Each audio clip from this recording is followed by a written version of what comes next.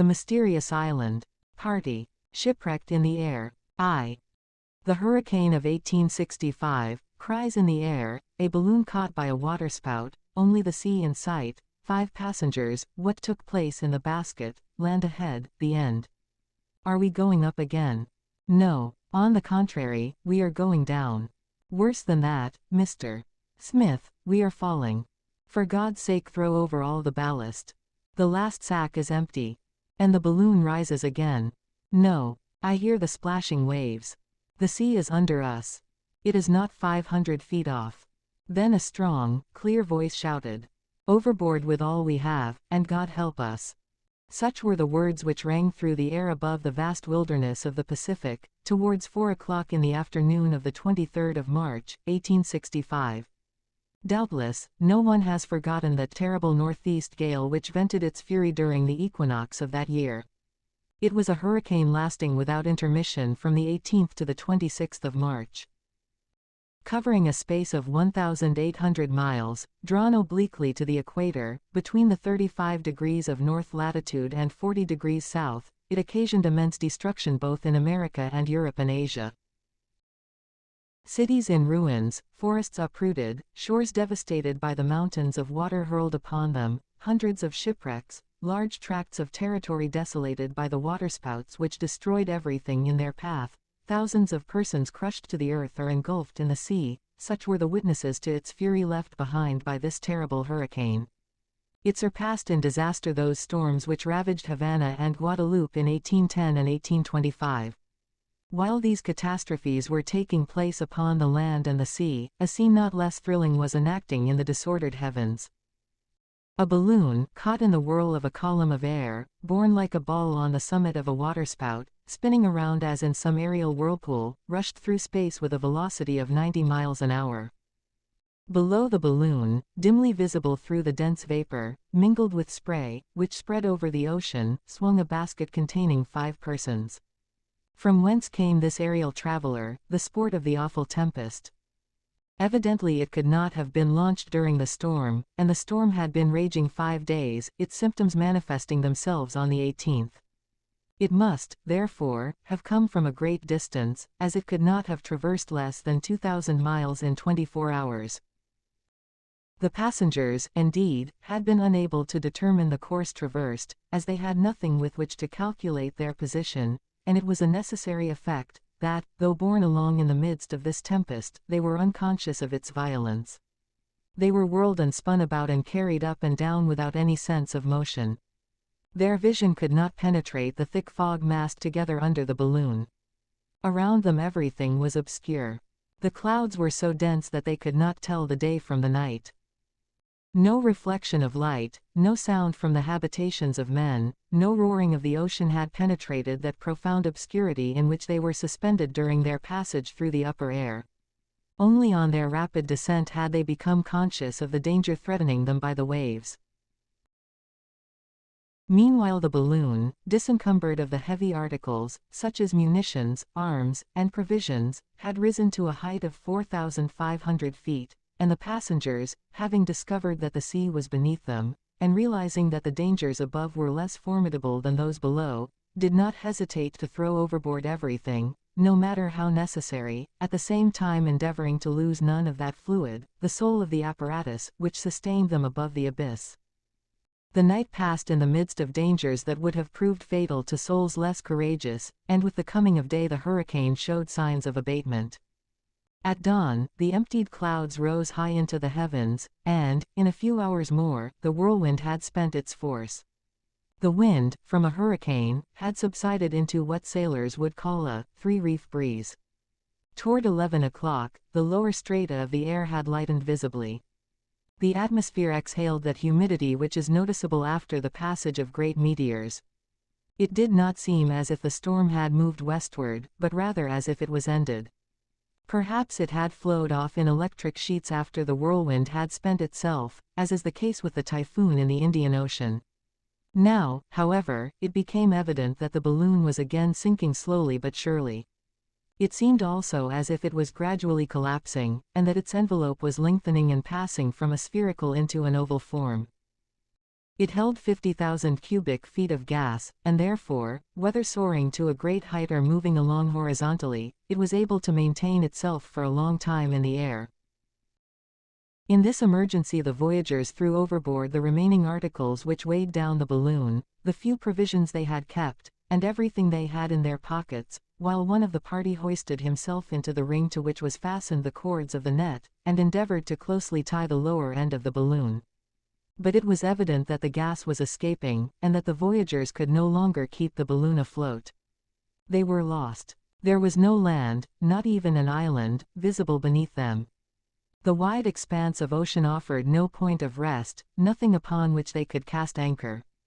It was a vast sea on which the waves were surging with incomparable violence. It was the limitless ocean, limitless even to them from their commanding height.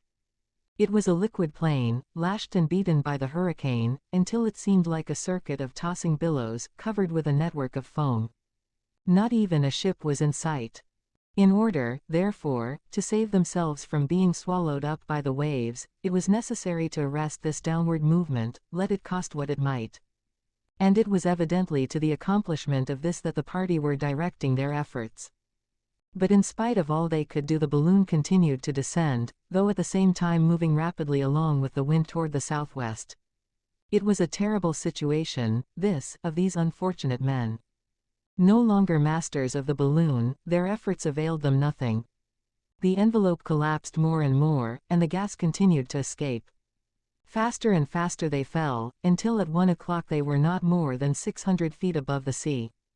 The gas poured out of a rent in the silk. By lightening the basket of everything, the party had been able to continue their suspension in the air for several hours, but now the inevitable catastrophe could only be delayed, and unless some land appeared before nightfall, voyagers, balloon, and basket must disappear beneath the waves. It was evident that these men were strong and able to face death. Not a murmur escaped their lips.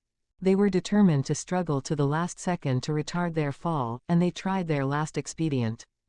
The basket, constructed of willow osiers, could not float, and they had no means of supporting it on the surface of the water. It was 2 o'clock, and the balloon was only 400 feet above the waves. Then a voice was heard, the voice of a man whose heart knew no fear, responded to by others not less strong. "Everything is thrown out. No, we yet have 10,000 francs in gold." A heavy bag fell into the sea. "Does the balloon rise?" "A little, but it will soon fall again." "Is there nothing else we can get rid of?" "Not a thing." "Yes there is, there's the basket." "Catch hold of the net then, and let it go." The cords which attached the basket to the hoop were cut, and the balloon, as the former fell into the sea, rose again 2,000 feet. This was, indeed, the last means of lightening the apparatus. The 5 passengers had clambered into the net around the hoop, and, clinging to its meshes, looked into the abyss below. Everyone knows the statical sensibility of a balloon. It is only necessary to relieve it of the lightest object in order to have it rise. The apparatus floating in air acts like a mathematical balance. One can readily understand, then, that when disencumbered of every weight relatively great, its upward movement will be sudden and considerable. It was thus in the present instance. But after remaining poised for a moment at its height, the balloon began to descend. It was impossible to repair the rent through which the gas was rushing, and the men, having done everything they could do, must look to God for succor. At 4 o'clock, when the balloon was only 500 feet above the sea, the loud barking of a dog, holding itself crouched beside its master in the meshes of the net, was heard. "Top has seen something," cried one, and immediately afterwards another shouted, "Land! Land!" The balloon, which the wind had continued to carry towards the southwest, had since dawn passed over a distance of several hundred miles, and a high land began to be distinguishable in that direction. But it was still 30 miles to leeward, and even supposing they did not drift, it would take a full hour to reach it. An hour. Before that time could pass, would not the balloon be emptied of what gas remained? This was the momentous question. The party distinctly saw that solid point which they must reach at all hazards. They did not know whether it was an island or a continent, as they were uninformed as to what part of the world the tempest had hurried them. But they knew that this land, whether inhabited or desert, must be reached. At 4 o'clock it was plain that the balloon could not sustain itself much longer. It grazed the surface of the sea, and the crests of the higher waves several times lapped the base of the net, making it heavier, and, like a bird with a shot in its wing, could only half sustain itself. A half-hour later, and the land was scarcely a mile distant.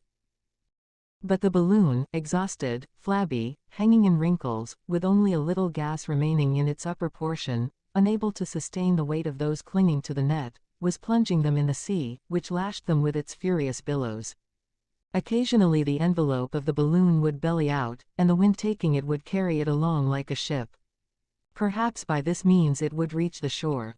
But when only 2 cables' length away 4 voices joined in a terrible cry. The balloon, though seemingly unable to rise again, after having been struck by a tremendous wave, made a bound into the air, as if it had been suddenly lightened of some of its weight. It rose 1,500 feet, and encountering a sort of eddy in the air, instead of being carried directly to land, it was drawn along in a direction nearly parallel thereto. In a minute or two, however, it reapproached the shore in an oblique direction, and fell upon the sand above the reach of the breakers.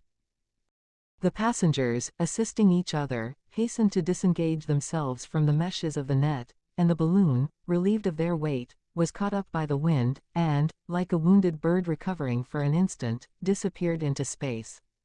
The basket had contained 5 passengers and a dog, and but 4 had been thrown upon the shore. The 5th one, then, had been washed off by the great wave which had struck the net, and it was owing to this accident that the lightened balloon had been able to rise for the last time before falling upon the land. Scarcely had the 4 castaways felt the ground beneath their feet than all thinking of the one who was lost, cried, "Perhaps he is trying to swim ashore. Save him. Let us save him." 2. An episode of the rebellion, the engineer Cyrus Smith, Gideon Spilett, the Negro Neb, the sailor Pencroff, the youth, Herbert, an unexpected proposal, rendezvous at 10 o'clock p.m. Departure in the storm. They were neither professional aeronauts nor amateurs in aerial navigation whom the storm had thrown upon this coast. They were prisoners of war whose audacity had suggested this extraordinary manner of escape. 100 times they would have perished, 100 times their torn balloon would have precipitated them into the abyss, had not Providence preserved them for a strange destiny, and on the 20th of March, after having flown from Richmond, besieged by the troops of General Ulysses Grant, they found themselves 7,000 miles from the Virginia capital, the principal stronghold of the secessionists during that terrible war. Their aerial voyage had lasted 5 days. Let us see by what curious circumstances this escape of prisoners was effected, an escape which resulted in the catastrophe which we have seen. This same year, in the month of February, 1865, in one of those surprises by which General Grant, though in vain, endeavored to take Richmond, many of his officers were captured by the enemy and confined within the city. One of the most distinguished of those taken was a Federal staff officer named Cyrus Smith. Cyrus Smith was a native of Massachusetts, an engineer by profession, and a scientist of the first order, to whom the government had given, during the war, the direction of the railways, which played such a great strategic part during the war. A true Yankee, thin, bony, lean, about 45 years old, with streaks of gray appearing in his close-cut hair and heavy mustache. He had one of those fine classical heads that seem as if made to be copied upon medals, bright eyes, a serious mouth, and the air of a practiced officer. He was one of these engineers who began of his own wish with the pick and shovel, as there are generals who have preferred to rise from the ranks. Thus, while possessing inventive genius, he had acquired manual dexterity, and his muscles showed remarkable firmness. He was as much a man of action as of study, he moved without effort, under the influence of a strong vitality, and his sanguine temperament defied all misfortune. Highly educated, practical, clear-headed, his temperament was superb, and always retaining his presence of mind he combined in the highest degree the 3 conditions whose union regulates the energy of man: activity of body, strength of will, and determination. His motto might have been that of William of Orange in the 17th century, "I can undertake without hope, and persevere through failure." Cyrus Smith was also the personification of courage. He had been in every battle of the war. After having begun under General Grant, with the Illinois Volunteers, he had fought at Paducah, at Belmont, at Pittsburgh Landing, at the Siege of Corinth, at Port Gibson, at the Black River, at Chattanooga, at the Wilderness, upon the Potomac, everywhere with bravery, a soldier worthy of the general who said, "I never counted my dead." And 100 times Cyrus Smith would have been among the number of those whom the terrible Grant did not count, but in these combats, though he never spared himself, fortune always favored him, until the time he was wounded and taken prisoner at the siege of Richmond. At the same time with Cyrus Smith another important personage fell into the power of the Southerners. This was no other than the Honorable Gideon Spilett, reporter to the New York Herald, who had been detailed to follow the fortunes of the war with the armies of the North.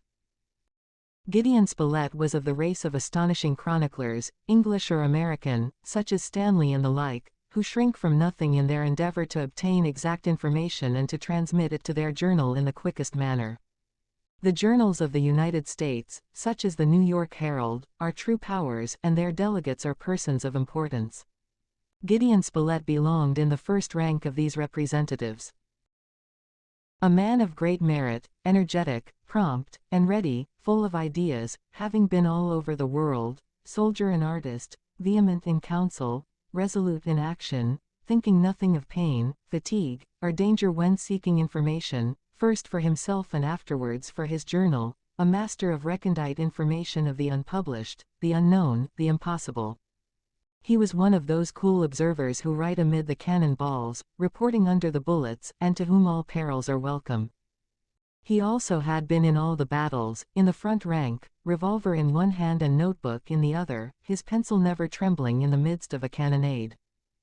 He did not tire the wires by incessant telegraphing, like those who speak when they have nothing to say, but each of his messages was short, condensed, clear, and to the purpose. For the rest, he did not lack humor. It was he who, after the affair of Black River, wishing at any price to keep his place at the telegraph wicket in order to announce the result, kept telegraphing for 2 hours the first chapters of the Bible. It cost the New York Herald $2,000, but the New York Herald had the first news. Gideon Spilett was tall. He was 40 years old or more. Sandy-colored whiskers encircled his face. His eye was clear, lively, and quick-moving. It was the eye of a man who was accustomed to take in everything at a glance. Strongly built, he was tempered by all climates as a bar of steel is tempered by cold water.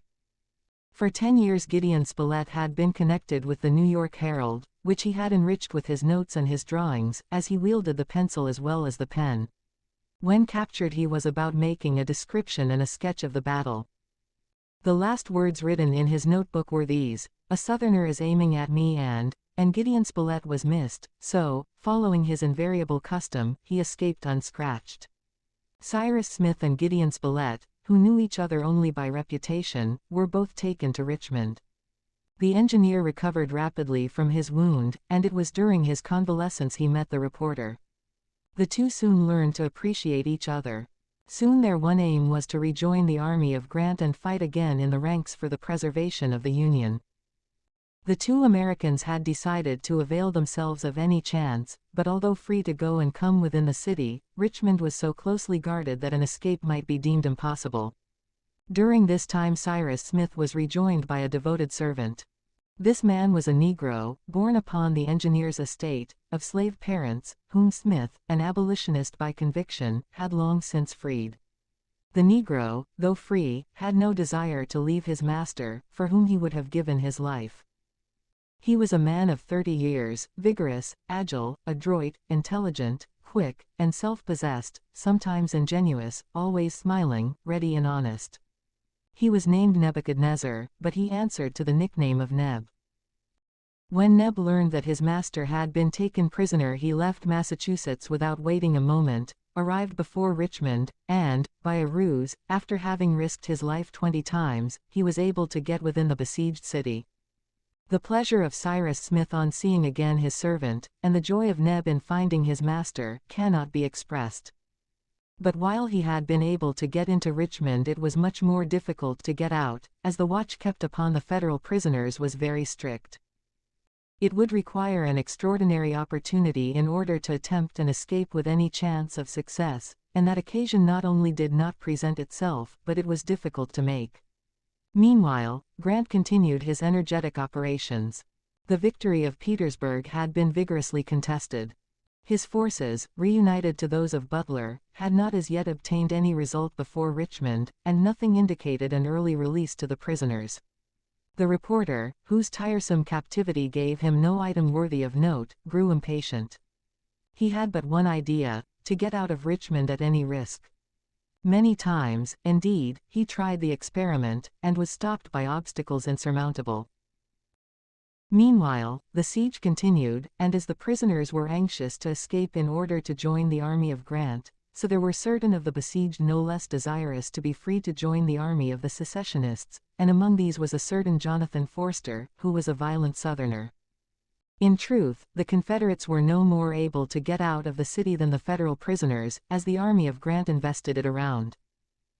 The mayor of Richmond had not for some time been able to communicate with General Lee, and it was of the highest importance to make the latter aware of the situation of the city, in order to hasten the march of the rescuing army.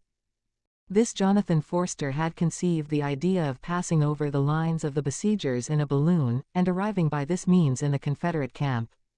The mayor authorized the undertaking. A balloon was made and placed at the disposal of Forster and 5 of his companions.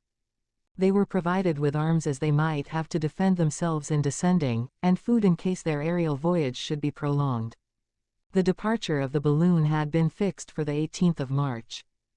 It was to start in the night, and with a moderate breeze from the northeast, the party expected to arrive at the quarters of General Lee in a few hours. But the wind from the northeast was not a mere breeze. On the morning of the 18th there was every symptom of a storm, and soon the tempest broke forth, making it necessary for Forster to defer his departure, as it was impossible to risk the balloon and those whom it would carry to the fury of the elements. The balloon, inflated in the great square of Richmond, was all ready, waiting for the first lull in the storm, and throughout the city there was great vexation at the settled bad weather. The night of the 19th and 20th passed, but in the morning the storm was only developed in intensity, and departure was impossible. On this day Cyrus Smith was accosted in one of the streets of Richmond by a man whom he did not know. It was a sailor named Pencroff, aged from 35 to 40 years, strongly built, much sunburnt, his eyes bright and glittering, but with a good countenance. This Pencroff was a Yankee who had sailed every sea, and who had experienced every kind of extraordinary adventure that a two-legged being without wings could encounter. It is needless to say that he was of an adventurous nature, ready to dare anything and to be astonished at nothing. Pencroff, in the early part of this year, had come to Richmond on business, having with him Herbert Brown, of New Jersey, a lad 15 years old, the son of Pencroff's captain, and an orphan whom he loved as his own child.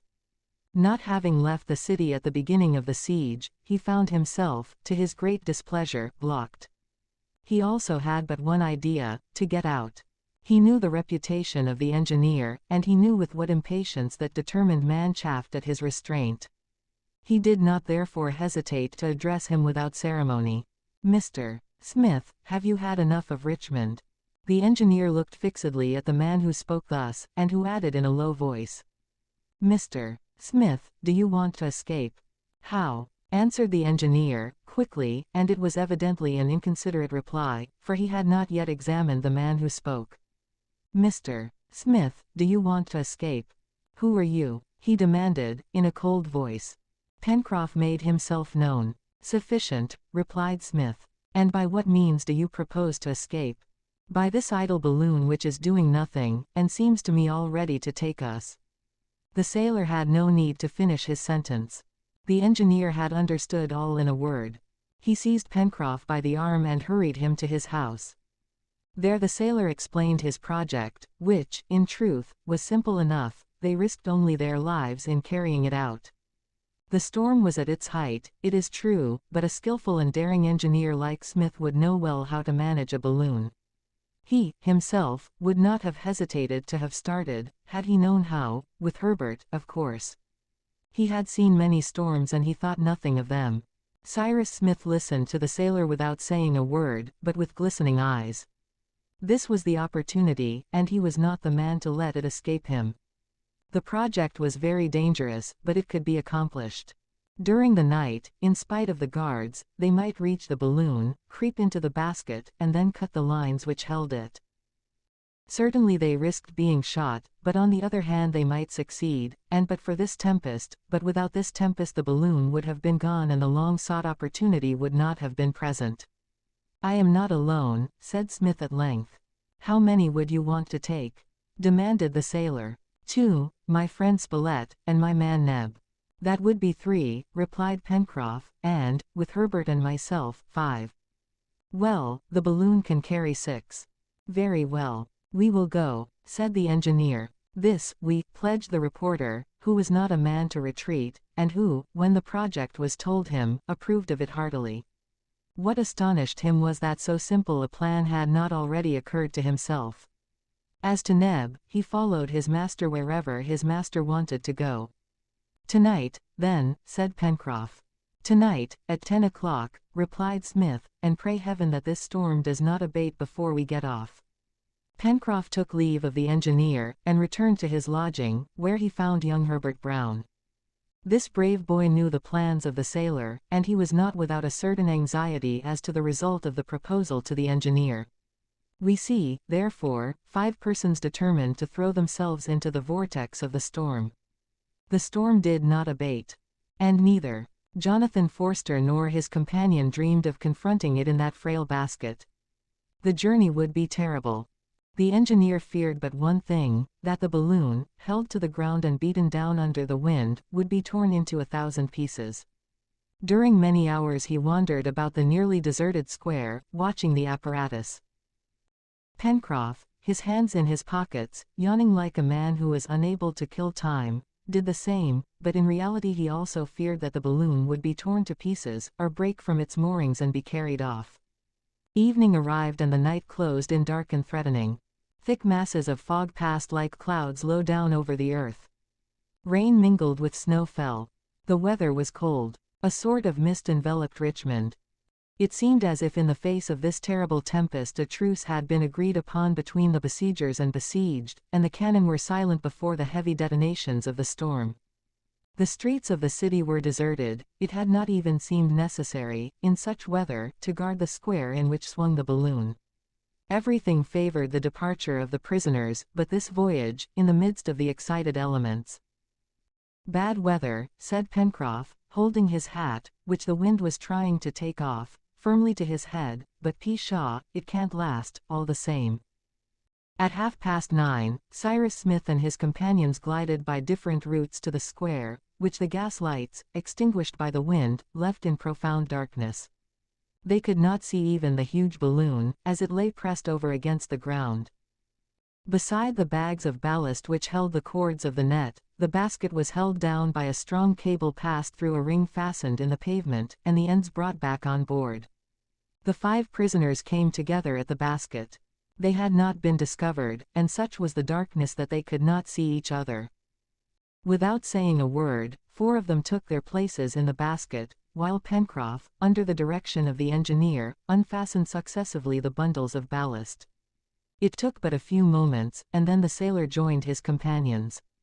The only thing that then held the balloon was the loop of the cable, and Cyrus Smith had but to give the word for them to let it slip. At that moment, a dog leapt with a bound into the basket. It was Top, the dog of the engineer, who, having broken his chain, had followed his master. Cyrus Smith, fearing to add to the weight, wanted to send the poor brute back, but Pencroff said, "Pshaw, it is but one more," and at the same time threw overboard 2 bags of sand. Then, slipping the cable, the balloon, shooting off in an oblique direction, disappeared, after having dashed its basket against 2 chimneys, which it demolished in its rush. Then the storm burst upon them with frightful violence. The engineer did not dare to descend during the night, and when day dawned all sight of the earth was hidden by the mists. It was not until 5 days later that the breaking of the clouds enabled them to see the vast sea extending below them, lashed by the wind into a terrific fury. We have seen how, of these 5 men, who started on the 20th of March, 4 were thrown, 4 days later, on a desert coast, more than 6,000 miles from this country. And the one who was missing, the one to whose rescue the 4 survivors had hurried, was their leader, Cyrus Smith. The 5th of April, Richmond fell into the hands of Grant, the rebellion was repressed, Lee retreated into the west, and the cause of the Union triumphed. 3. 5 o'clock in the afternoon, the lost one, the despair of Neb, searched to the northward, the island, a night of anguish, the fog of the morning, Neb swimming, sight of the land, fording the channel. The engineer, on the giving way of the net, had been swept away by a wave. His dog had disappeared at the same time. The faithful animal had of its own accord sprung to the rescue of its master. "Forward!" cried the reporter, and all 4, forgetting weakness and fatigue, began their search. Poor Neb wept with grief and despair at the thought of having lost all that he loved in the world. Not more than 2 minutes had passed between the moment that Smith had disappeared, and the instant of his companion's landing. They were, therefore, hopeful of being in time to rescue him. "Hunt, hunt for him," cried Neb. "Yes, Neb, and we will find him," replied Spilett. "Alive, alive. Can he swim?" demanded Pencroff. "Oh, yes," responded Neb. "And, besides, Top is with him." The sailor, looking at the roaring sea, shook his head. It was at a point northward from this shore, and about half a mile from the place where the castaways had landed, that the engineer had disappeared, and if he had come ashore at the nearest point, it was at least that distance from where they now were. It was nearly 6 o'clock. The fog had risen and made the night very dark. The castaways followed northward along the shore of that land upon which chance had thrown them. A land unknown, whose geographical situation they could not guess. They walked upon a sandy soil, mixed with stones, seemingly destitute of any kind of vegetation. The ground, very uneven, seemed in certain places to be riddled with small holes, making the march very painful. From these holes, great, heavy flying birds rushed forth, and were lost in the darkness. Others, more active, rose in flocks, and fled away like the clouds. The sailor thought he recognized gulls and sea mews, whose sharp cries were audible above the raging of the sea. From time to time the castaways would stop and call, listening for an answering voice from the ocean. They thought, too, that if they were near the place where the engineer had been washed ashore, and he had been unable to make any response, that, at least, the barking of the dog Top would have been heard. But no sound was distinguishable above the roaring of the waves and the thud of the surf. Then the little party would resume their march, searching all the windings of the shore. After a walk of 20 minutes the 4 castaways were suddenly stopped by a foaming line of breakers. They found themselves upon the extremity of a sharp point upon which the sea broke with fury. "This is a promontory," said the sailor, "and it will be necessary to turn back, keeping to the right in order to gain the mainland." "But if he is there," cried Neb, pointing towards the ocean, whose enormous waves showed white through the gloom. "Well, let us call again." And all together, uniting their voices, uttered a vigorous cry, but without response. They waited for a lull, and tried once more. And again there was no answer. Then the castaways turned back, following the opposite side of the promontory over ground equally sandy and rocky. However, Pencroff observed that the shore was bolder, that the land rose somewhat, and he thought that it might gradually slope up to the high hill which was dimly visible through the darkness. The birds were less numerous on this shore. The sea also seemed less surging and tempestuous, and it was noticeable that the agitation of the waves was subsiding. They hardly heard the sound of the surf, and doubtless this side of the promontory formed a semicircular bay, protected by its sharp point from the long roll of the sea. But by following this direction they were walking towards the south, which was going away from that place where Smith would have landed. After a tramp of 1.5 miles, the shore presented no other curve which would permit of a return towards the north. It was evident that this promontory, the point of which they had turned, must be joined to the mainland. The castaways, although much fatigued, pushed on courageously, hoping each moment to find a sudden turn which would take them in the desired direction. What, then, was their disappointment when, after having walked nearly 2 miles, they found themselves again arrested by the sea, upon a high promontory of slippery rocks. "We are on an island," exclaimed Pencroff, "and we have measured it from end to end." The words of the sailor were true. The castaways had been thrown, not upon a continent, but upon an island not more than 2 miles long, and of inconsiderable breadth. This desert isle, covered with stones, without vegetation, desolate refuge of seabirds, did it belong to a more important archipelago? They could not tell. The party in the balloon, when from their basket they saw the land through the clouds, had not been able to determine its size. But Pencroff, with the eyes of a sailor accustomed to piercing the gloom, thought, at the moment, that he could distinguish in the west confused masses, resembling a high coast. But at this time they were unable, on account of the obscurity, to determine to what system, whether simple or complex, their isle belonged. They were unable to get off, as the sea surrounded them, and it was necessary to wait until the next day to search for the engineer, who, alas, had made no cry to signal his presence. "The silence of Cyrus proves nothing," said the reporter. "He may have fainted, or be wounded, and unable to reply, but we will not despair." The reporter then suggested the idea of lighting a fire upon the point of the island, which would serve as a signal for the engineer. But they searched in vain for wood or dry branches. Sand and stones were all they found. One can understand the grief of Neb and his companions, who were strongly attached to their brave comrade. It was too evident that they could not help him now, and that they must wait till day. The engineer had escaped, and was already safe upon the land, or he was lost forever.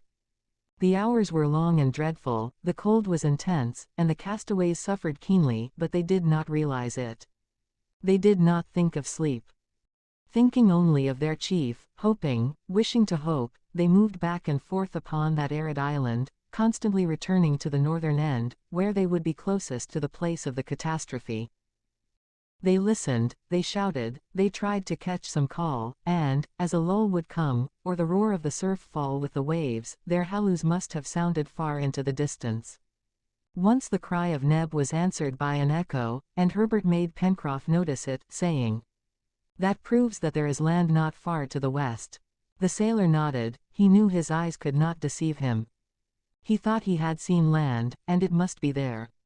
But this distant echo was the only answer to the cries of Neb, and the silence about the island remained unbroken. Meanwhile the sky was clearing slowly. Towards midnight, some stars shone out, and, had the engineer been there with his companions, he would have noticed that these stars did not belong to the northern hemisphere. The pole star was not visible in this new horizon, the constellations in the zenith were not such as they had been accustomed to see from North America, and the Southern Cross shone resplendent in the heavens. The night passed, and towards 5 o'clock in the morning the middle heavens began to brighten, though the horizon remained obscure, until with the first rays of day, a fog rose from the sea, so dense that the eye could scarcely penetrate 20 paces into its depths, and separated into great, heavy moving masses. This was unfortunate, as the castaways were unable to distinguish anything about them. While the gaze of Neb and the reporter was directed towards the sea, the sailor and Herbert searched for the land in the west, but they could see nothing. "Never mind," said Pencroff, "if I do not see the land. I feel that it is there, just as sure as that we are not in Richmond." But the fog, which was nothing more than a morning mist, soon rose. A clear sun warmed the upper air, its heat penetrating to the surface of the island. At 6:30, 3/4 of an hour after sunrise, the mist was nearly gone. Though still thick overhead, it dissolved below, and soon all the island appeared, as from a cloud. Then the sea appeared, limitless towards the east, but bounded on the west by a high and abrupt coast. Yes, the land was there. There, safety was at least provisionally assured. The island and the mainland were separated by a channel half a mile wide, through which rushed a strong current. Into this current one of the party, without saying a word or consulting with his companions, precipitated himself. It was Neb. He was anxious to be upon that coast and to be pushing forward towards the north. No one could keep him back. Pencroff called to him in vain.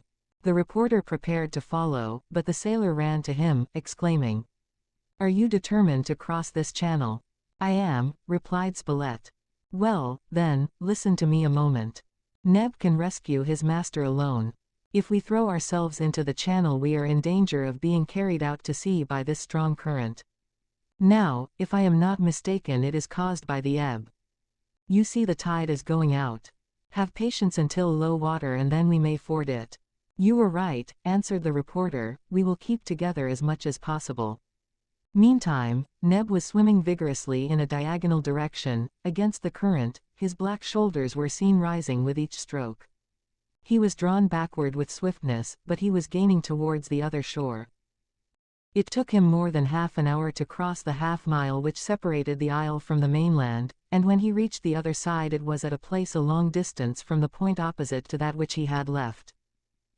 Neb, having landed at the base of a high rocky wall, clambered quickly up its side, and, running, disappeared behind a point projecting into the sea, about the same height as the northern end of the island.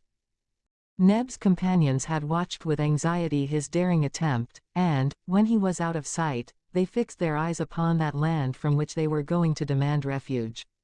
They ate some of the shellfish which they found upon the sands. It was a poor meal, but then it was better than nothing. The opposite coast formed an immense bay, terminated to the south by a sharp point bare of all vegetation, and having a most forbidding aspect. This point at its junction with the shore was abutted by high granite rocks. Towards the north, on the contrary, the bay widened, with a shore more rounded, extending from the southwest to the northeast, and ending in a narrow cape. Between these 2 points, the distance must have been about 8 miles. A half-mile from the shore the island, like an enormous whale, lay upon the sea. Its width could not have been greater than 1/4 of a mile. Before the island, the shore began with a sandy beach strewn with black rocks, at this moment beginning to appear above the receding tide. Beyond this rose, like a curtain, a perpendicular granite wall, at least 300 feet high and terminated by a ragged edge.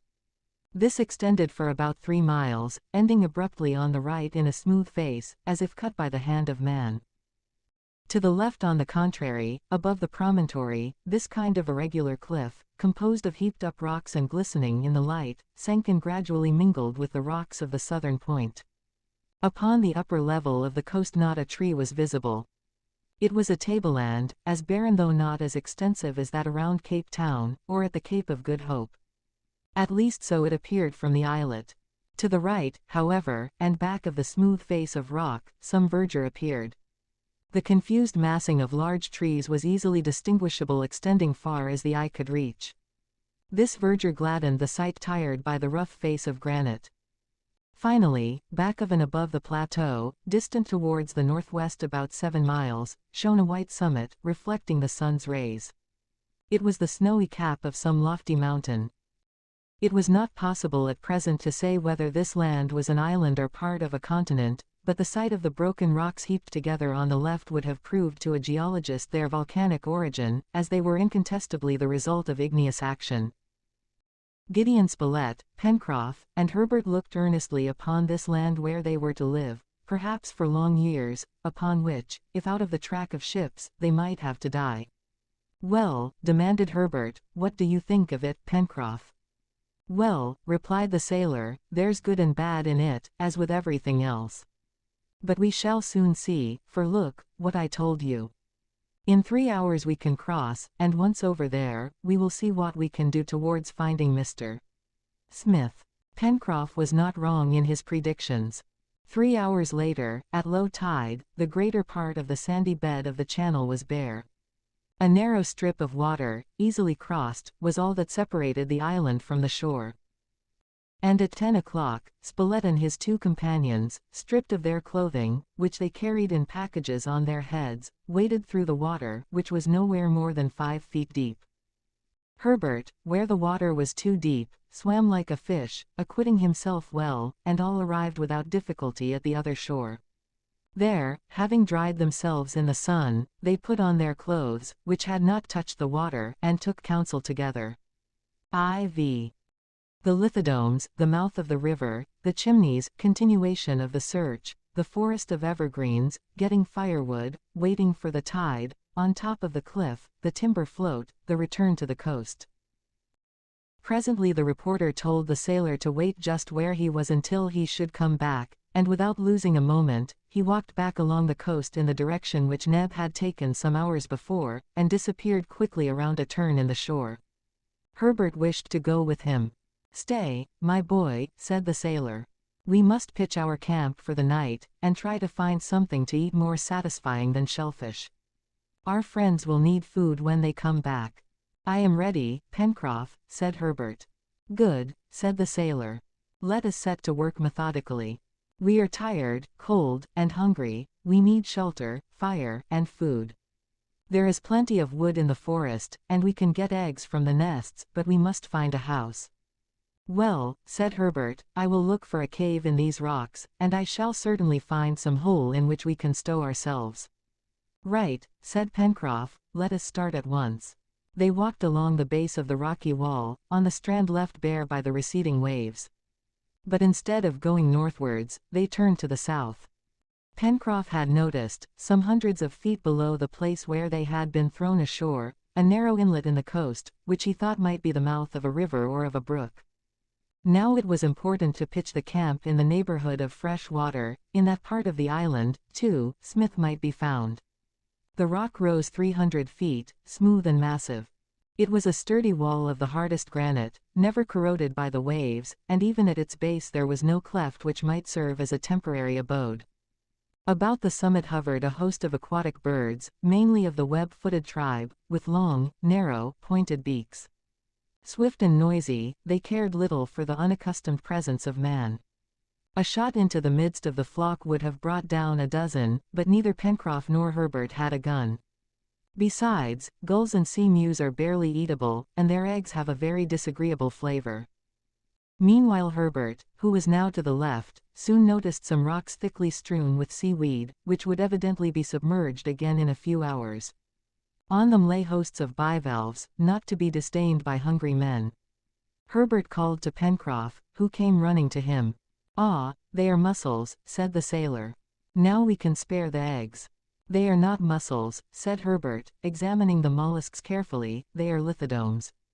Can we eat them? Said Pencroff. Certainly. Then let us eat some lithodomes. The sailor could rely on Herbert, who was versed in natural history and very fond of it. He owed his acquaintance with this study in great part to his father, who had entered him in the classes of the best professors in Boston, where the child's industry and intelligence had endeared him to all. These lithodomes were oblong shellfish, adhering in clusters to the rocks. They belong to that species of boring mollusk which can perforate a hole in the hardest stone, and whose shell has the peculiarity of being rounded at both ends. Pencroff and Herbert made a good meal of these lithodomes which lay gaping in the sun. They tasted like oysters, with a peppery flavor which left no desire for condiments of any kind. Their hunger was allayed for the moment, but their thirst was increased by the spicy flavor of the mollusks. The thing now was to find fresh water, which was not likely to fail them in a region so undulating. Pencroff and Herbert, after having taken the precaution to fill their pockets and handkerchiefs with lithodomes, regained the foot of the hill. 200 feet further on they reached the inlet, through which, as Pencroff had surmised, a little river was flowing with full current. Here the rocky wall seemed to have been torn asunder by some volcanic convulsion. At its base lay a little creek, running at an acute angle. The water in this place was 100 feet across, while the banks on either side were scarcely 20 feet broad. The river buried itself at once between the two walls of granite, which began to decline as one went upstream. Here is water, said Pencroff, and over there is wood. Well, Herbert, now we only want the house. The river water was clear. The sailor knew that as the tide was now low there would be no influx from the sea, and the water would be fresh. When this important point had been settled, Herbert looked for some cave which might give them shelter, but it was in vain. Everywhere the wall was smooth, flat, and perpendicular. However, over at the mouth of the watercourse, and above high water mark, the detritus had formed, not a grotto, but a pile of enormous rocks, such as are often met with in granitic countries, and which are called chimneys. Pencroff and Herbert went down between the rocks, into those sandy corridors, lighted only by the huge cracks between the masses of granite, some of which only kept their equilibrium by a miracle. But with the light the wind came in, and with the wind the piercing cold of the outer air. Still, the sailor thought that by stopping up some of these openings with a mixture of stones and sand, the chimneys might be rendered habitable. Their plan resembled the typographical sign, and by cutting off the upper curve of the sign, through which the south and the west wind rushed in, they could succeed without doubt in utilizing its lower portion. "This is just what we want," said Pencroff, "and if we ever see Mr. Smith again, he will know how to take advantage of this labyrinth." "We shall see him again, Pencroff," said Herbert, "and when he comes back he must find here a home that is tolerably comfortable. We can make this so if we can build a fireplace in the left corridor with an opening for the smoke." "That we can do, my boy," answered the sailor, "and these chimneys will just serve our purpose. But first we must get together some firing. Wood will be useful, too, in blocking up these great holes through which the wind whistles so shrilly." Herbert and Pencroff left the chimneys, and turning the angle, walked up the left bank of the river, whose current was strong enough to bring down a quantity of dead wood. The return tide, which had already begun, would certainly carry it in the ebb to a great distance. Why not utilize this flux and reflux, thought the sailor, in the carriage of heavy timber. After a quarter of an hour's walk, the two reached the elbow which the river made in turning to the left. From this point onward it flowed through a forest of magnificent trees, which had preserved their verdure in spite of the season, for they belonged to that great cone-bearing family indigenous everywhere, from the poles to the tropics. Especially conspicuous were the deodara, so numerous in the Himalayas, with their pungent perfume. Among them were clusters of pines, with tall trunks and spreading parasols of green. The ground was strewn with fallen branches, so dry as to crackle under their feet. "Good," said the sailor, "I may not know the name of these trees, but I know they belong to the genus firewood, and that's the main thing for us." It was an easy matter to gather the firewood. They did not need even to strip the trees, plenty of dead branches lay at their feet. This dry wood would burn rapidly, and they would need a large supply. How could two men carry such a load to the chimneys? Herbert asked the question. "My boy," said the sailor, "there's a way to do everything. If we had a car or a boat it would be too easy." "We have the river," suggested Herbert. "Exactly," said Pencroff. "The river shall be our road and our carrier, too. Timber floats were not invented for nothing." "But our carrier is going in the wrong direction," said Herbert, "since the tide is coming up from the sea." "We have only to wait for the turn of tide," answered the sailor. "Let us get our float ready." They walked towards the river, each carrying a heavy load of wood tied up in fagos. On the bank, too, lay quantities of dead boughs, among grass which the foot of man had probably never pressed before. Pencroff began to get ready his float. In an eddy caused by an angle of the shore, which broke the flow of the current, they set afloat the larger pieces of wood, bound together by liana stems so as to form a sort of raft. On this raft they piled the rest of the wood, which would have been a load for 20 men. In an hour their work was finished, and the float was moored to the bank to wait for the turn of the tide. Pencroff and Herbert resolved to spend the meantime in gaining a more extended view of the country from the higher plateau. 200 feet behind the angle of the river, the wall terminating in irregular masses of rocks, sloped away gently to the edge of the forest.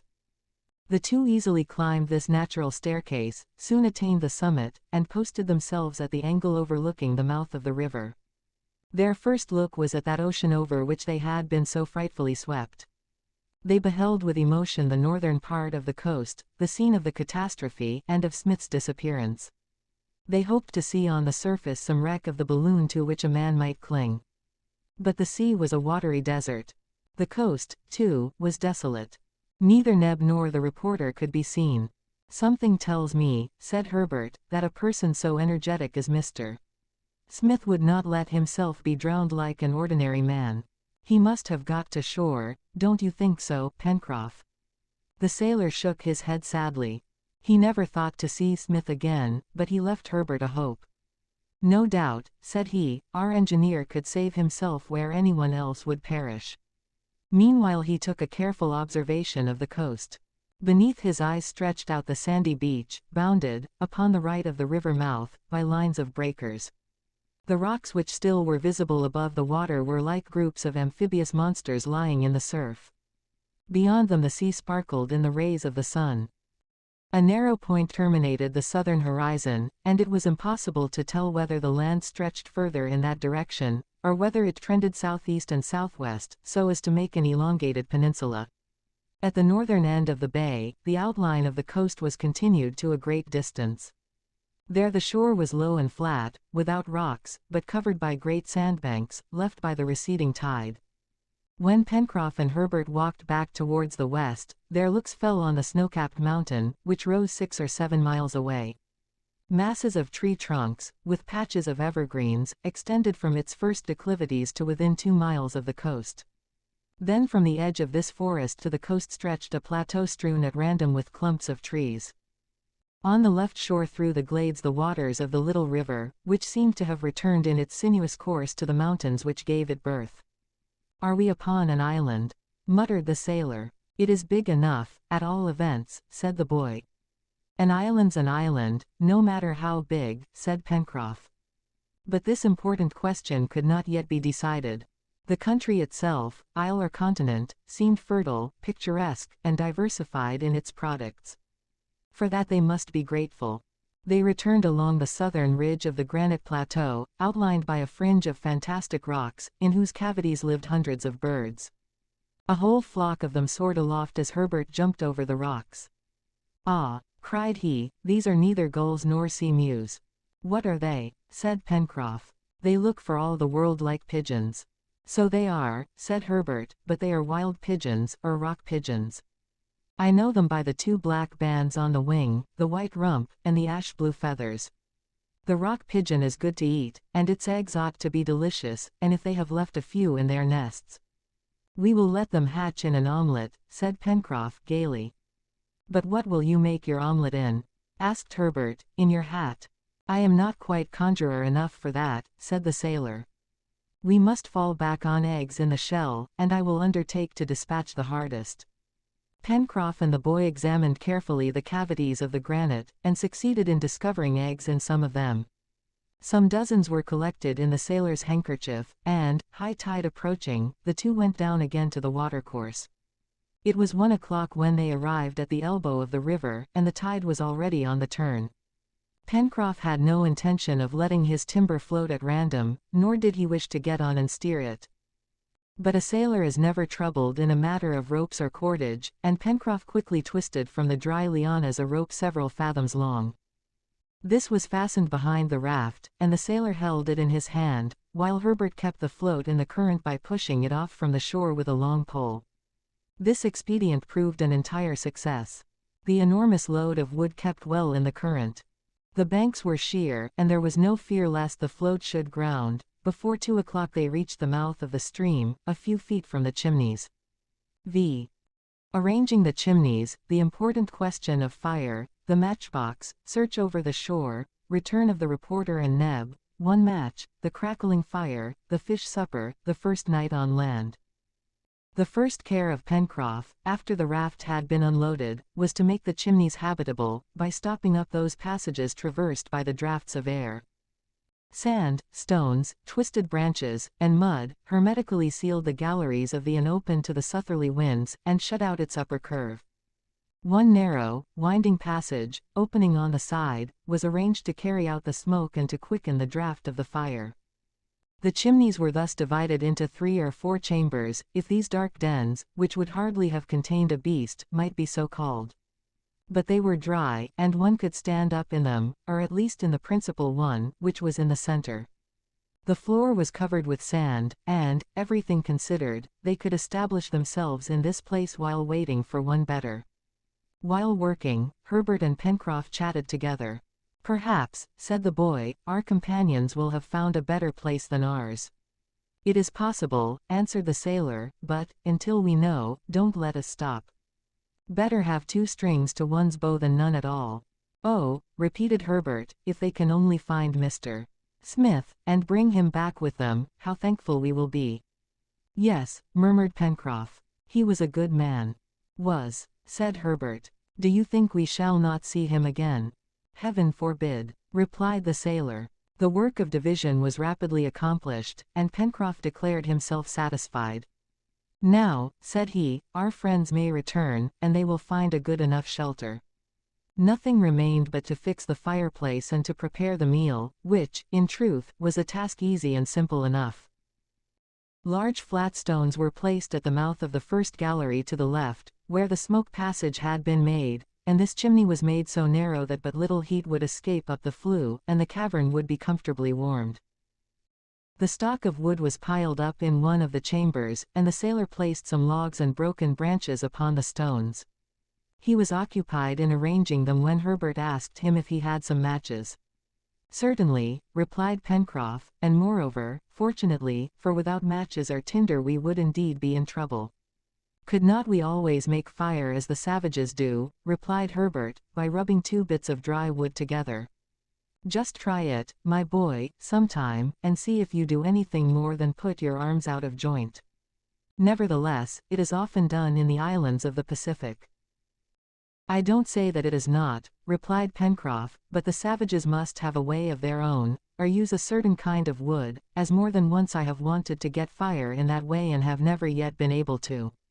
For my part, I prefer matches, and, by the way, where are mine?"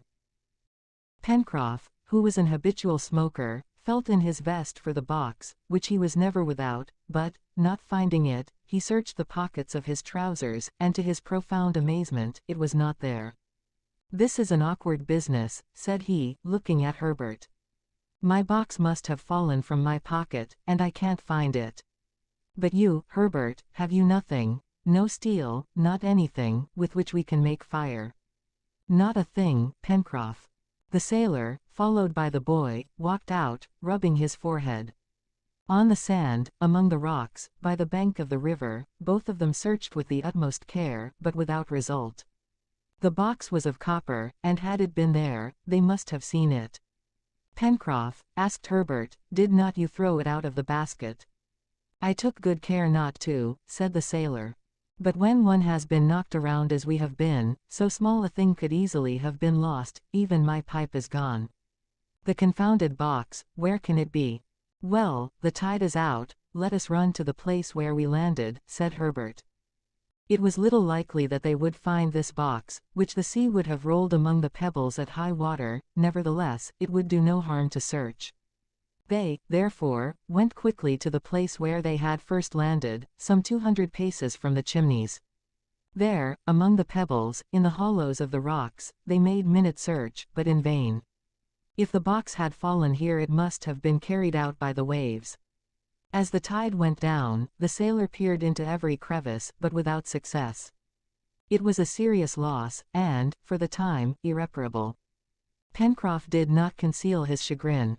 He frowned, but did not speak, and Herbert tried to console him by saying that, most probably, the matches would have been so wetted as to be useless. "No, my boy," answered the sailor. "They were in a tightly closing metal box. But now, what are we to do?"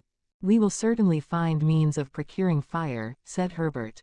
"Mr. Smith or Mr. Spilett will not be as helpless as we are." "Yes, but in the meantime we are without it," said Pencroff, "and our companions will find but a very sorry meal on their return."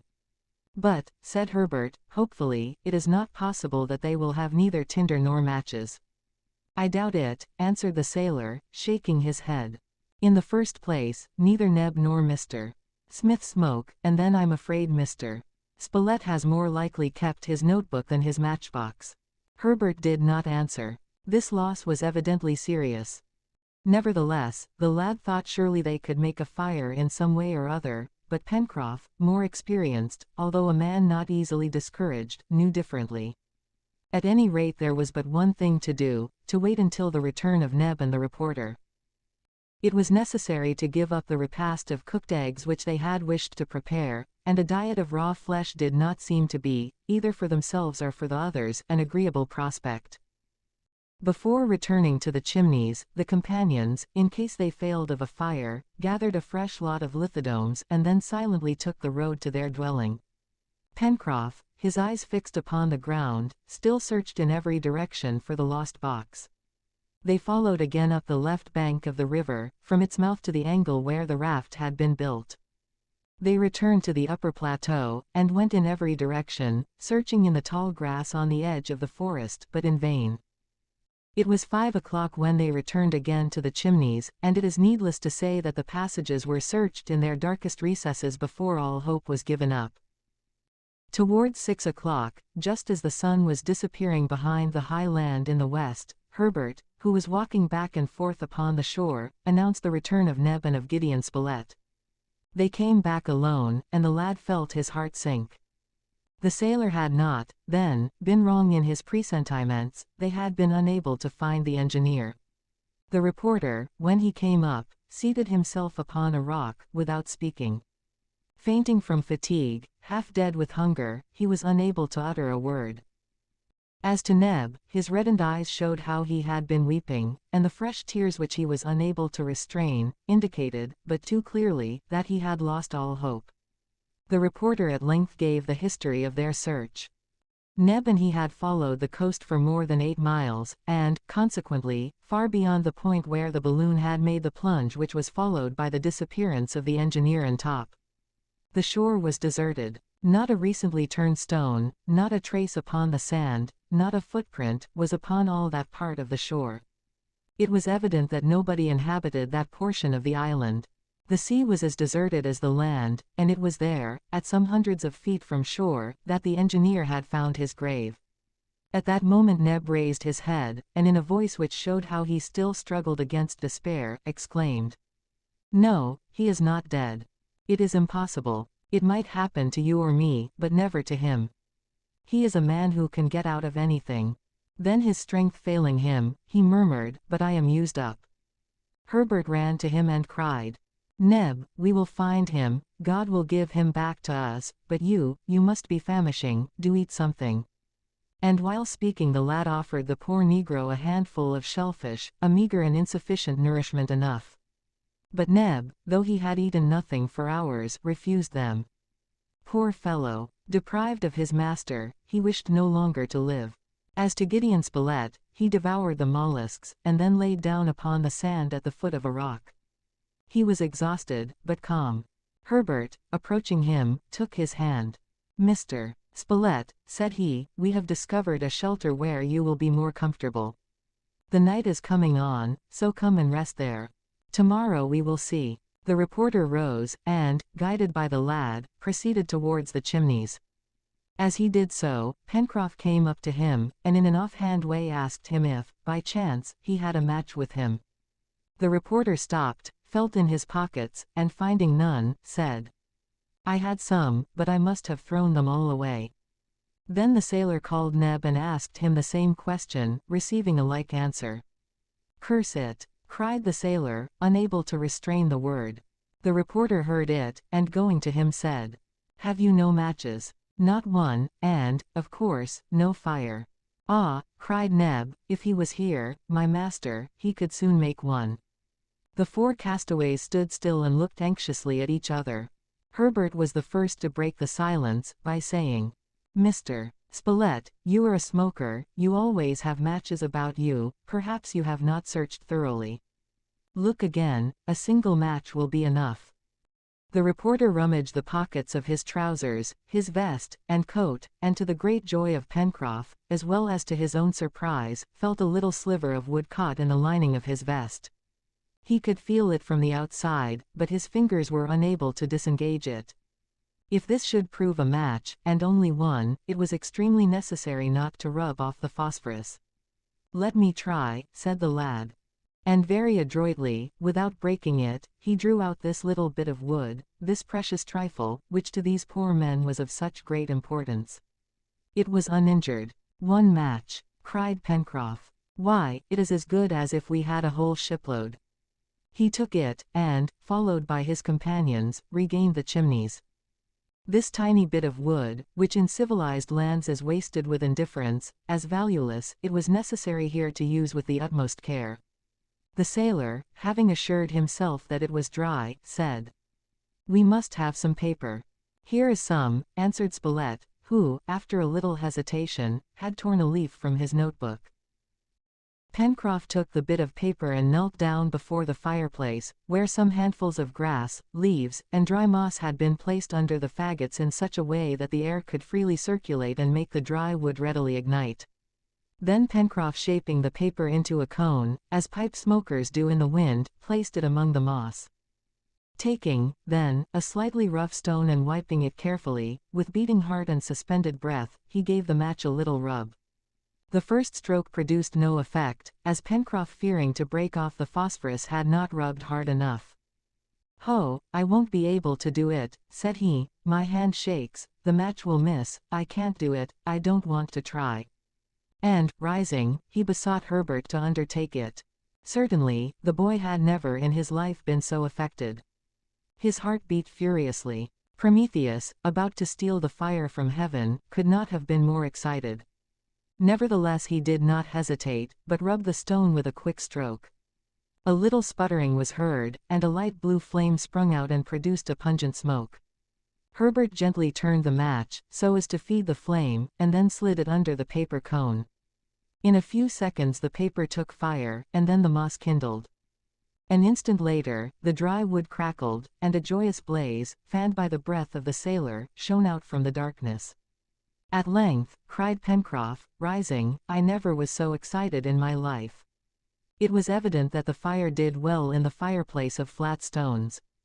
The smoke readily ascended through its passage, the chimney drew, and an agreeable warmth quickly made itself felt. As to the fire, it would be necessary to take care that it should not go out, and always to keep some embers among the cinders. But it was only a matter of care and attention, as the wood was plenty, and the supply could always be renewed in good time. Pencroff began at once to utilize the fire by preparing something more nourishing than a dish of lithodomes. 24 eggs were brought by Herbert, and the reporter, seated in a corner, watched these proceedings without speaking. A triple thought held possession of his mind. Did Cyrus still live? If alive, where was he? If he had survived his plunge, why was it he had found no means of making his existence known? As to Neb, he roamed the sand like one distracted. Pencroff, who knew 52 ways of cooking eggs, had no choice at this time. He contented himself with placing them in the hot cinders and letting them cook slowly. In a few minutes the operation was finished, and the sailor invited the reporter to take part in the supper. This was the first meal of the castaways upon this unknown coast. The hard eggs were excellent, and as the egg contains all the elements necessary for man's nourishment, these poor men found them sufficient, and felt their strength reviving. Unfortunately, one was absent from this repast.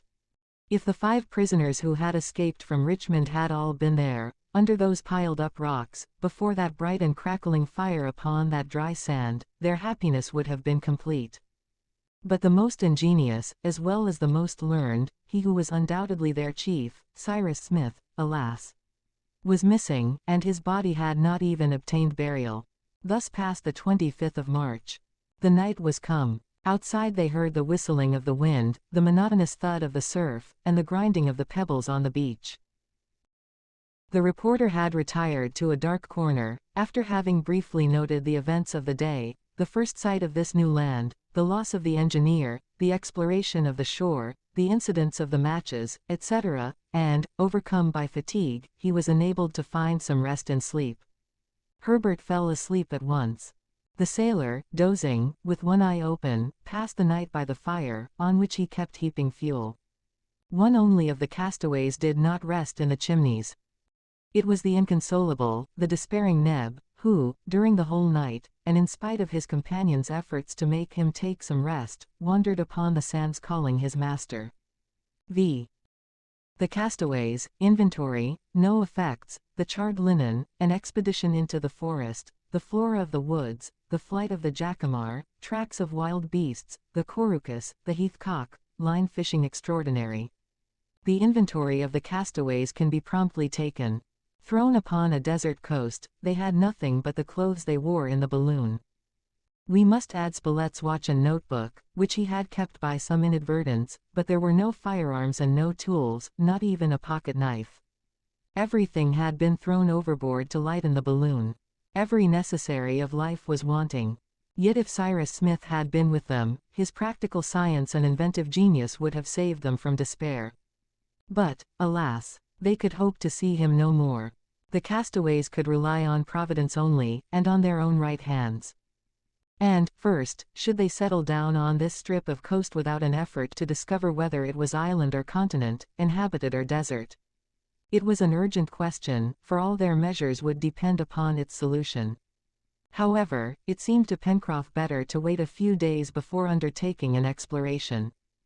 They must try to procure more satisfying food than eggs and shellfish, and repair their strength, exhausted by fatigue and by the inclemency of the weather. The Chimneys would serve as a house for a while. Their fire was lit, and it would be easy to keep alive some embers. For the time being there were plenty of eggs and shellfish. They might even be able to kill, with a stick or a stone, some of the numerous pigeons which fluttered among the rocks. They might find fruit trees in the neighboring forest, and they had plenty of fresh water. It was decided then to wait a few days at the Chimneys, and to prepare for an expedition either along the coast or into the interior of the country. This plan was especially agreeable to Neb, who was in no hurry to abandon that part of the coast which had been the scene of the catastrophe. He could not and would not believe that Smith was dead. Until the waves should have thrown up the engineer's body, until Neb should have seen with his eyes and handled with his hands his master's corpse, he believed him alive. It was an illusion which the sailor had not the heart to destroy, and there was no use in talking to Neb. He was like the dog who would not leave his master's tomb, and his grief was such that he would probably soon follow him. Upon the morning of the 26th of March, at daybreak, Neb started along the coast northward to the spot where the sea had doubtless closed over the unfortunate engineer. For breakfast that morning they had only eggs and lithodomes, seasoned with salt which Herbert had found in the cavities of the rocks. When the meal was over they divided forces. The reporter stayed behind to keep up the fire, and in the very improbable case of Neb's needing him to go to his assistance, Herbert and Pencroff went into the forest. "We will go hunting, Herbert," said the sailor. "We shall find ammunition on our way, and we will cut our guns in the forest." But, before starting, Herbert suggested that as they had no tinder they must replace it by burnt linen. They were sorry to sacrifice a piece of handkerchief, but the need was urgent, and a piece of Pencroff's large check handkerchief was soon converted into a charred rag, and put away in the central chamber in a little cavity of the rock, sheltered from wind and dampness. By this time it was 9 o'clock. The weather was threatening and the breeze blew from the southeast. Herbert and Pencroff, as they left the Chimneys, cast a glance at the smoke which curled upwards from amid the rocks, then they walked up the left bank of the river. When they reached the forest, Pencroff broke from the first tree 2 thick branches which he made into cudgels, and whose points Herbert blunted against a rock. What would he not have given for a knife?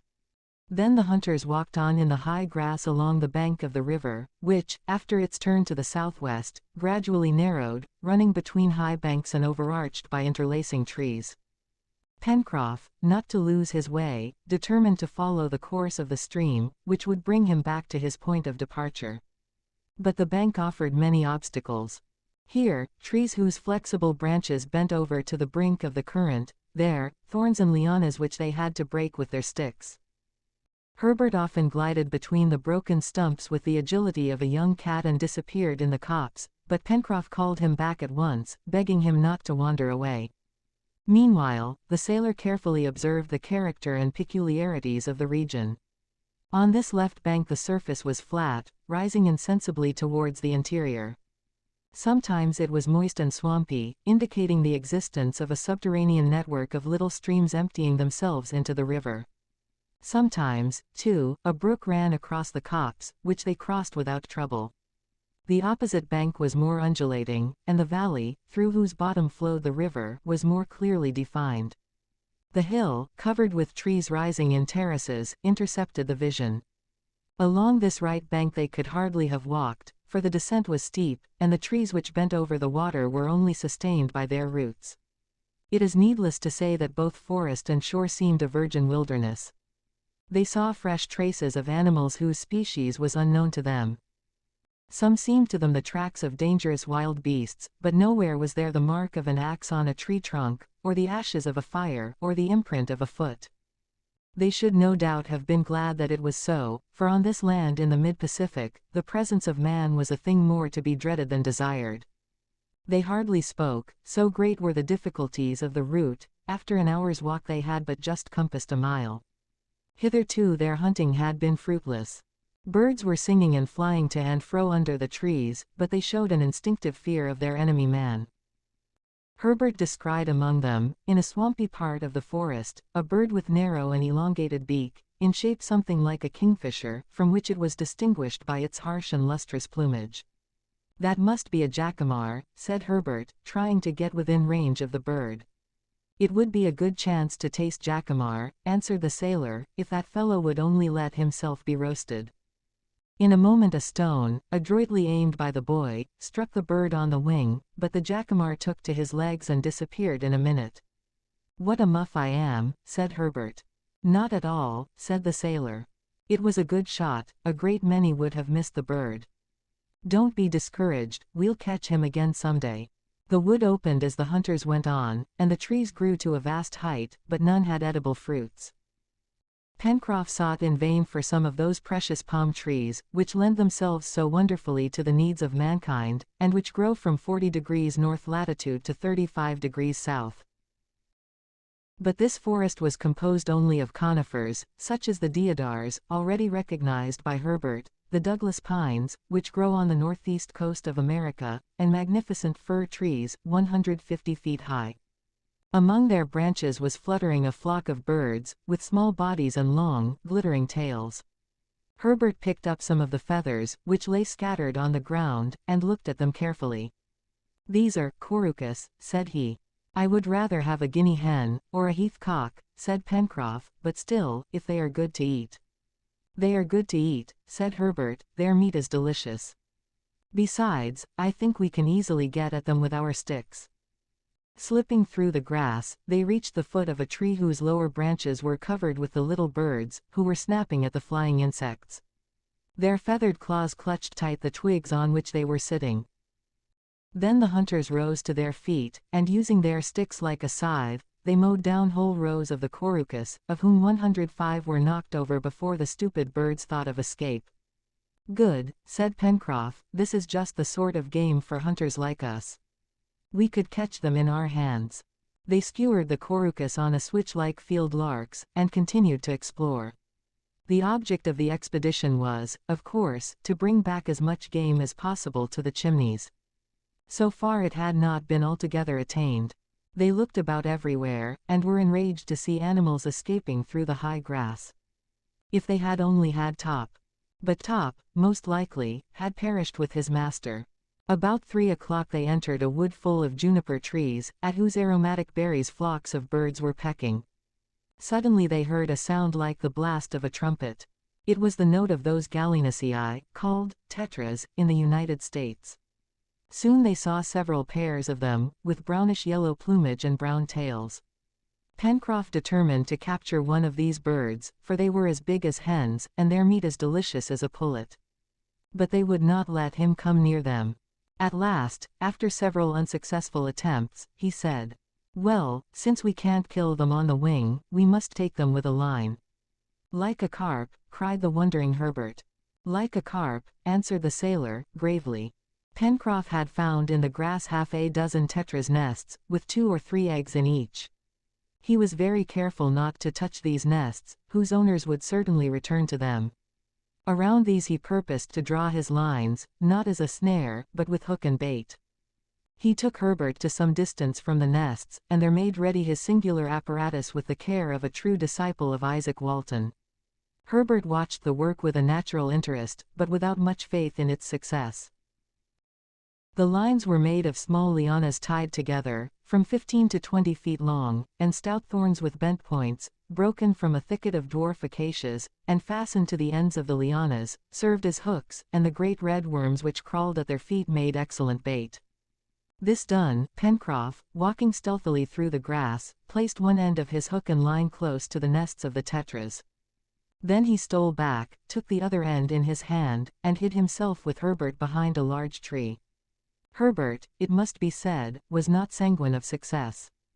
A good half-hour passed, but as the sailor had foreseen, several pairs of tetras returned to their nests. They hopped about, pecking the ground, and little suspecting the presence of the hunters, who had taken care to station themselves to leeward of the gallinaceae. Herbert held his breath with excitement, while Pencroff, with dilated eyes, open mouth, and lips parted as if to taste a morsel of tetras, scarcely breathed. Meanwhile the gallinaceae walked heedlessly among the hooks. Pencroff then gave little jerks, which moved the bait up and down as if the worms were still alive. How much more intense was his excitement than the fisherman's who cannot see the approach of his prey. The jerks soon aroused the attention of the gallinaceae, who began to peck at the bait. 3 of the greediest swallowed hook and bait together. Suddenly, with a quick jerk, Pencroff pulled in his line, and the flapping of wings showed that the birds were taken. "Hurrah!" cried he, springing upon the game, of which he was master in a moment. Herbert clapped his hands. It was the first time he had seen birds taken with a line, but the modest sailor said it was not his first attempt, and, moreover, that the merit of the invention was not his. "And at any rate," said he, "in our present situation we must hope for many such contrivances." The tetras were tied together by the feet, and Pencroff, happy that they were not returning empty-handed, and perceiving that the day was ending, thought it best to return home. Their route was indicated by the river, and following it downward, by 6 o'clock, tired out by their excursion, Herbert and Pencroff re-entered the Chimneys. 7. Neb has not yet returned, the reflections of the reporter, the supper, prospect of a bad night, the storm is frightful, they go out into the night, struggle with the rain and wind. Gideon Spilett stood motionless upon the shore, his arms crossed, gazing on the sea, whose horizon was darkened towards the east by a huge black cloud mounting rapidly into the zenith. The wind, already strong, was freshening, the heavens had an angry look, and the first symptoms of a heavy blow were manifesting themselves. Herbert went into the Chimneys, and Pencroff walked towards the reporter, who was too absorbed to notice his approach. "We will have a bad night, Mr. Spilett," said the sailor. "Wind and rain enough for Mother Carey's chickens." The reporter turning, and perceiving Pencroff, asked this question: "How far off from the shore do you think was the basket when it was struck by the sea that carried away our companion?" The sailor had not expected this question. He reflected an instant before answering. 2 cables' lengths or more." "How much is a cable's length?" demanded Spilett. "About 120 fathoms, or 600 feet. "Then," said the reporter, "Cyrus Smith would have disappeared not more than 1,200 feet from the shore." "Not more than that. And his dog, too." "Yes." "What astonishes me," said the reporter, "admitting that our companion and Top have perished, is the fact that neither the body of the dog nor of his master has been cast upon the shore." "That is not astonishing with so heavy a sea," replied the sailor. "Moreover, it is quite possible that there are currents which have carried them farther up the coast."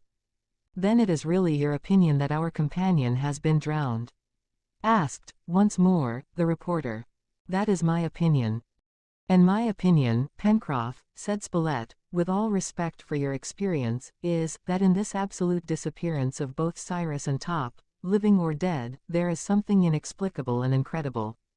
"I wish I could think as you do, sir," responded Pencroff, "but, unhappily, I cannot." After thus speaking the sailor returned to the Chimneys. A good fire was burning in the fireplace. Herbert had just thrown on a fresh armful of wood, and its flames lit up the dark recesses of the corridor. Pencroff began at once to busy himself about dinner. It seemed expedient to provide something substantial, as all stood in need of nourishment, so 2 tetras were quickly plucked, spitted upon a stick, and placed to roast before it blazing fire.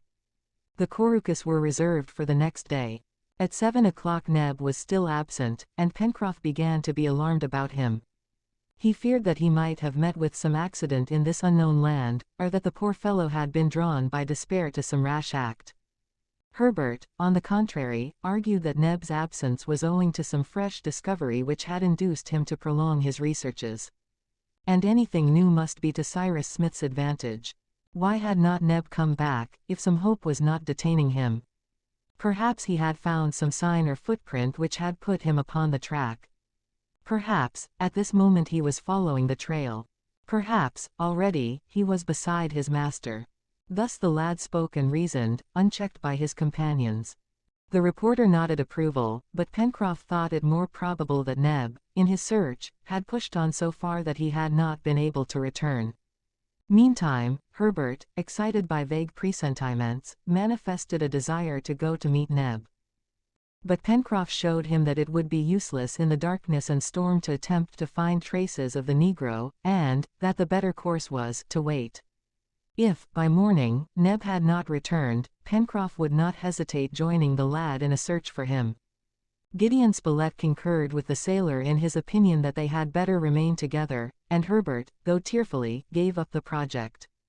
The reporter could not help embracing the generous lad. The storm began. A furious gust of wind passed over the coast from the southeast.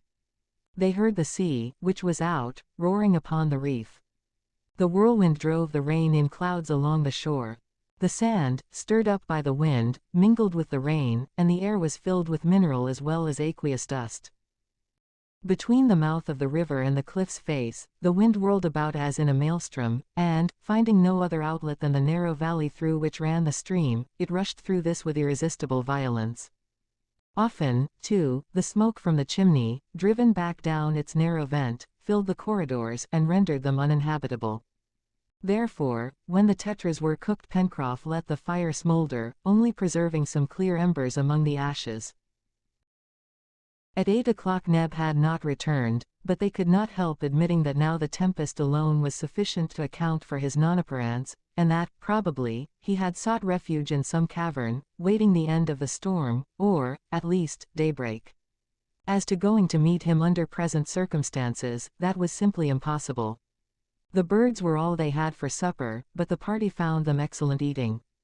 Pencroff and Herbert, their appetite sharpened by their long walk, devoured them. Then each one retired to his corner, and Herbert, lying beside the sailor, extended before the fireplace, was soon asleep. Outside, as the night advanced, the storm developed formidable proportions. It was a hurricane equal to that which had carried the prisoners from Richmond. Such tempests, pregnant with catastrophes, spreading terror over a vast area, their fury withstood by no obstacle, are frequent during the equinox. We can understand how a coast facing the east, and exposed to the full fury of the storm, was attacked with a violence perfectly indescribable. Happily the heap of rocks forming the chimneys was composed of solid, enormous blocks of granite, though some of them, imperfectly balanced, seemed to tremble upon their foundations. Pencroff, placing his hand against the walls, could feel their rapid vibrations, but he said to himself, with reason, that there was no real danger and that the improvised retreat would not tumble about their ears. Nevertheless, he heard the sound of rocks, torn from the top of the plateau by the gusts, crashing upon the shore. And some, falling perpendicularly, struck the chimneys and flew off into fragments. Twice the sailor rose, and went to the opening of the corridor, to look abroad.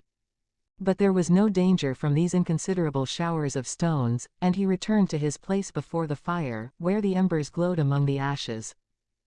In spite of the fury and fracas of the tempest, Herbert slept profoundly, and, at length, sleep took possession of Pencroff, whose sailor life had accustomed him to such demonstrations. Gideon Spilett, who was kept awake by anxiety, reproached himself for not having accompanied Neb. We have seen that he had not given up all hope, and the presentiments which had disturbed Herbert had affected him also. His thoughts were fixed upon Neb. Why had not the negro returned?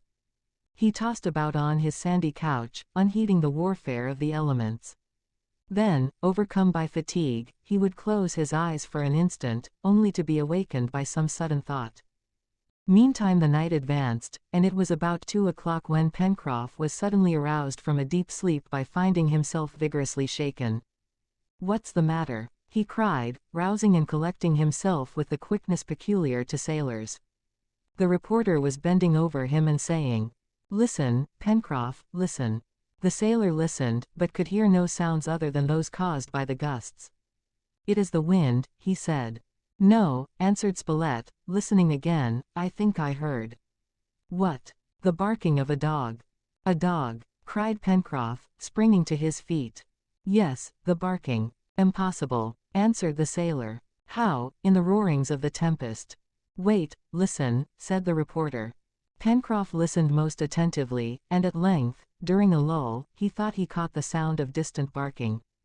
"Is it?" asked the reporter, squeezing the sailor's hand. "Yes, yes," said Pencroff. "It is Top! It is Top!" cried Herbert, who had just wakened, and the three rushed to the entrance of the chimneys.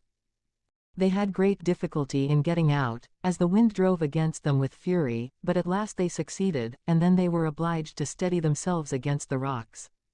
They were unable to speak, but they looked about them. The darkness was absolute. Sea, sky, and earth were one intense blackness. It seemed as if there was not one particle of light diffused in the atmosphere. For some moments the reporter and his two companions stood in this place, beset by the gusts, drenched by the rain, blinded by the sand. Then again, in the hush of the storm, they heard, far away, the barking of a dog. This must be Top. But was he alone or accompanied? Probably alone, for if Neb had been with him, the Negro would have hastened, at once, to the chimneys. The sailor pressed the reporter's hand in a manner signifying that he was to remain without, and then returning to the corridor, emerged a moment later with a lighted fagot, which he threw into the darkness, at the same time whistling shrilly. At this signal, which seemed to have been looked for, the answering barks came nearer, and soon a dog bounded into the corridor, followed by the three companions. An armful of wood was thrown upon the coals, brightly lighting up the passage. "It is Top," cried Herbert. It was indeed Top, a magnificent Anglo-Norman, uniting in the cross of the two breeds those qualities, swiftness of foot and keenness of scent, indispensable in coursing dogs. But he was alone. Neither his master nor Neb accompanied him. It seemed inexplicable how, through the darkness and storm, the dog's instinct had directed him to the chimneys, a place he was unacquainted with. But still more unaccountable was the fact that he was neither fatigued nor exhausted nor soiled with mud or sand. Herbert had drawn him towards him, patting his head, and the dog rubbed his neck against the lad's hands. "If the dog is found, the master will be found also," said the reporter. "God grant it," responded Herbert. "Come, let us set out. Top will guide us." Pencroff made no objection. He saw that the dog's cunning had disproved his conjectures. "Let us set out at once," he said, and covering the fire so that it could be relighted on their return, and preceded by the dog, who seemed to invite their departure, the sailor, having gathered up the remnants of the supper, followed by the reporter and Herbert, rushed into the darkness. The tempest, then in all its violence, was, perhaps, at its maximum intensity. The new moon had not sufficient light to pierce the clouds. It was difficult to follow a straight course. The better way, therefore, was to trust to the instinct of Top, which was done. The reporter and the lad walked behind the dog, and the sailor followed after.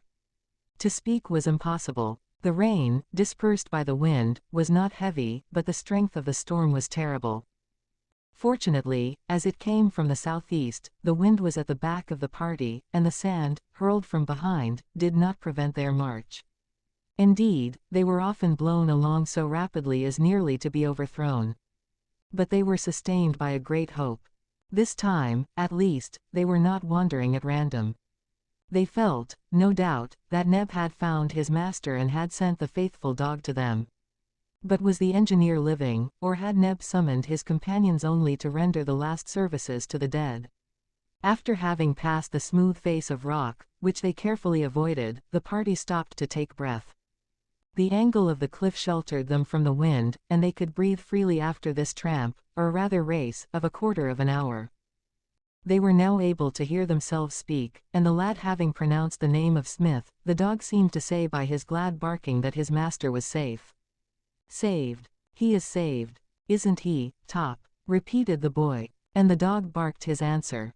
It was 2:30 when the march was resumed. The sea began to rise, and this, which was a spring tide backed up by the wind, threatened to be very high. The tremendous breakers thundered against the reef, assailing it so violently as probably to pass completely over the islet, which was invisible. The coast was no longer sheltered by this long breakwater, but was exposed to the full fury of the open sea. After the party were clear of the precipice, the storm attacked them again with fury.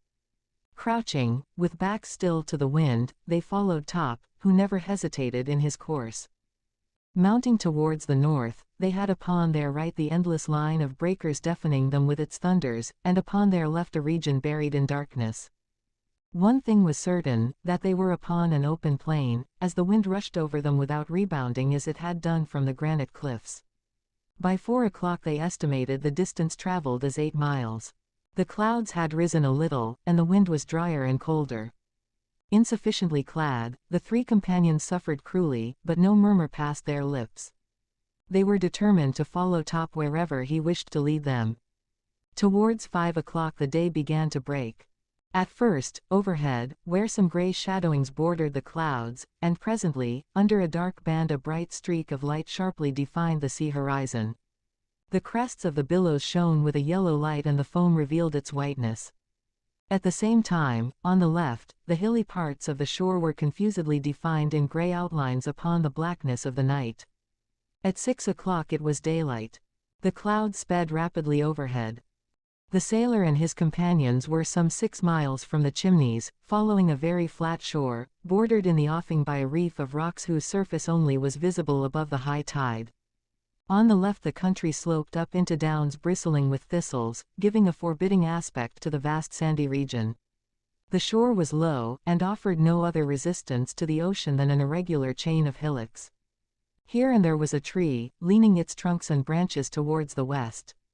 Far behind, to the southwest, extended the borders of the forest. At this moment Top gave unequivocal signs of excitement. He ran ahead, returned, and seemed to try to hurry them on. The dog had left the coast, and guided by his wonderful instinct, without any hesitation had gone among the downs. They followed him through a region absolutely devoid of life. The border of the downs, itself large, was composed of hills and hillocks, unevenly scattered here and there. It was like a little Switzerland of sand, and nothing but a dog's astonishing instinct could find the way. 5 minutes after leaving the shore the reporter and his companions reached a sort of hollow, formed in the back of a high down, before which Top stopped with a loud bark. The 3 entered the cave. Neb was there, kneeling beside a body extended upon a bed of grass. It was the body of Cyrus Smith. 8. Is Cyrus Smith alive? Neb's story, footprints, an insoluble question, the first words of Smith, comparing the footprints, return to the Chimneys, Pencroff dejected. Neb did not move. The sailor uttered one word. Living, he cried. The negro did not answer. Spilett and Pencroff turned pale. Herbert, clasping his hands, stood motionless. But it was evident that the poor negro, overcome by grief, had neither seen his companions nor heard the voice of the sailor. The reporter knelt down beside the motionless body, and, having opened the clothing, pressed his ear to the chest of the engineer. A minute, which seemed an age, passed, during which he tried to detect some movement of the heart. Neb raised up a little, and looked on as if in a trance. Overcome by exhaustion, prostrated by grief, the poor fellow was hardly recognizable. He believed his master dead. Gideon Spilett, after a long and attentive examination, rose up. He lives, he said. Pencroff, in his turn, knelt down beside Cyrus Smith. He also detected some heartbeats, and a slight breath issuing from the lips of the engineer. Herbert, at a word from the reporter, hurried in search of water. 100 paces off he found a clear brook swollen by the late rains and filtered by the sand. But there was nothing, not even a shell, in which to carry the water, so the lad had to content himself with soaking his handkerchief in the stream, and hastened back with it to the cave. Happily the handkerchief held sufficient for Spilett's purpose, which was simply to moisten the lips of the engineer. The drops of fresh water produced an instantaneous effect. A sigh escaped from the breast of Smith, and it seemed as if he attempted to speak. "We shall save him," said the reporter. Neb took heart at these words. He removed the clothing from his master to see if his body was anywhere wounded.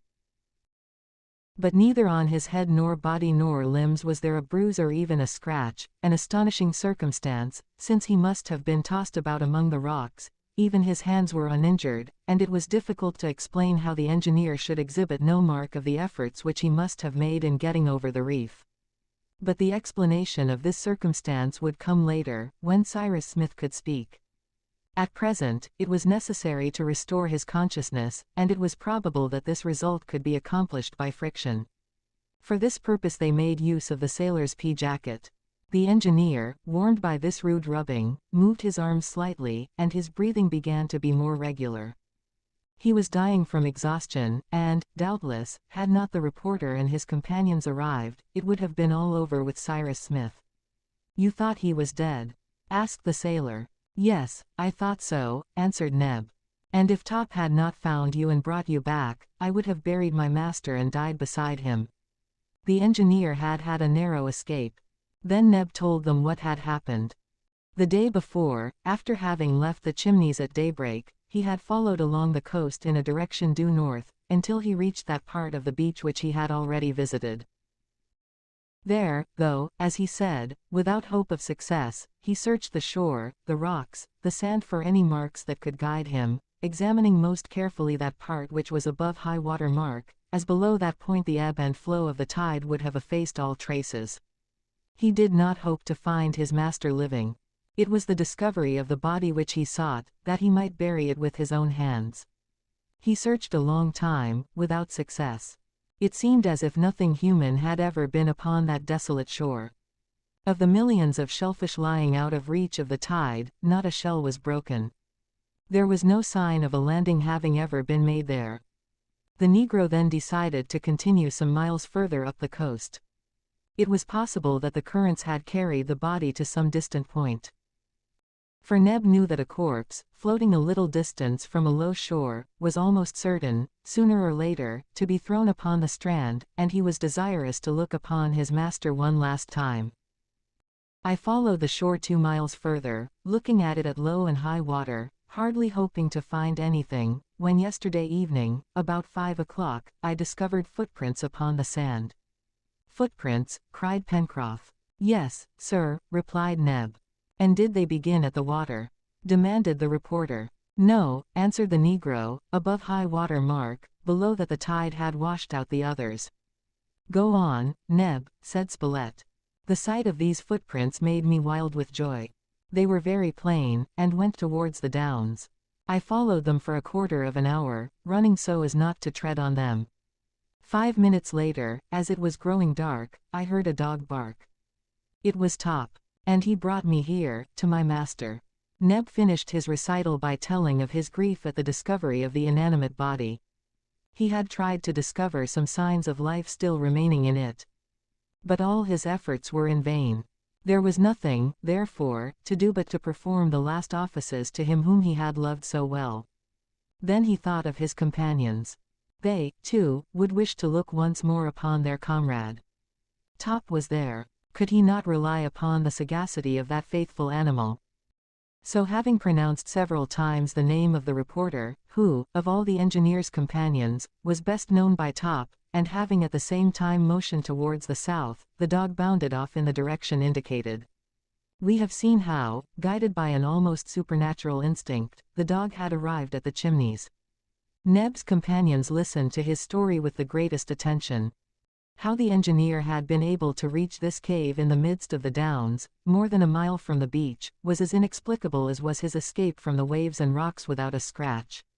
"So you, Neb," said the reporter, "did not bring your master to this place?" "No, it was not I," answered Neb. "He certainly could not have come alone," said Pencroff. "But he must have done it, though it does not seem credible," said the reporter. They must wait for the solution of the mystery until the engineer could speak. Fortunately the rubbing had re-established the circulation of the blood, and life was returning. Smith moved his arm again, then his head, and a second time some incoherent words escaped his lips. Neb, leaning over him, spoke, but the engineer seemed not to hear, and his eyes remained closed. Life was revealing itself by movement, but consciousness had not yet returned. Pencroff had, unfortunately, forgotten to bring the burnt linen, which could have been ignited with a couple of flints, and without it they had no means of making a fire. The pockets of the engineer were empty of everything but his watch. It was therefore the unanimous opinion that Cyrus Smith must be carried to the Chimneys as soon as possible. Meantime the attention lavished on the engineer restored him to consciousness sooner than could have been hoped. The moistening of his lips had revived him, and Pencroff conceived the idea of mixing some of the juice of the tetras with water. Herbert ran to the shore and brought back 2 large shells, and the sailor made a mixture which they introduced between the lips of the engineer, who swallowed it with avidity. His eyes opened. Neb and the reporter were leaning over him. My master, cried Neb. The engineer heard him. He recognized Neb and his companions, and his hand gently pressed theirs.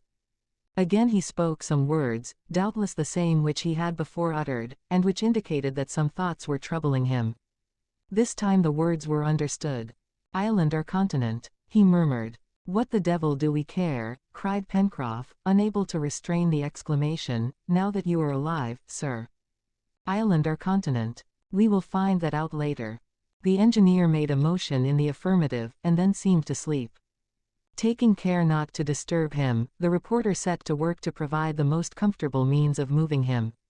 Neb, Herbert, and Pencroff left the cave and went towards a high down on which were some gnarled trees. On the way the sailor kept repeating, island or continent. To think of that, at his last gasp. What a man! Having reached the top of the down, Pencroff and his companions tore off the main branches from a tree, a sort of sea pine, sickly and stunted. And with these branches they constructed a litter, which they covered with leaves and grass. This work occupied some little time, and it was 10 o'clock when the three returned to Smith and Spilett.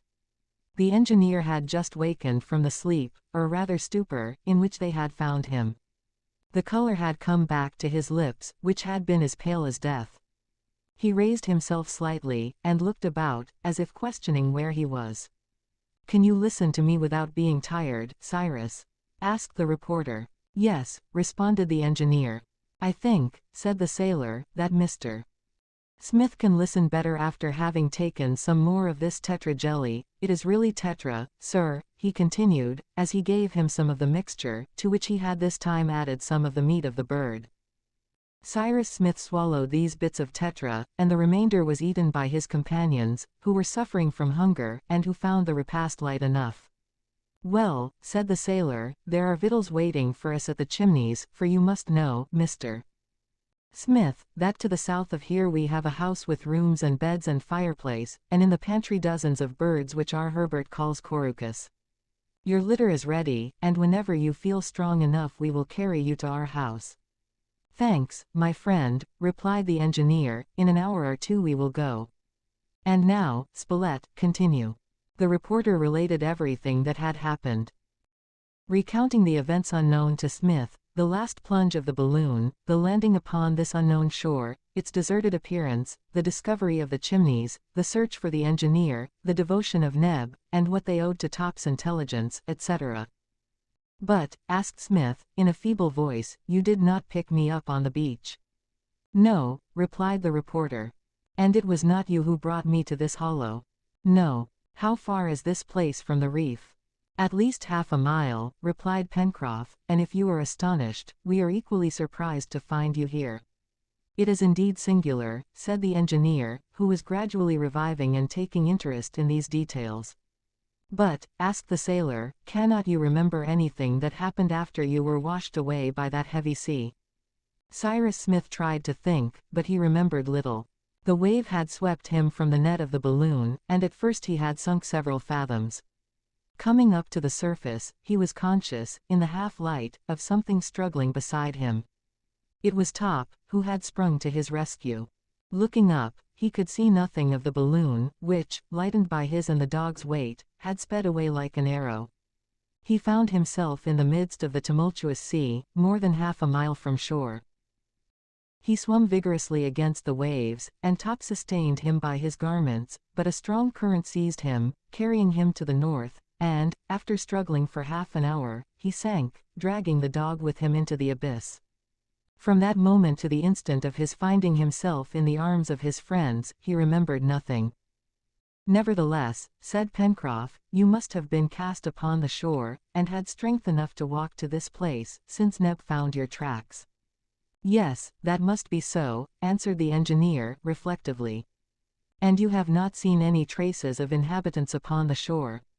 Not a sign, answered the reporter. Moreover, if by chance someone had rescued you from the waves, why should he then have abandoned you? You were right, my dear Spilett. Tell me, Neb, inquired the engineer, turning towards his servant, it was not you, you could not have been in a trance, during which, no, that's absurd. Do any of the footprints still remain? "Yes, master," replied Neb, "there are some at the entrance, back of this mound, in a place sheltered from the wind and rain, but the others have been obliterated by the storm." "Pencroff," said Cyrus, "will you take my shoes and see if they fit those footprints exactly?" The sailor did as he had been asked. He and Herbert, guided by Neb, went to where the marks were, and in their absence Smith said to the reporter, "That is a thing passing belief." "Inexplicable, indeed," answered the other. "But do not dwell upon it at present, my dear Spilett, we will talk of it hereafter." At this moment the others returned. All doubt was set at rest. The shoes of the engineer fitted the tracks exactly. Therefore it must have been Smith himself who had walked over the sand. "So," he said, "I was the one in a trance, and not Neb.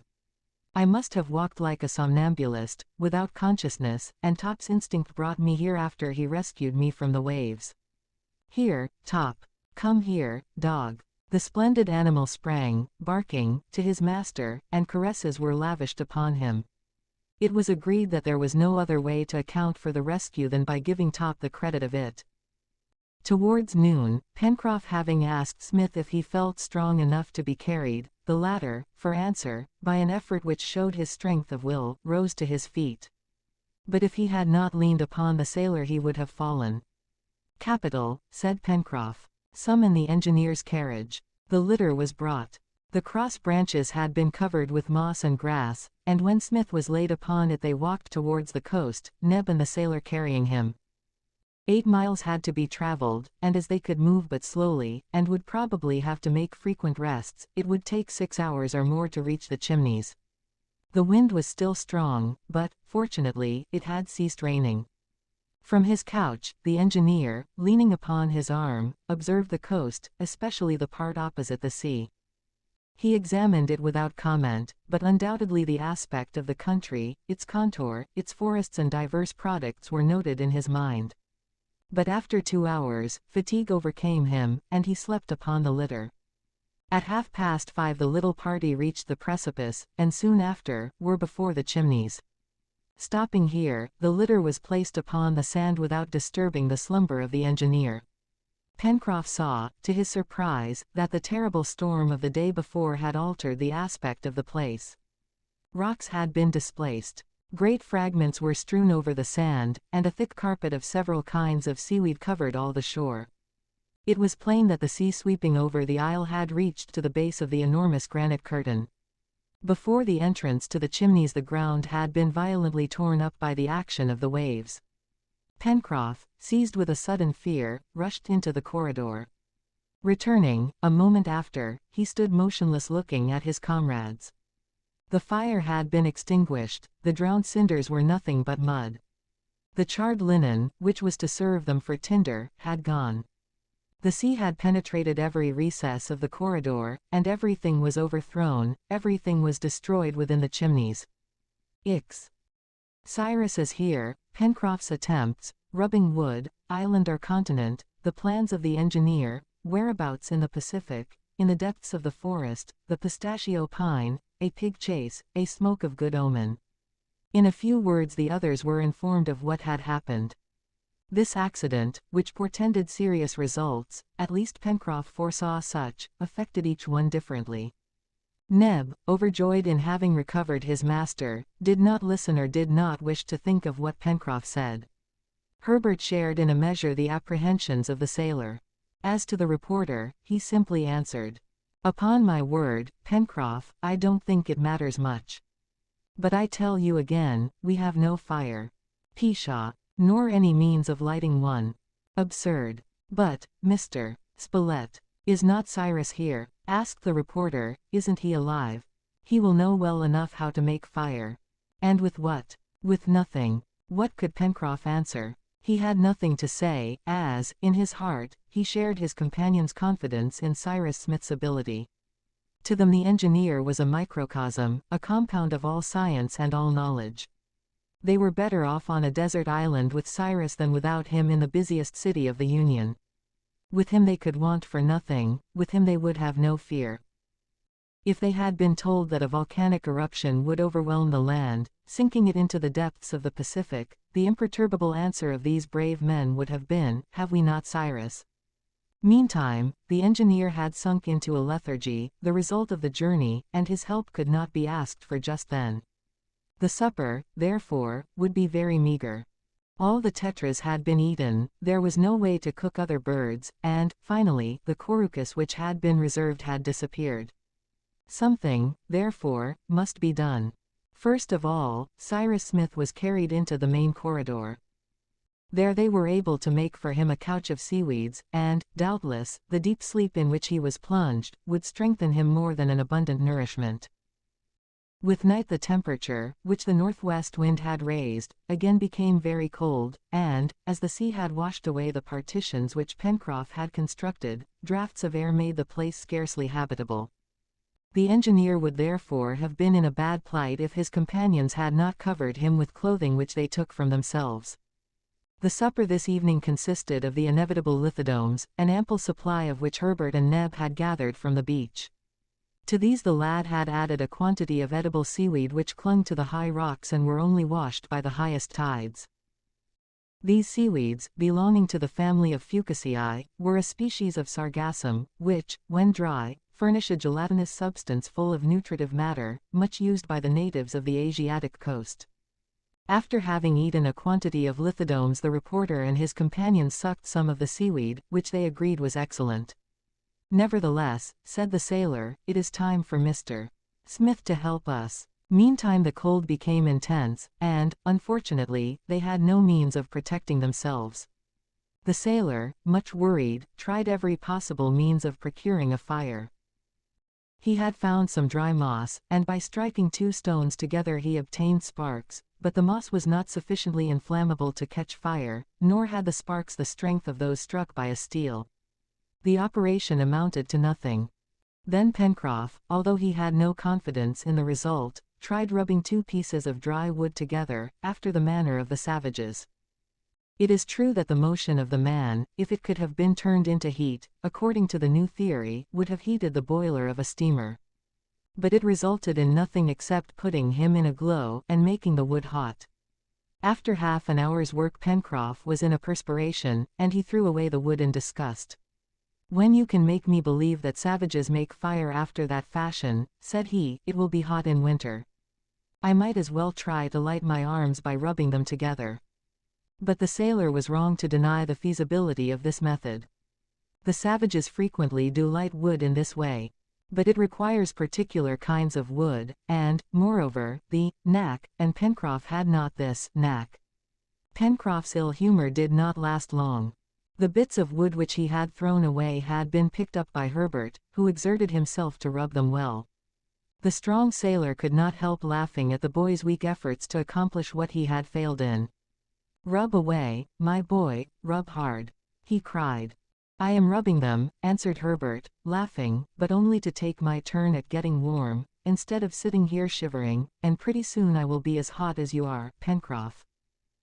This was the case, and though it was necessary for this night to give up trying to make a fire, Spilett, stretching himself upon the sand in one of the passages, repeated for the 20th time that Smith could not be baffled by such a trifle.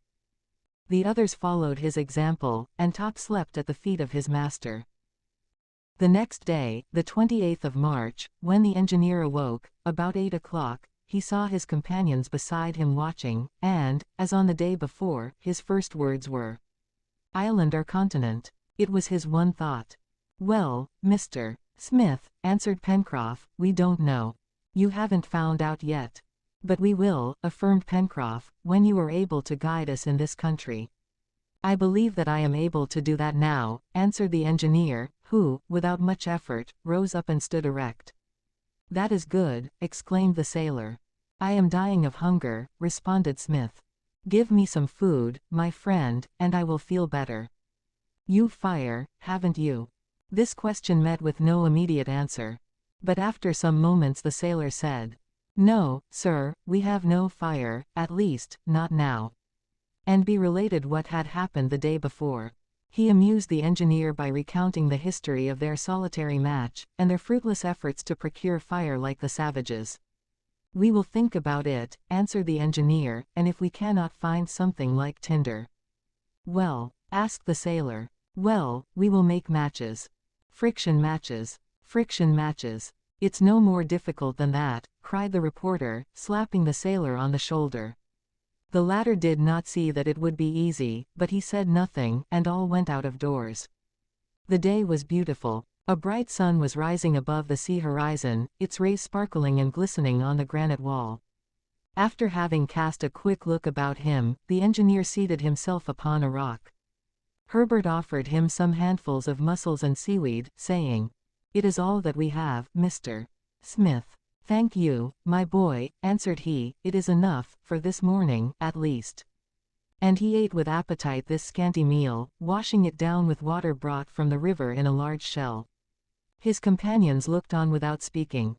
Then, after having satisfied himself, he crossed his arms and said, "Then, my friends, you do not yet know whether we have been thrown upon an island or a continent." "No, sir," answered Herbert. "We will find out tomorrow," said the engineer. "Until then there is nothing to do." "There is one thing," suggested Pencroff. "What is that?" "Some fire," replied the sailor, who thought of nothing else. "We will have it, Pencroff," said Smith. "But when you were carrying me here yesterday, did not I see a mountain rising in the west?" "Yes," said Spilett, "quite a high one." "All right," exclaimed the engineer. "Tomorrow we will climb to its summit and determine whether this is an island or a continent. Until then I repeat there is nothing to do." "But there is, we want fire," cried the obstinate sailor again. "Have a little patience, Pencroff, and we will have the fire," said Spilett. The other looked at the reporter as much as to say, "If there was only you to make it we would never taste roast meat." But he kept silent. Smith had not spoken. He seemed little concerned about this question of fire. For some moments he remained absorbed in his own thoughts. Then he spoke as follows. "My friends, our situation is, doubtless, deplorable, nevertheless it is very simple. Either we are upon a continent, and, in that case, at the expense of greater or less fatigue, we will reach some inhabited place, or else we are on an island. In the latter case, it is one of two things. If the island is inhabited, we will get out of our difficulty by the help of the inhabitants. If it is deserted, we will get out of it by ourselves." "Nothing could be plainer than that," said Pencroff. "But," asked Spilett, "whether it is a continent or an island, whereabouts do you think this storm has thrown us, Cyrus?" "In truth, I cannot say," replied the engineer, "but the probability is that we are somewhere in the Pacific. When we left Richmond the wind was northeast, and its very violence proves that its direction did not vary much. Supposing it unchanged, we crossed North and South Carolina, Georgia, the Gulf of Mexico, and the narrow part of Mexico, and a portion of the Pacific Ocean. I do not estimate the distance traversed by the balloon at less than 6,000 or 7,000 miles, and even if the wind had varied a quarter it would have carried us either to the Marquesas Islands or to the Low Archipelago, or, if it was stronger than I suppose, as far as New Zealand. If this last hypothesis is correct, our return home will be easy. English or Maoris, we shall always find somebody with whom to speak. If, on the other hand, this coast belongs to some barren island in the Micronesian archipelago, perhaps we can reconnoiter it from the summit of this mountain, and then we will consider how to establish ourselves here as if we were never going to leave it." "Never," cried the reporter. "Do you say never, my dear Cyrus?" "It is better to put things in their worst light at first," answered the engineer, "and to reserve those which are better, as a surprise." "Well said," replied Pencroff. "And we hope that this island, if it is an island, will not be situated just outside of the route of ships, for that would, indeed, be unlucky." "We will know how to act after having first ascended the mountain," answered Smith. "But will you be able, Mr. Smith, to make the climb tomorrow?" asked Herbert. "I hope so," answered the engineer, "if Pencroff and you, my boy, show yourselves to be good and ready hunters." "Mr. Smith," said the sailor, "since you are speaking of game, if when I come back I am as sure of getting it roasted as I am of bringing it—" "Bring it, nevertheless," interrupted Smith. It was now agreed that the engineer and the reporter should spend the day at the Chimneys, in order to examine the shore and the plateau, while Neb, Herbert, and the sailor were to return to the forest, renew the supply of wood, and lay hands on every bird and beast that should cross their path. So, at 6 o'clock, the party left, Herbert confident, Neb happy, and Pencroff muttering to himself, "If, when I get back I find a fire in the house, it will have been the lightning that lit it." The three climbed the bank, and having reached the turn in the river, the sailor stopped and said to his companions, "Shall we begin as hunters or wood choppers?" "Hunters," answered Herbert. "See Top, who is already at it." "Let us hunt, then," replied the sailor, "and on our return here we will lay in our stock of wood."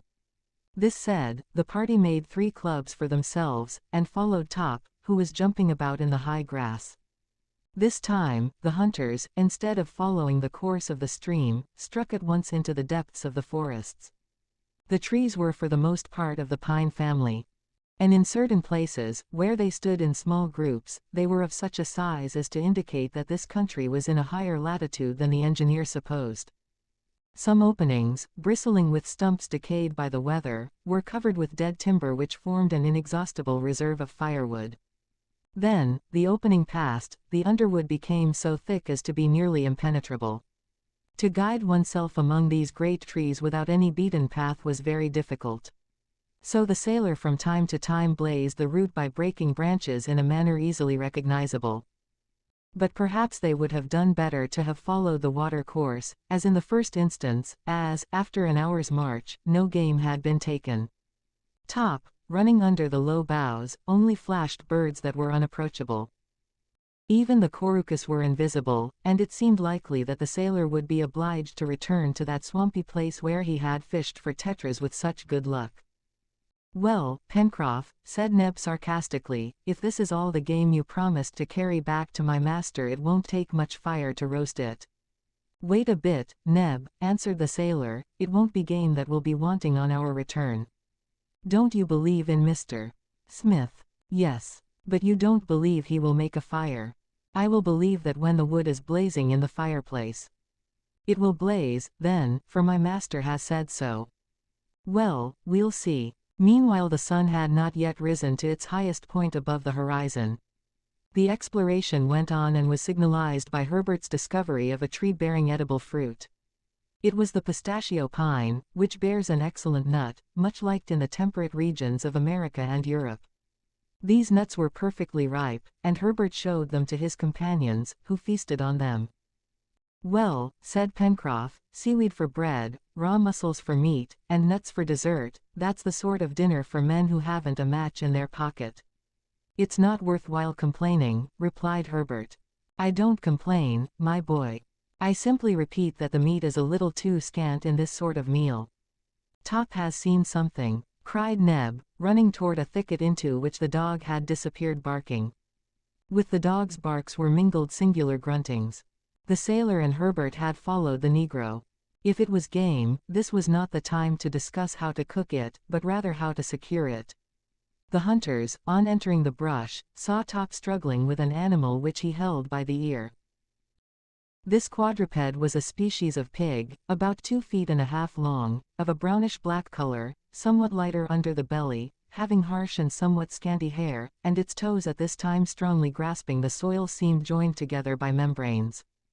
Herbert thought that he recognized in this animal a cobbii, or water hog, one of the largest specimens of the order of rodents. The water hog did not fight the dog. Its great eyes, deep sank in thick layers of fat, rolled stupidly from side to side. And Neb, grasping his club firmly, was about to knock the beast down, when the latter tore loose from Top, leaving a piece of his ear in the dog's mouth, and uttering a vigorous grunt, rushed against and overset Herbert and disappeared in the wood. "The beggar!" cried Pencroff, as they all 3 darted after the hog.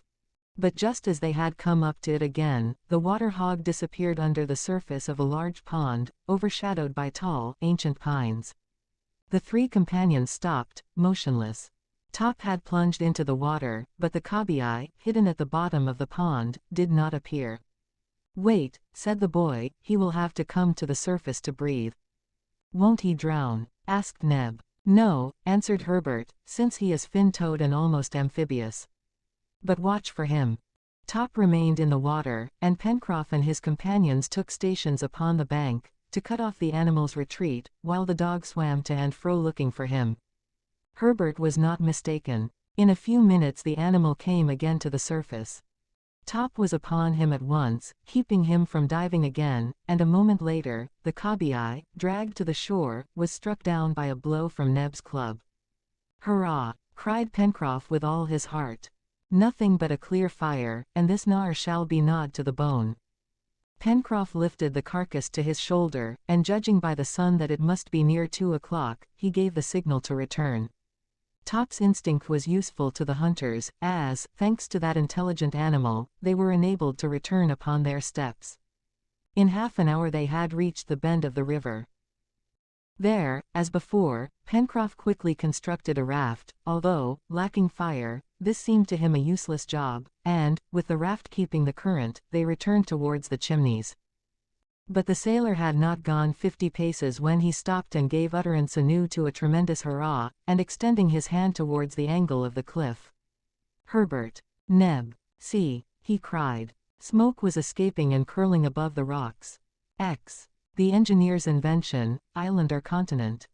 Departure for the mountain, the forest, volcanic soil, the tragopans, the mouflons, the first plateau, encamping for the night, the summit of the cone.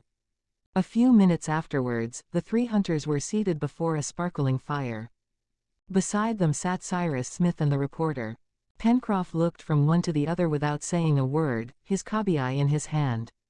"Yes, my good fellow," said the reporter, "a fire, a real fire, that will roast your game to a turn."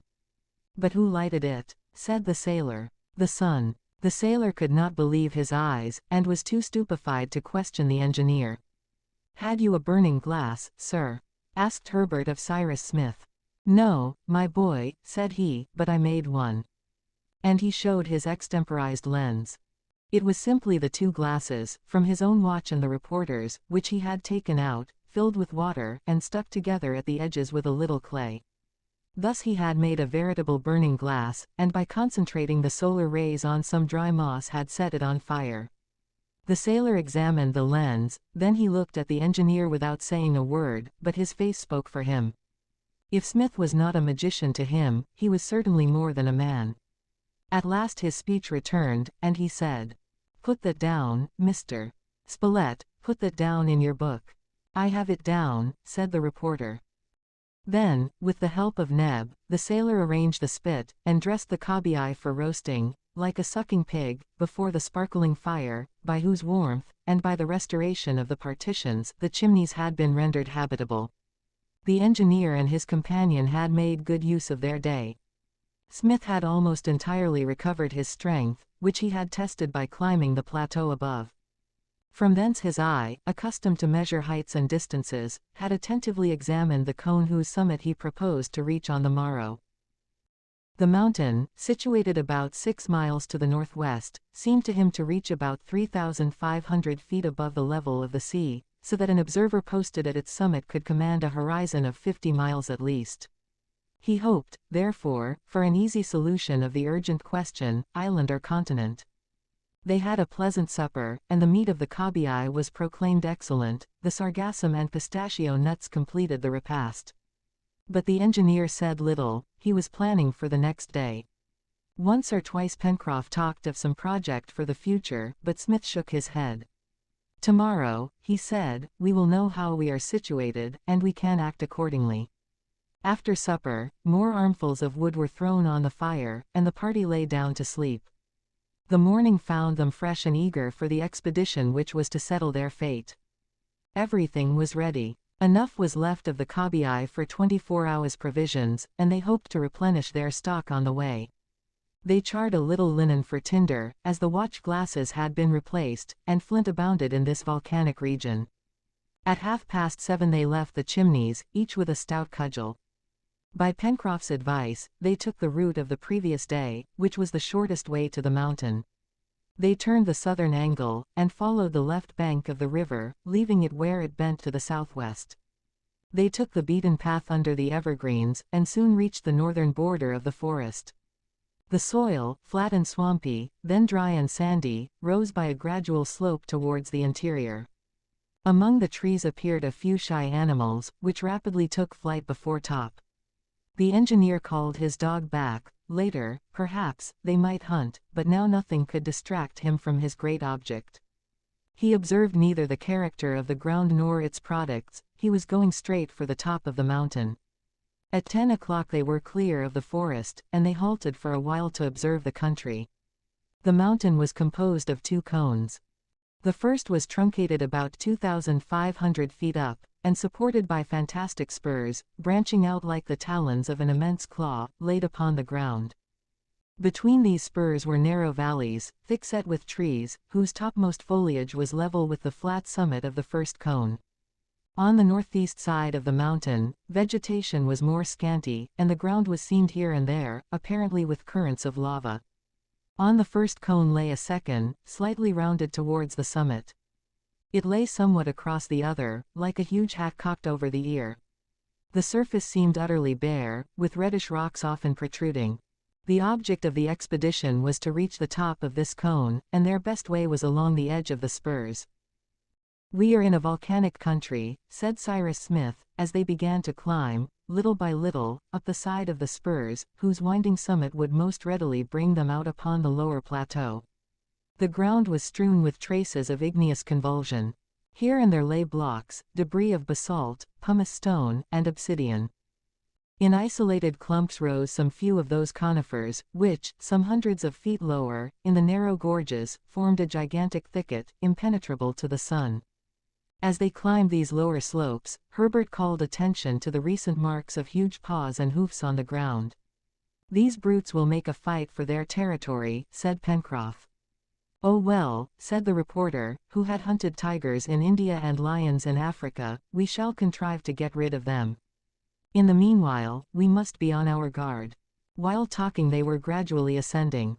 The way was lengthened by detours around the obstacles which could not be directly surmounted. Sometimes, too, deep crevasses yawned across the ascent, and compelled them to return upon their track for a long distance, before they could find an available pathway.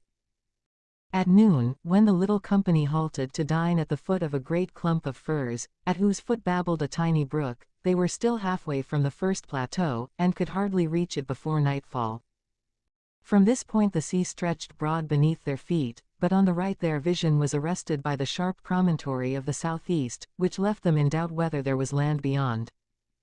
On the left they could see directly north for several miles, but the northwest was concealed from them by the crest of a fantastic spur, which formed a massive abutment to the central cone. They could, therefore, make no approach as yet to the solving of the great question. At 1 o'clock, the ascent was again begun. The easiest route slanted upwards towards the southwest, through the thick copse. There, under the trees, were flying about a number of gallinaceae of the pheasant family. These were tragopans, adorned with a sort of fleshy wattles hanging over their necks and with 2 little cylindrical horns behind their eyes. Of these birds, which were about the size of a hen, the female was invariably brown, while the male was resplendent in a coat of red, with little spots of white. With a well-aimed stone Spilett killed one of the tragopans, which the hungry Pencroff looked at with longing eyes. Leaving the copse, the climbers, by mounting on each other's shoulders, ascended for 100 feet up a very steep hill, and reached a terrace, almost bare of trees, whose soil was evidently volcanic.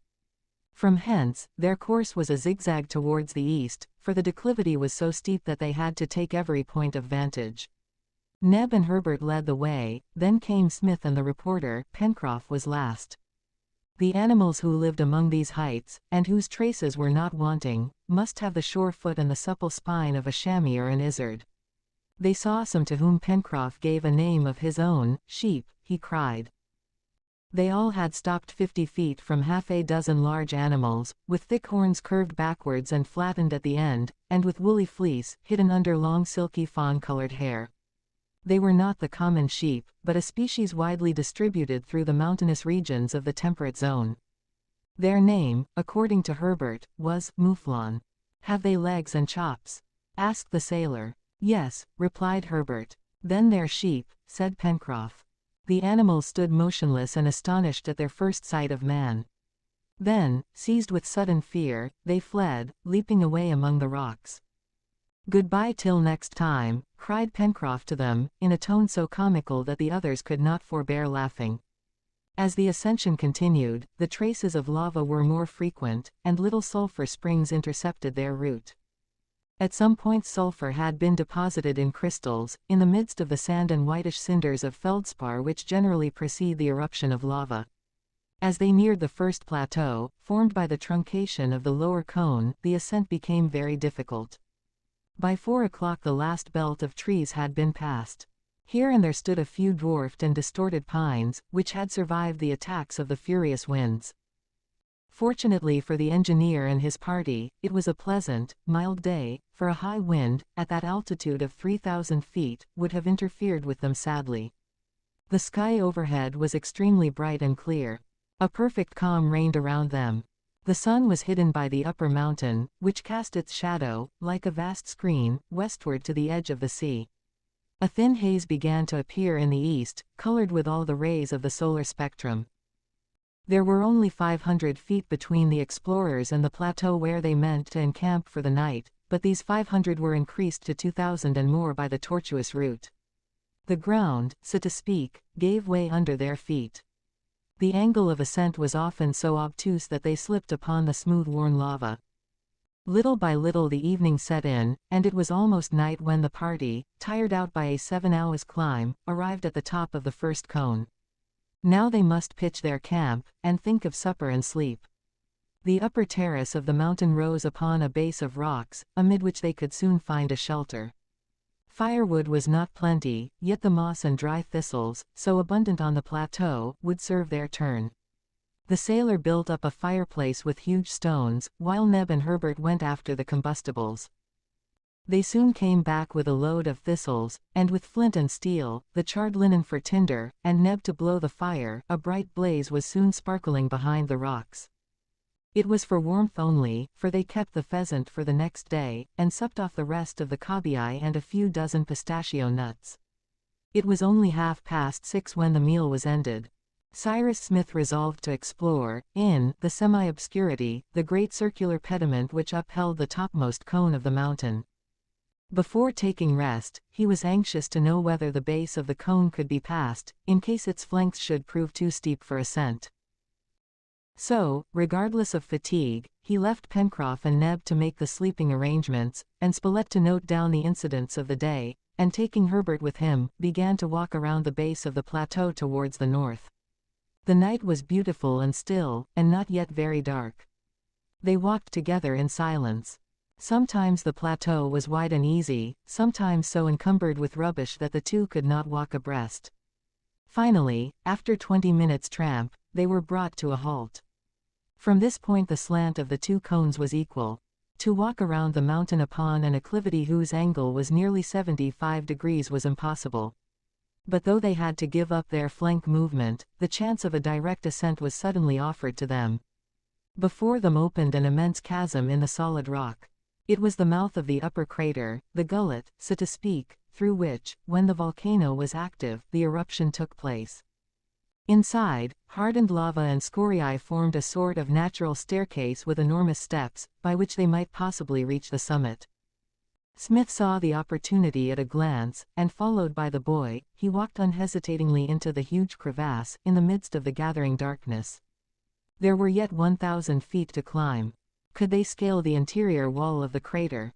They would try, at all events. Fortunately, the long and sinuous declivities described a winding staircase, and greatly helped their ascent.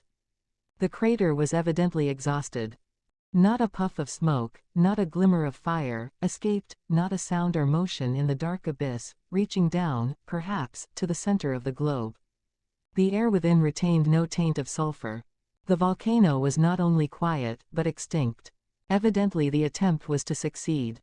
Gradually, as the two mounted the inner walls, they saw the crater grow larger over their heads.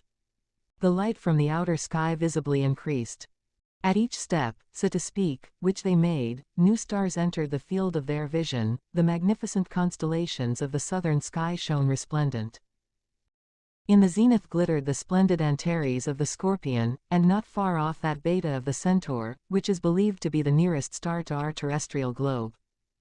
Then, as the crater opened, appeared Fomalhaut of the Fish, the Triangle, and at last, almost at the Antarctic pole, the glowing Southern Cross. It was nearly 8 o'clock when they set foot on the summit of the cone. The darkness was by this time complete, and they could hardly see a couple of miles around them. Was the land an island, or the eastern extremity of a continent? They could not yet discover.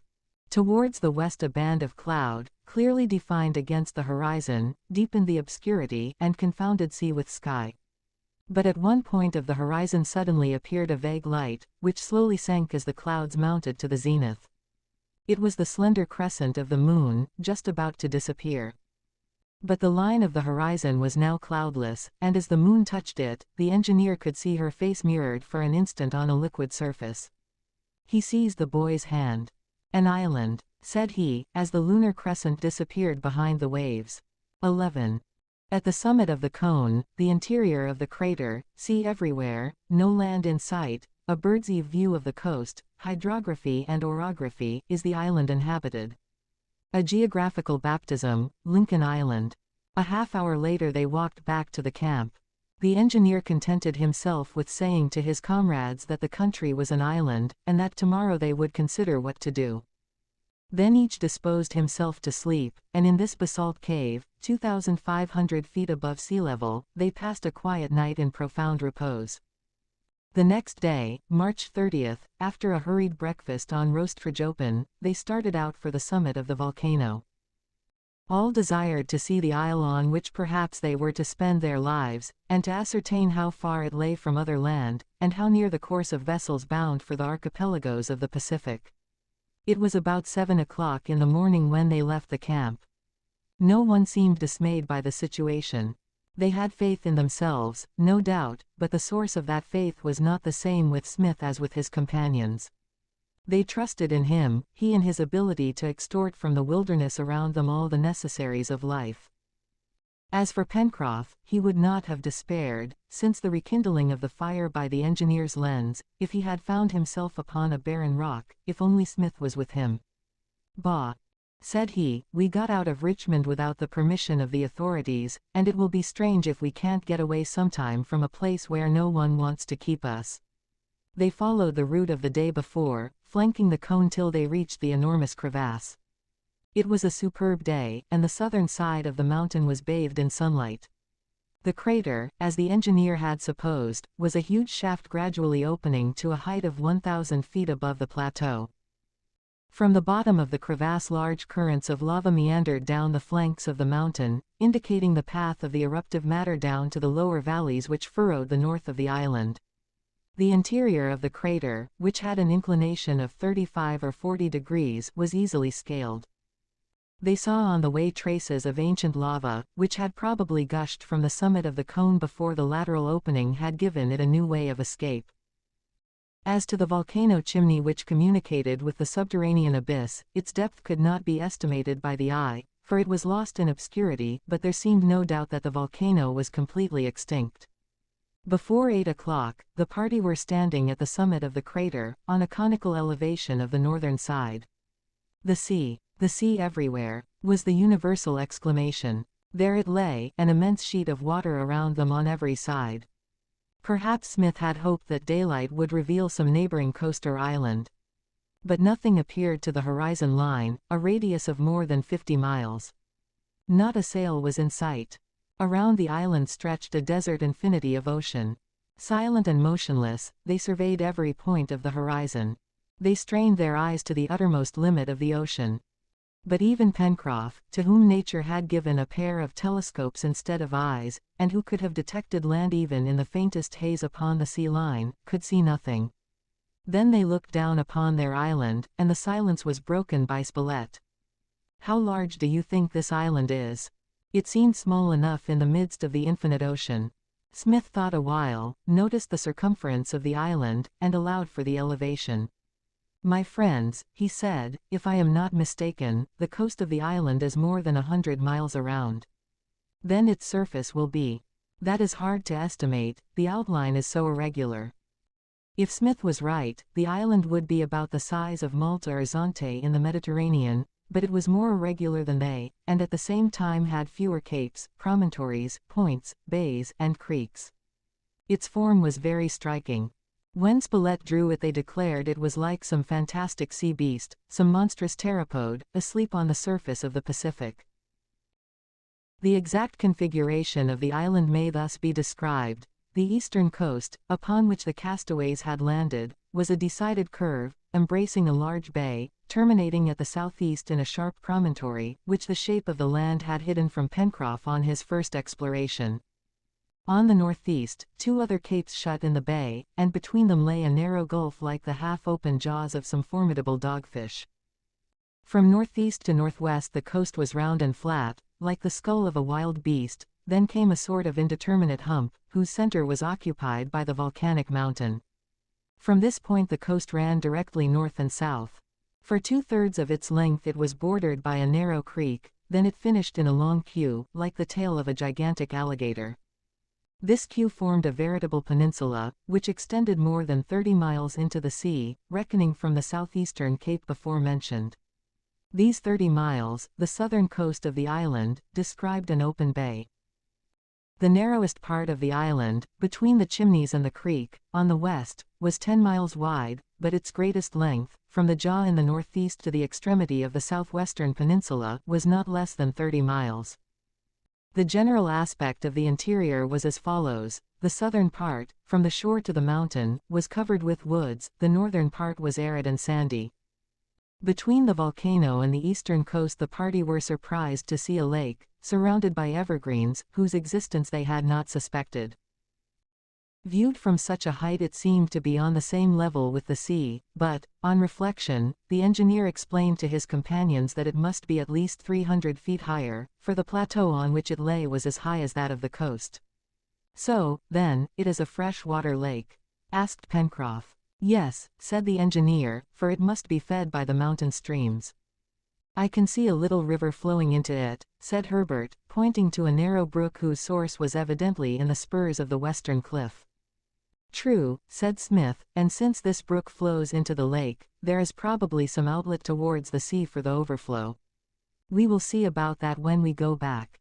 This little winding stream and the river so familiar to them were all the watercourses they could see. Nevertheless, it was possible that under those masses of trees which covered 2/3 of the island, other streams flowed towards the sea. This seemed the more probable from the fertility of the country and its magnificent display of the flora of the temperate zone. In the northern section there was no indication of running water. Perhaps there might be stagnant pools in the swampy part of the northeast, but that was all. In the main this region was composed of arid sandhills and downs, contrasting strongly with the fertility of the larger portion. The volcano did not occupy the center of the island. It rose in the northwest, and seemed to indicate the dividing line of the two zones. On the southwest, south, and southeast, the beginnings of the spurs were lost in masses of verdure. To the north, on the contrary, these ramifications were plainly visible, subsiding gradually to the level of the sandy plain. On this side, too, when the volcano was active, the eruptions had taken place, and a great bed of lava extended as far as the narrow jaw which formed the northeastern gulf. They remained for an hour at the summit of the mountain. The island lay stretched before them like a plan in relief, with its different tints, green for the forests, yellow for the sands, blue for the water. They understood the configuration of the entire island. Only the bottoms of the shady valleys and the depths of the narrow gorges between the spurs of the volcano, concealed by the spreading foliage, escaped their searching eye. There remained a question of great moment, whose answer would have a controlling influence upon the fortunes of the castaways. Was the island inhabited? It was the reporter who put this question, which seemed already to have been answered in the negative by the minute examination which they had just made of the different portions of the island. Nowhere could they perceive the handiwork of man, no late settlement on the beach, not even a lonely cabin or a fisherman's hut. No smoke, rising on the air, betrayed a human presence. It is true, the observers were 30 miles from the long peninsula which extended to the southwest, and upon which even Pencroff's eye could hardly have discovered a dwelling. Nor could they raise the curtain of foliage which covered 3/4 of the island to see whether some village lay sheltered there. But the natives of these little islands in the Pacific usually live on the coast, and the coast seemed absolutely desert. Until they should make a more complete exploration, they might assume that the island was uninhabited. But was it ever frequented by the inhabitants of neighboring islands? This question was difficult to answer. No land appeared within a radius of 50 miles. But 50 miles could easily be traversed by Malay canoes or by the larger pirogues of the Polynesians. Everything depended upon the situation of the island, on its isolation in the Pacific, or its proximity to the archipelagos. Could Smith succeed, without his instruments, in determining its latitude and longitude? It would be difficult, and in the uncertainty, they must take precautions against an attack from savage neighbors. The exploration of the island was finished, its configuration determined, a map of it drawn, its size calculated, and the distribution of its land and water ascertained. The forests and the plains had been roughly sketched upon the reporter's map. They had only now to descend the declivities of the mountain, and to examine into the animal, vegetable, and mineral resources of the country. But before giving the signal of departure, Cyrus Smith, in a calm, grave voice, addressed his companions. "Look, my friends, upon this little corner of the earth, on which the hand of the Almighty has cast us. Here, perhaps, we may long dwell. Perhaps, too, unexpected help will arrive, should some ship chance to pass. I say, chance, because this island is of slight importance, without even a harbor for ships.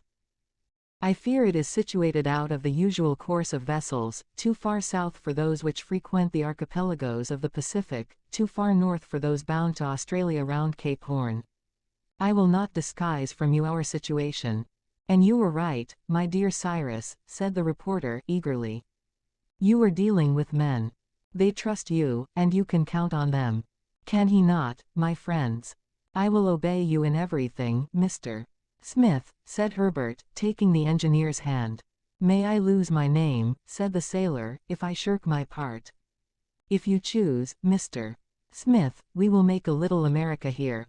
We will build cities, lay railroads, establish telegraphs, and someday, when the island is transformed and civilized, offer her to the United States. But one thing I should like to ask." "What is that?" said the reporter. "That we should not consider ourselves any longer as castaways, but as colonists." Cyrus Smith could not help smiling, and the motion was adopted. Then Smith thanked his companions, and added that he counted upon their energy and upon the help of heaven. "Well, let's start for the Chimneys," said Pencroff. "1 minute, my friends," answered the engineer. "Would it not be well to name the island, as well as the capes, promontories, and watercourses which we see before us?" "Good," said the reporter. "That will simplify for the future the instructions which we may have to give or to take." "Yes," added the sailor, "it will be something gained to be able to say whence we are coming and where we are going. We shall seem to be somewhere. At the Chimneys, for instance," said Herbert. "Exactly," said the sailor. "That name has been quite convenient already, and I was the author of it. Shall we keep that name for our first encampment, Mr. Smith?" "Yes, Pencroff, since you baptized it so." "Good. The others will be easy enough," resumed the sailor, who was now in the vein. "Let us give them names like those of the Swiss family Robinson, whose story Herbert has read me more than once, Providence Bay, Cochelot Point, Cape Disappointment. Or rather Mr. Smith's name, Mr. Spilett's, or Neb's," said Herbert. "My name," cried Neb, showing his white teeth. "Why not?" replied Pencroff. "Port Neb would sound first rate. And, Cape Gideon. I would rather have names taken from our country," said the reporter, "which will recall America to us." "Yes," said Smith, "the principal features, the bays and seas should be so named. For instance, let us call the Great Bay to the east Union Bay, the southern indentation Washington Bay, the mountain on which we are standing Mount Franklin, the lake beneath our feet Lake Grant. These names will recall our country and the great citizens who have honored it, but for the smaller features, let us choose names which will suggest their especial configuration. These will remain in our memory and be more convenient at the same time. The shape of the island is so peculiar that we shall have no trouble in finding appropriate names. The streams, the creeks, and the forest regions yet to be discovered we will baptize as they come. What say you, my friends?" The engineer's proposal was unanimously applauded. The inland bay unrolled like a map before their eyes, and they had only to name the features of its contour and relief. Spilett would put down the names over the proper places, and the geographical nomenclature of the island would be complete. First, they named the two bays and the mountain as the engineer had suggested. "Now," said the reporter, "to that peninsula projecting from the southwest I propose to give the name of Serpentine Peninsula, and to call the twisted curve at the termination of it Reptile End, for it is just like a snake's tail."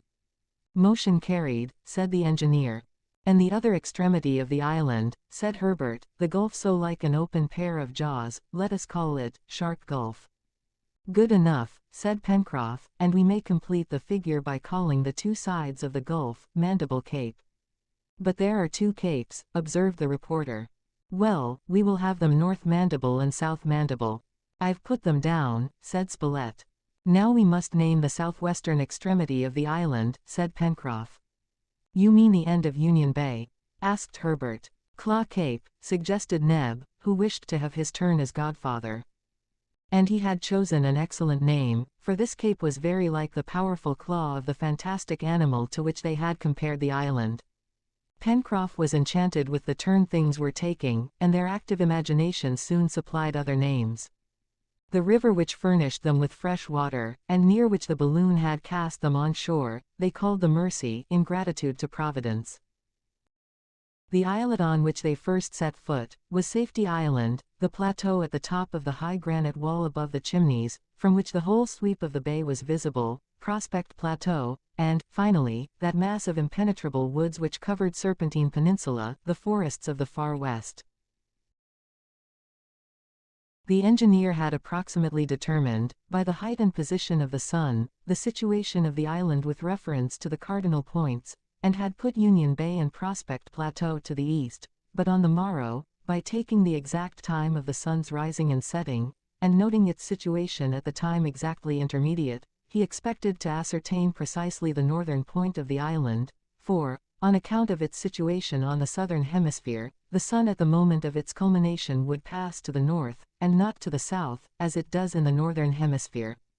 All was settled, and the colonists were about to descend the mountain, when Pencroff cried, "Why, what idiots we are!" "Why so?" said Spilett, who had gotten up and closed his notebook. "We have forgotten to baptize our island."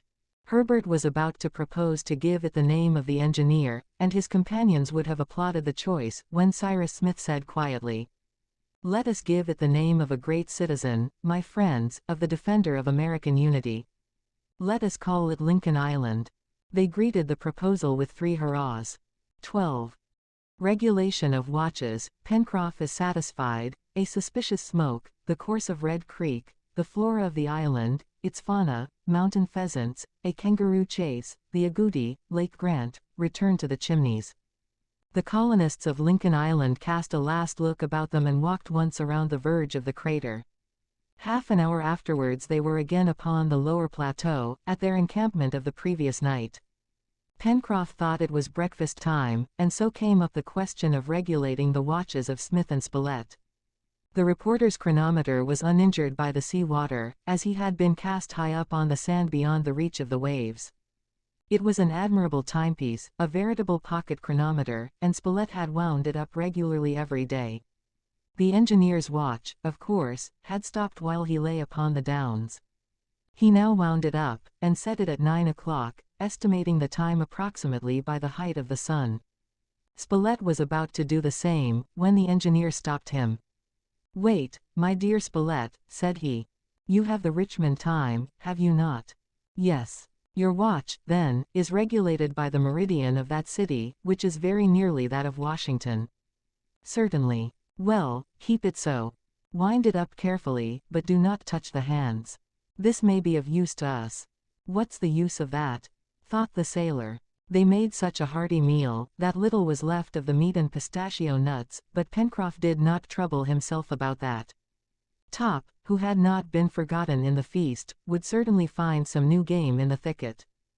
Besides, the sailor had made up his mind to ask Smith to make some powder and 1 or 2 shotguns, which, he thought, would be an easy matter. As they were leaving the plateau, Smith proposed to his companions to take a new road back to the Chimneys. He wished to explore Lake Grant, which lay surrounded so beautifully with trees. They followed the crest of one of the spurs in which the creek which fed the lake probably had its source. The colonists employed in conversation only the proper names which they had just devised, and found that they could express themselves much more easily. Herbert and Pencroff, one of whom was young and the other something of a child, were delighted, and the sailor said as they walked along, "Well, Herbert, this is jolly.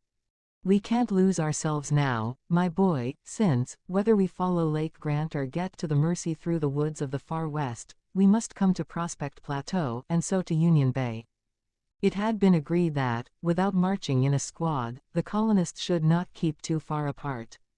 Dangerous wild beasts surely inhabited the forest recesses, and they must be on their guard. Usually Pencroff, Herbert, and Neb walked in front, preceded by Top, who poked his nose into every corner.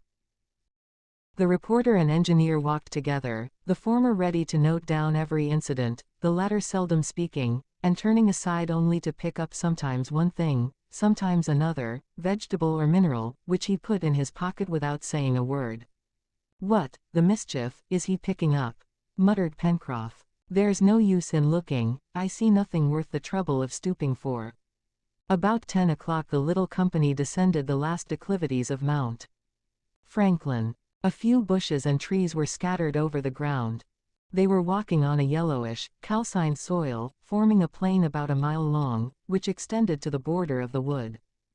Large fragments of that basalt which, according to Bischoff's theory, has taken 350 million years to cool, strewed the uneven surface of the plain.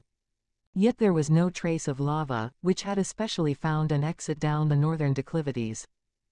Smith thought they should soon reach the creek, which he expected to find flowing under the trees by the plain, when he saw Herbert running back, and Neb and the sailor hiding themselves behind the rocks. "What's the matter, my boy?" said Spilett. "Smoke," answered Herbert. "We saw smoke ascending from among the rocks, 100 steps in front." "Men in this region," cried the reporter. "We must not show ourselves till we know with whom we have to deal," answered Smith. "I have more fear than hope of the natives, if there are any such on the island." "Where is Top?" "Top is on ahead." "And has not barked?" "No." "That is strange. Still, let us try to call him back." In a few moments the three had rejoined their companions, and had hidden themselves, like Neb and Pencroff, behind the basalt rubbish. Thence they saw, very evidently, a yellowish smoke curling into the air. Top was recalled by a low whistle from his master, who motioned to his comrades to wait, and stole forward under cover of the rocks. In perfect stillness the party awaited the result, when a call from Smith summoned them forward. In a moment they were by his side, and were struck at once by the disagreeable smell which pervaded the atmosphere. This odor, unmistakable as it was, had been sufficient to reassure the engineer. "Nature is responsible for that fire," he said, "or rather for that smoke. It is nothing but a sulphur spring, which will be good for our sore throats." "Good," said Pencroff, "what a pity I have not a cold." The colonists walked towards the smoke.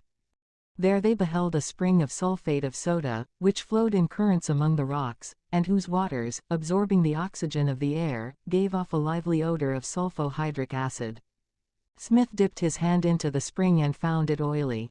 He tasted it, and perceived a sweetish savor.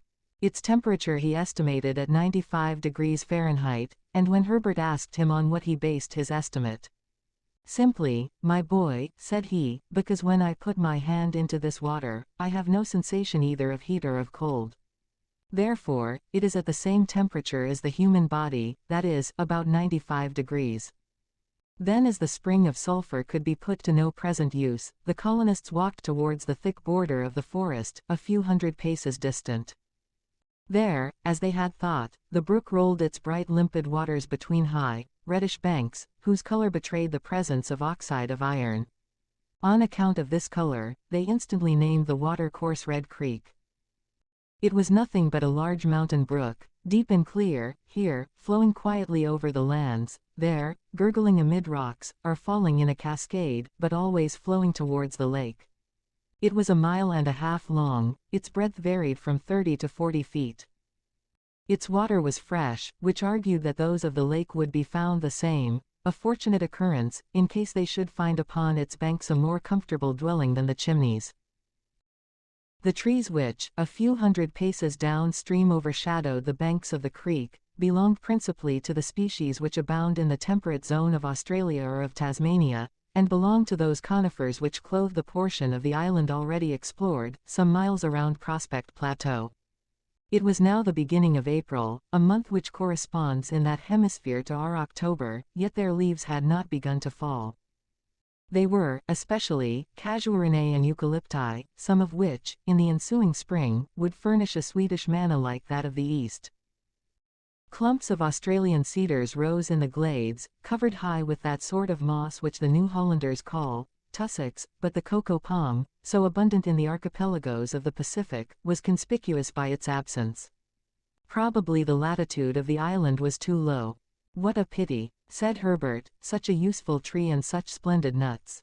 There were flocks of birds on the thin boughs of the eucalypti and the casuarinae, which gave fine play to their wings. Black, white, and gray cockatoos, parrots and paroquets of all colors, kingbirds, birds of paradise, of brilliant green, with a crowd of red and blue lories, glowing with every prismatic color, flew about with deafening clamors. All at once, a strange volley of discordant sounds seemed to come from the thicket. The colonists heard, one after another, the song of birds, the cries of four-footed beasts, and a sort of clucking sound strangely human. Neb and Herbert rushed towards the thicket, forgetting the most elementary rules of prudence. Happily, there was neither formidable wild beast nor savage native, but merely half a dozen of those mocking birds which they recognized as mountain pheasants. A few skillfully aimed blows with a stick brought this parody to an end, and gave them excellent game for dinner that evening. Herbert also pointed out superb pigeons with bronze-colored wings, some with a magnificent crest, others clad in green, like their congeners at Port Macquarie, but like the troops of crows and magpies which flew about, they were beyond reach. A load of small shot would have killed hosts of them, but the colonists had nothing but stones and sticks, very insufficient weapons. They proved even more inadequate when a troop of quadrupeds leapt away through the underbrush with tremendous bounds 30 feet long, so that they almost seemed to spring from tree to tree, like squirrels. "Kangaroos," cried Herbert. "Can you eat them?" said Pencroff. "They make a delicious stew," said the reporter. The words had hardly escaped his lips, when the sailor, with Neb and Herbert at his heels, rushed after the kangaroos. Smith tried in vain to recall them, but equally in vain did they pursue the game, whose elastic leaps left them far behind.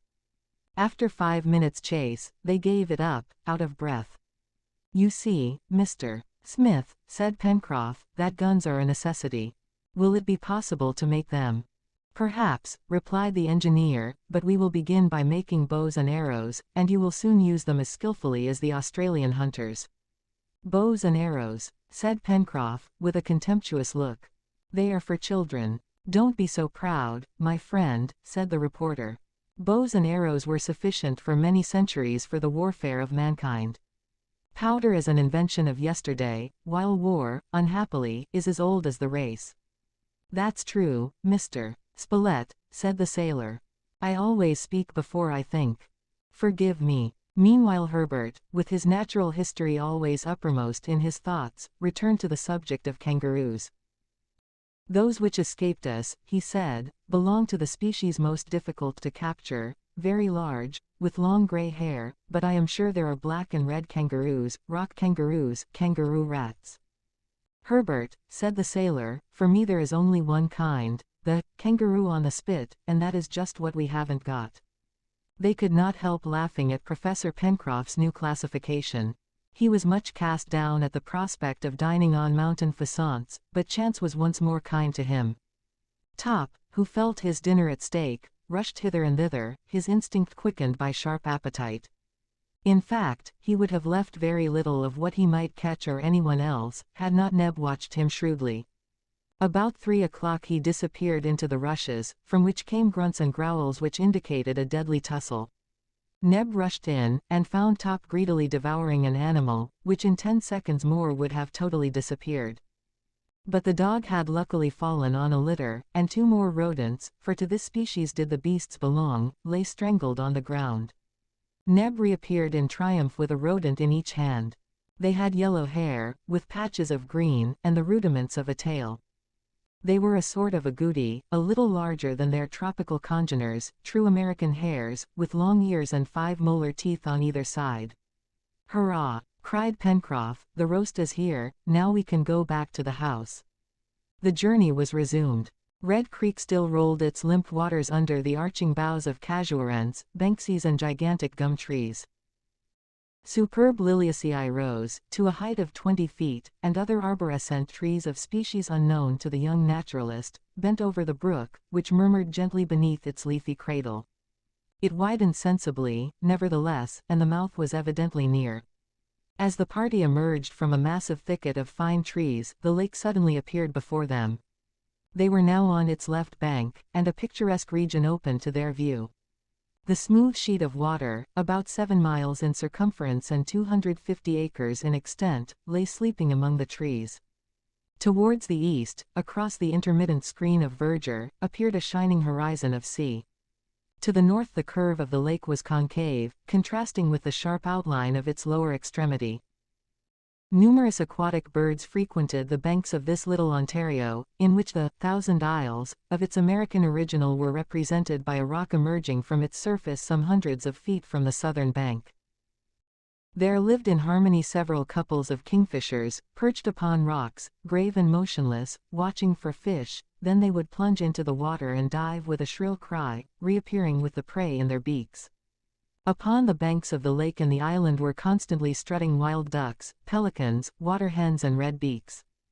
The waters of the lake were fresh and limpid, somewhat dark, and from the concentric circles on its surface, were evidently full of fish. "How beautiful this lake is," said Spilett. "We could live on its banks." "We will live there," answered Smith. The colonists, desiring to get back to the Chimneys by the shortest route, went down towards the angle formed at the south by the junction of the banks. They broke a path with much labor through the thickets and brushwood, hitherto untouched by the hand of man, and walked towards the seashore, so as to strike it to the north of Prospect Plateau. After a 2 miles walk they came upon the thick turf of the plateau, and saw before them the infinite ocean. To get back to the Chimneys they had to walk across the plateau for a mile to the elbow formed by the first bend of the Mercy. But the engineer was anxious to know how and where the overflow of the lake escaped. It was probable that a river existed somewhere pouring through a gorge in the granite. In fine, the lake was an immense receptacle gradually filled at the expense of the creek, and its overflow must somehow find a way down to the sea. Why should they not utilize this wasted store of water power? So they walked up the plateau, following the banks of Lake Grant, but after a tramp of a mile, they could find no outlet. It was now 4:30, and dinner had yet to be prepared. The party returned upon its track, and reached the Chimneys by the left bank of the Mercy. Then the fire was lighted, and Neb and Pencroff, on whom devolved the cooking, in their respective characters of negro and sailor, skillfully broiled the agouti, to which the hungry explorers did great honor.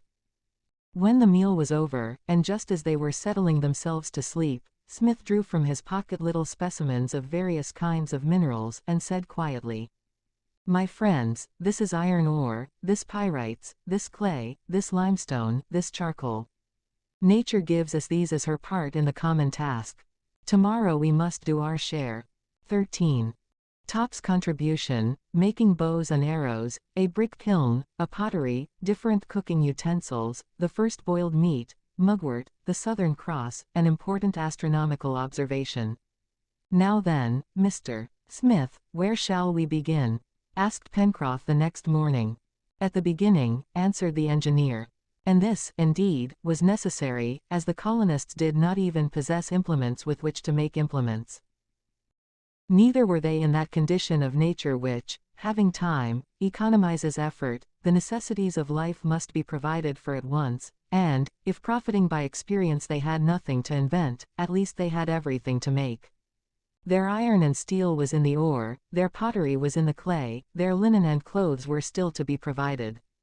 It must be remembered, however, that these colonists were men, in the best sense of the word. The engineer Smith could not have been aided by comrades more intelligent, or more devoted and zealous. He had questioned them, and knew their ability. The reporter, having learned everything so as to be able to speak of everything, would contribute largely from his knowledge and skill towards the settlement of the island. He would not shirk work, and, a thorough sportsman, he would follow as a business what he had formerly indulged in as a pastime. Herbert, a manly lad, already well versed in natural science, would contribute his share to the common cause. Neb was devotion personified. Adroit, intelligent, indefatigable, robust, of iron constitution, knowing something of the work in a smithy, his assistance would be considerable.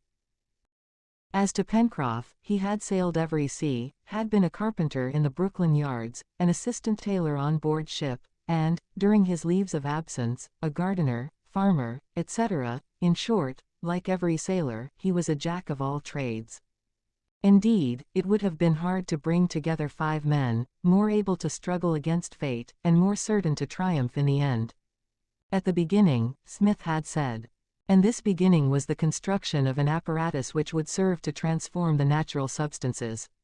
Everyone knows what an important part heat plays in these transformations. Therefore, as wood and coal were already provided, it was only necessary to make an oven to utilize them. "What good is an oven?"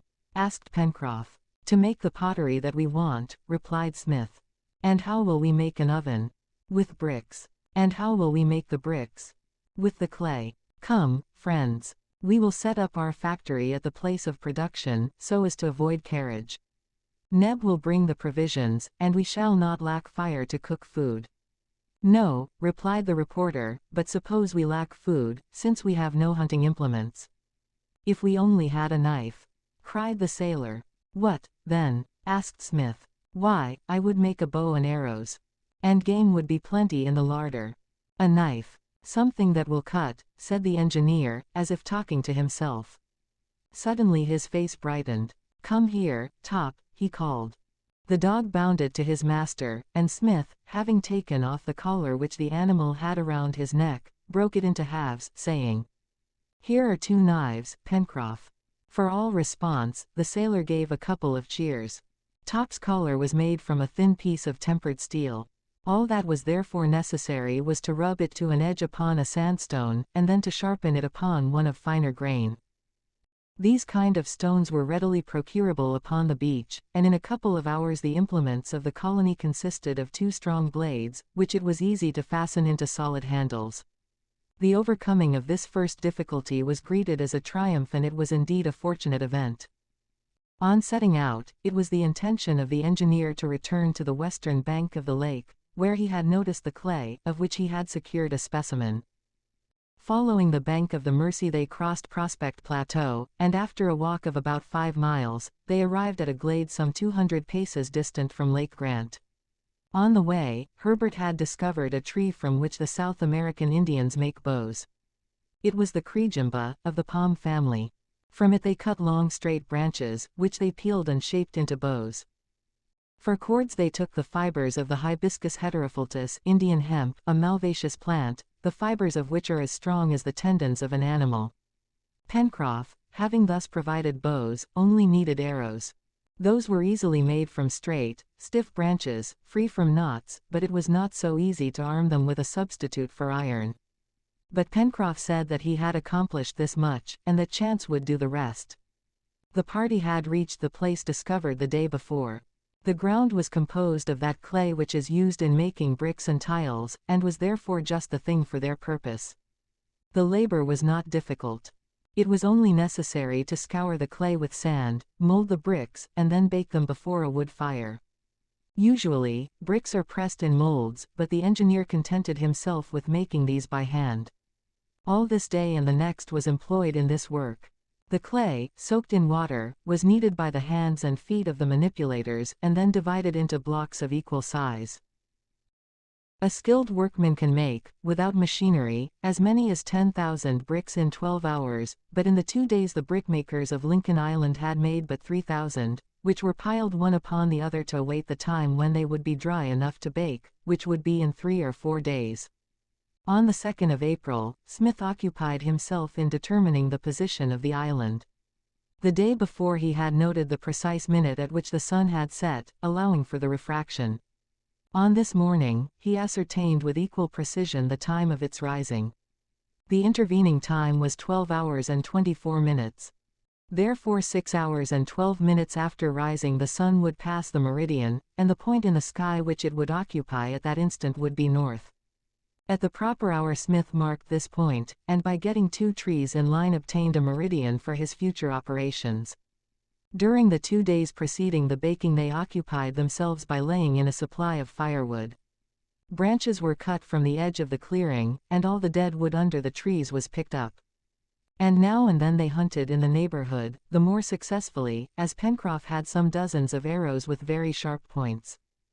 It was Top who had provided these points by bringing in a porcupine, poor game enough, but of an undeniable value, thanks to the quills with which it bristled.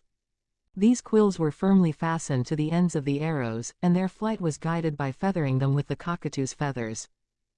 The reporter and Herbert soon became expert marksmen, and all kinds of game, such as cobias, pigeons, agoutis, heathcock, etc., abounded at the Chimneys. Most of these were killed in that part of the forest upon the left bank of the Mersey, which they had called Jacamar Wood, after the kingfisher which Pencroff and Herbert had pursued there during their first exploration. The meat was eaten fresh, but they preserved the hams of the cobii by smoking them before a fire of green wood, having made them aromatic with odorous leaves. Thus, they had nothing but roast after roast, and they would have been glad to have heard a pot singing upon the hearth, but first they must have the pot, and for this they must have the oven. During these excursions, the hunters noticed the recent tracks of large animals, armed with strong claws, but they could not tell their species, and Smith cautioned them to be prudent, as, doubtless, there were dangerous beasts in the forest. He was right. For one day Spilett and Herbert saw an animal resembling a jaguar.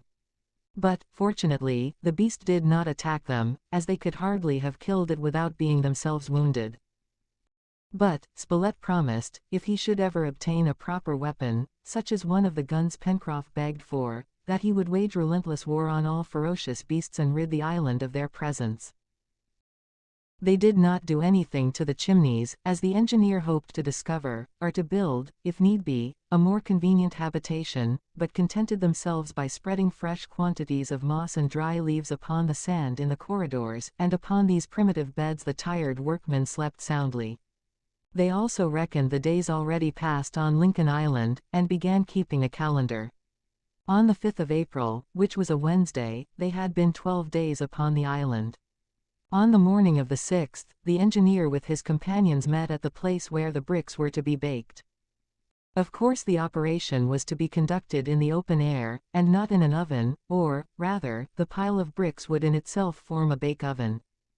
Carefully prepared faggots were laid upon the ground, surrounding the tiers of dry bricks, which formed a great cube, in which air holes had been left. The work occupied the whole day, and it was not until evening that they lit the fire, which all night long they kept supplied with fuel. The work lasted 48 hours, and succeeded perfectly. Then, as it was necessary to let the smoking mass cool, Neb and Pencroff, directed by Mr. Smith, brought, on a hurdle made of branches, numerous loads of limestone which they found scattered in abundance to the north of the lake. These stones, decomposed by heat, furnished a thick quicklime, which increased in bulk by slacking, and was fully as pure as if it had been produced by the calcination of chalk or marble. Mixed with sand in order to diminish its shrinkage while drying, this lime made an excellent mortar. By the 9th of April the engineer had at his disposal a quantity of lime, all prepared, and some thousands of bricks. They, therefore, began at once the construction of an oven, in which to bake their pottery. This was accomplished without much difficulty, and, 5 days later, the oven was supplied with coal from the open vein, which the engineer had discovered near the mouth of Red Creek, and the first smoke escaped from a chimney 20 feet high. The glade was transformed into a manufactory, and Pencroff was ready to believe that all the products of modern industry would be produced from this oven. Meantime the colonists made a mixture of the clay with lime and quartz, forming pipe clay, from which they molded pots and mugs, plates and jars, tubs to hold water, and cooking vessels. Their form was rude and defective, but after they had been baked at a high temperature, the kitchen of the Chimneys found itself provided with utensils as precious as if they were composed of the finest kaolin. We must add that Pencroff, desirous of knowing whether this material deserved its name of pipe clay, made some large pipes, which he would have found perfect, but for the want of tobacco. And, indeed, this was a great privation to the sailor. But the tobacco will come like everything else, he would say in his hopeful moments. The work lasted until the 15th of April, and the time was well spent. The colonists, having become potters, made nothing but pottery. When it would suit the engineer to make them smiths, they would be smiths. But as the morrow would be Sunday, and moreover Easter Sunday, all agreed to observe the day by rest. These Americans were religious men, scrupulous observers of the precepts of the Bible, and their situation could only develop their trust in the author of all things. On the evening of the 15th they returned permanently to the Chimneys, bringing the rest of the pottery back with them, and putting out the oven fire until there should be use for it again. This return was marked by the fortunate discovery by the engineer of a substance that would answer for tinder, which, we know, is the spongy, velvety pulp of a mushroom of the polypore family. Properly prepared, it is extremely inflammable, especially when previously saturated with gunpowder, or nitrate or chlorate of potash. But until then they had found no polypores, nor any fungi that would answer instead. Now, the engineer, having found a certain plant belonging to the mugwort family, to which belong wormwood, mint, etc., broke off some tufts, and, handing them to the sailor, said, "Here, Pencroff, is something for you." Pencroff examined the plant, with its long silky threads and leaves covered with a cotton-like down. "What is it, Mr. Smith?" he asked. "Ah, I know. It's tobacco." "No," answered Smith, "it is Artemisia wormwood, known to science as Chinese mugwort, but to us it will be tinder." This mugwort, properly dried, furnished a very inflammable substance, especially after the engineer had impregnated it with nitrate of potash, which is the same as saltpeter, a mineral very plenty on the island. This evening the colonists, seated in the central chamber, supped with comfort. Neb had prepared some agouti soup, a spiced ham, and the boiled corms of the Caladium macrorhizum, an herbaceous plant of the arid family, which under the tropics takes a tree form. These corms, which are very nutritious, had an excellent flavor, something like that of Portland sago, and measurably supplied the place of bread, which the colonists were still without. Supper finished, before going to sleep the party took a stroll upon the beach. It was 8 o'clock, and the night was magnificent. The moon, which had been full 5 days before, was about rising, and in the zenith, shining resplendent above the circumpolar constellations, rode the Southern Cross. For some moments the engineer gazed at it attentively. At its summit and base were 2 stars of the first magnitude, and on the left arm and the right, stars, respectively, of the second magnitude and the third. Then, after some reflection, he said, "Herbert, is not today the 15th of April?" "Yes, sir," answered the lad. "Then, if I am not mistaken, tomorrow will be one of the 4 days in the year when the mean and real time are the same. That is to say, my boy, that tomorrow, within some seconds of noon by the clocks, the sun will pass the meridian. If, therefore, the weather is clear, I think I will be able to obtain the longitude of the island within a few degrees." "Without a sextant or instruments?" asked Spilett. "Yes," replied the engineer. "And since it is so clear, I will try tonight to find our latitude by calculating the height of the cross, that is, of the southern pole, above the horizon. You see, my friends, before settling down, it will not do to be content with determining this land to be an island, we must find out its locality. Indeed, instead of building a house, it will be better to build a ship, if we are within 100 miles of an inhabited land. That is why I am now going to try to get the latitude of the place, and tomorrow noon to calculate the longitude." If the engineer had possessed a sextant, the work would have been easy, as this evening, by taking the height of the pole, and tomorrow by the sun's passage of the meridian, he would have the coordinates of the island. But, having no instruments, he must devise something. So returning to the chimneys, he made, by the light of the fire, 2 little flat sticks which he fastened together with a thorn, in a way that they could be opened and shut like compasses, and returned with them to the beach. But as the sea horizon was hidden from this point by Claw Cape, the engineer determined to make his observation from Prospect Plateau, leaving, until the next day, the computation of the height of the latter, which could easily be done by elementary geometry. The colonists, therefore, went to the edge of the plateau which faced the southeast, overlooking the fantastic rocks bordering the shore. The place rose some 50 feet above the right bank of the Mersey, which descended, by a double slope, to the end of Claw Cape and to the southern boundary of the island. Nothing obstructed the vision, which extended over half the horizon from the cape to Reptile Promontory. To the south, this horizon, lit by the first rays of the moon, was sharply defined against the sky. The cross was at this time reversed, the star Alpha being nearest the pole. This constellation is not situated as near to the southern as the polar star is to the northern pole. Alpha is about 27 degrees from it, but Smith knew this and could calculate accordingly. He took care also to observe it at the instant when it passed the meridian under the pole, thus simplifying the operation. The engineer opened the arms of his compass so that one pointed to the horizon and the other to the star, and thus obtained the angle of distance which separated them.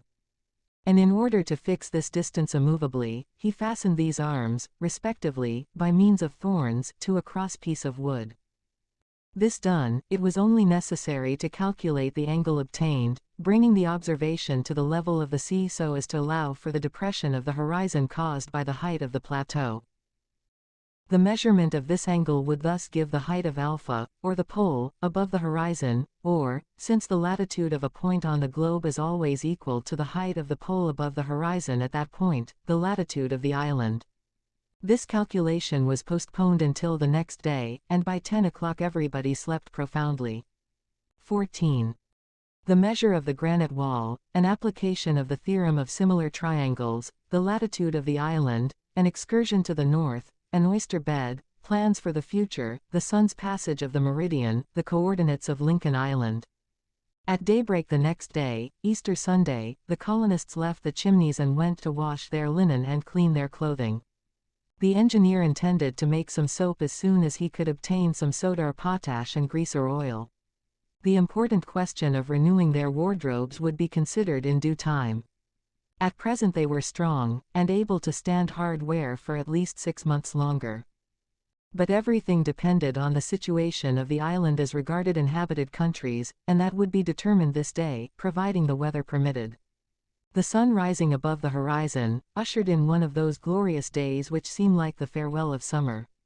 The first thing to be done was to measure the height of Prospect Plateau above the sea. "Do you not need another pair of compasses?" asked Herbert, of the engineer. "No, my boy," responded the latter, "this time we will try another and nearly as precise a method." Pencroff, Neb, and the reporter were busy at other things, but Herbert, who desired to learn, followed the engineer, who proceeded along the beach to the base of the granite wall. Smith was provided with a pole 12 feet long, carefully measured off from his own height, which he knew to a hair. Herbert carried a plumb line made from a flexible fiber tied to a stone. Having reached a point 20 feet from the shore and 500 feet from the perpendicular granite wall, Smith sunk the pole 2 feet in the sand, and, steadying it carefully, proceeded to make it plumb with the horizon. Then, moving back to a spot where, stretched upon the sand, he could sight over the top of the pole to the edge of the cliff, bringing the 2 points in line, he carefully marked this place with a stone. Then addressing Herbert, "Do you know the first principles of geometry?" said he. "Slightly, sir," answered Herbert, not wishing to seem forward. "Then you remember the relation of similar triangles?" "Yes, sir," answered Herbert. "Their like sides are proportional." "Right, my boy. And I have just constructed 2 similar right-angled triangles. The smaller has for its sides the perpendicular pole and the distances from its base and top to the stake. The second has the wall which we are about to measure, and the distances from its base and summit to the stake, which are only the prolongation of the base and hypotenuse of the first triangle." "I understand," cried Herbert.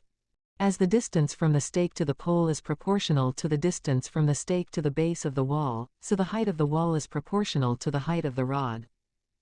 Exactly, replied the engineer, and after measuring the first two distances, as we know the height of the pole, we have only to calculate the proportion in order to find the height of the wall. The measurements were made with the pole and resulted in determining the distances from the stake to the foot of the pole and the base of the wall to be 15 and 500 feet respectively. The engineer and Herbert then returned to the Chimneys, where the former, using a flat stone and a bit of shell to figure with, determined the height of the wall to be 333.33 feet. Then taking the compasses, and carefully measuring the angle which he had obtained the night before, upon a circle which he had divided into 360 parts, the engineer found that this angle, allowing for the differences already explained, was 53 degrees. Which, subtracted from 90 degrees, the distance of the pole from the equator, gave 37 degrees as the latitude of Lincoln Island. And making an allowance of 5 degrees for the imperfections of the observations, Smith concluded it to be situated between the 35th and the 40th parallel of south latitude. But, in order to establish the coordinates of the island, the longitude also must be taken. And this the engineer determined to do when the sun passed the meridian at noon. They therefore resolved to spend the morning in a walk, or rather an exploration of that part of the island situated to the north of Shark Gulf and the lake, and, if they should have time, to push on as far as the western side of South Mandible Cape. They would dine on the Downs and not return until evening. At 8:30 the little party set out, following the edge of the channel. Opposite, upon Safety Islet, a number of birds of the Sphemiscus family strutted gravely about. There were divers, easily recognizable by their disagreeable cry, which resembled the braying of an ass. Pencroff, regarding them with gastronomic intent, was pleased to learn that their flesh, though dark-colored, was good to eat. They could also see amphibious animals, which probably were seals, crawling over the sand. It was not possible to think of these as food, as their oily flesh is detestable. Nevertheless Smith observed them carefully, and without disclosing his plans to the others, he announced that they would very soon make a visit to the island. The shore followed by the colonists was strewn with mollusks, which would have delighted a molluscologist. But, what was more important, Neb discovered, about 4 miles from the Chimneys, among the rocks, a bed of oysters, left bare by the tide. "Neb hasn't lost his day," said Pencroff, who saw that the bed extended some distance. "It is, indeed, a happy discovery," remarked the reporter. "And when we remember that each oyster produces 50 or 60,000 eggs a year, the supply is evidently inexhaustible." "But I don't think the oyster is very nourishing," said Herbert. "No," answered Smith. "Oysters contain very little azote, and it would be necessary for a man living on them alone to eat at least 15 or 16 dozen every day." "Well," said Pencroff, "we could swallow dozens and dozens of these and not exhaust the bed. Shall we have some for breakfast?" And, without waiting for an answer, which he well knew would be affirmative, the sailor and Neb detached a quantity of these mollusks from the rocks, and placed them with the other provisions for breakfast, in a basket which Neb had made from the hibiscus fibers. Then they continued along the shore between the Downs and the sea. From time to time Smith looked at his watch, so as to be ready for the noon observation. All this portion of the island, as far as South Mandible Cape, was desert, composed of nothing but sand and shells, mixed with the debris of lava. A few sea birds, such as the seagulls and albatross, frequented the shore, and some wild ducks excited the covetousness of Pencroff. He tried to shoot some, but unsuccessfully, as they seldom lit, and he could not hit them flying. This made the sailor say to the engineer, "You see, Mr. Smith, how much we need guns." "Doubtless, Pencroff," answered the reporter, "but it rests with you. You find iron for the barrels, steel for the locks, saltpeter, charcoal and sulfur for the powder, mercury and nitric acid for the fulminate, and last of all, lead for the balls, and Mr.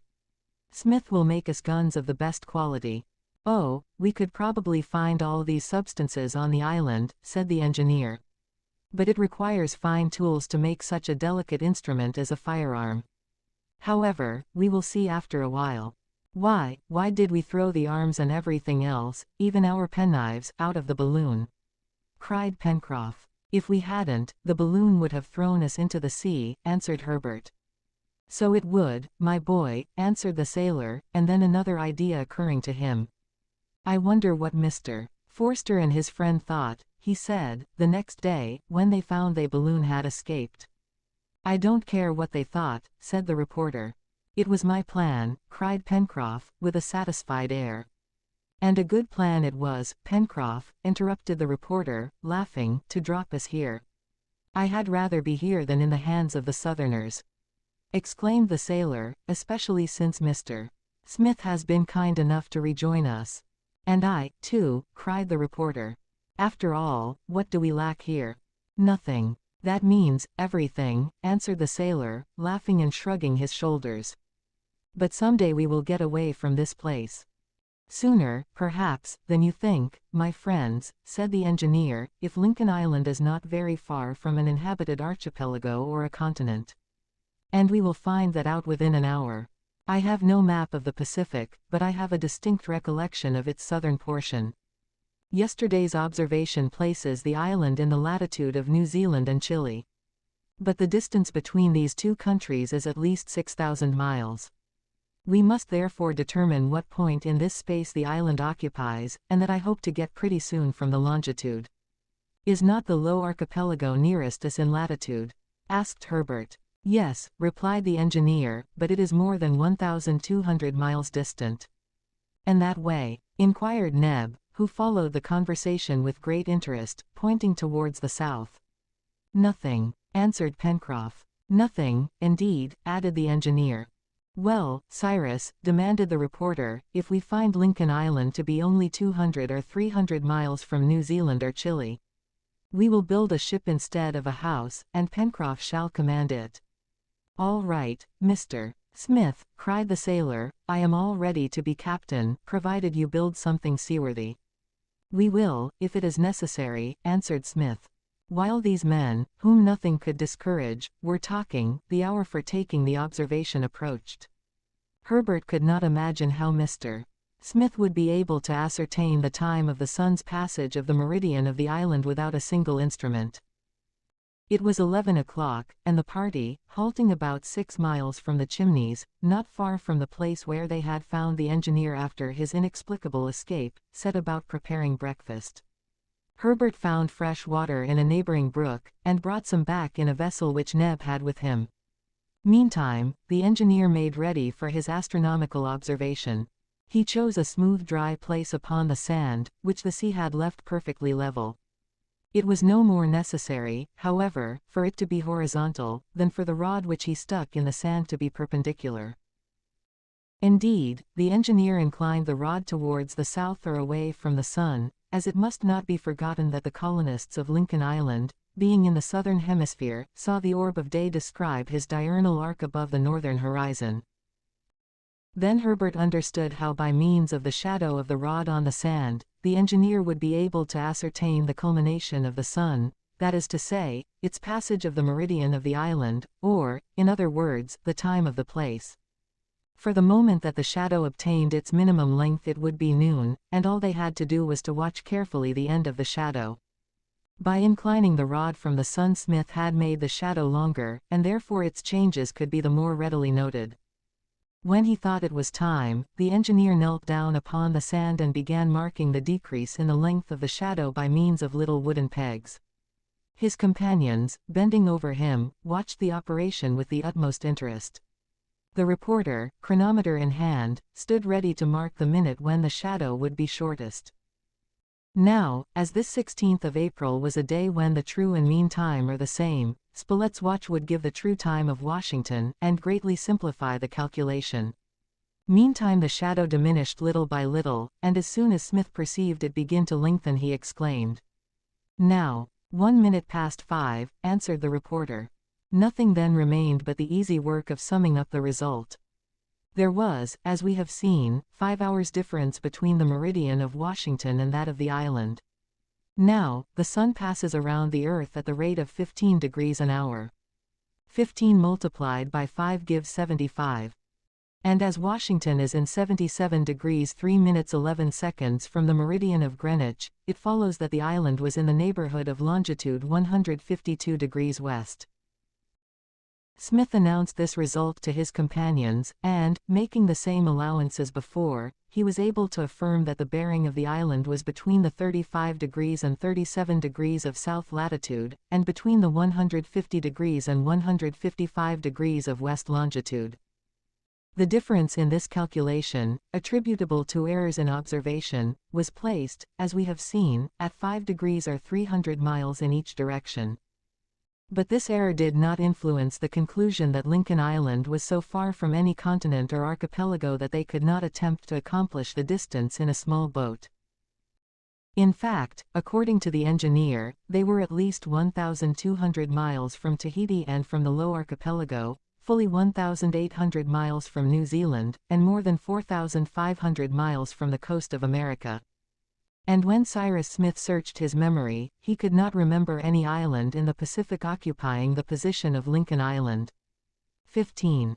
Winter sets in, the metallurgic question, the exploration of Safety Island, a seal hunt, capture of an echidna, the Catalonian method, making iron and steel. The first words of the sailor, on the morning of the 17th of April, were, "Well, what are we going to do today?" "Whatever Mr. Smith chooses," answered the reporter.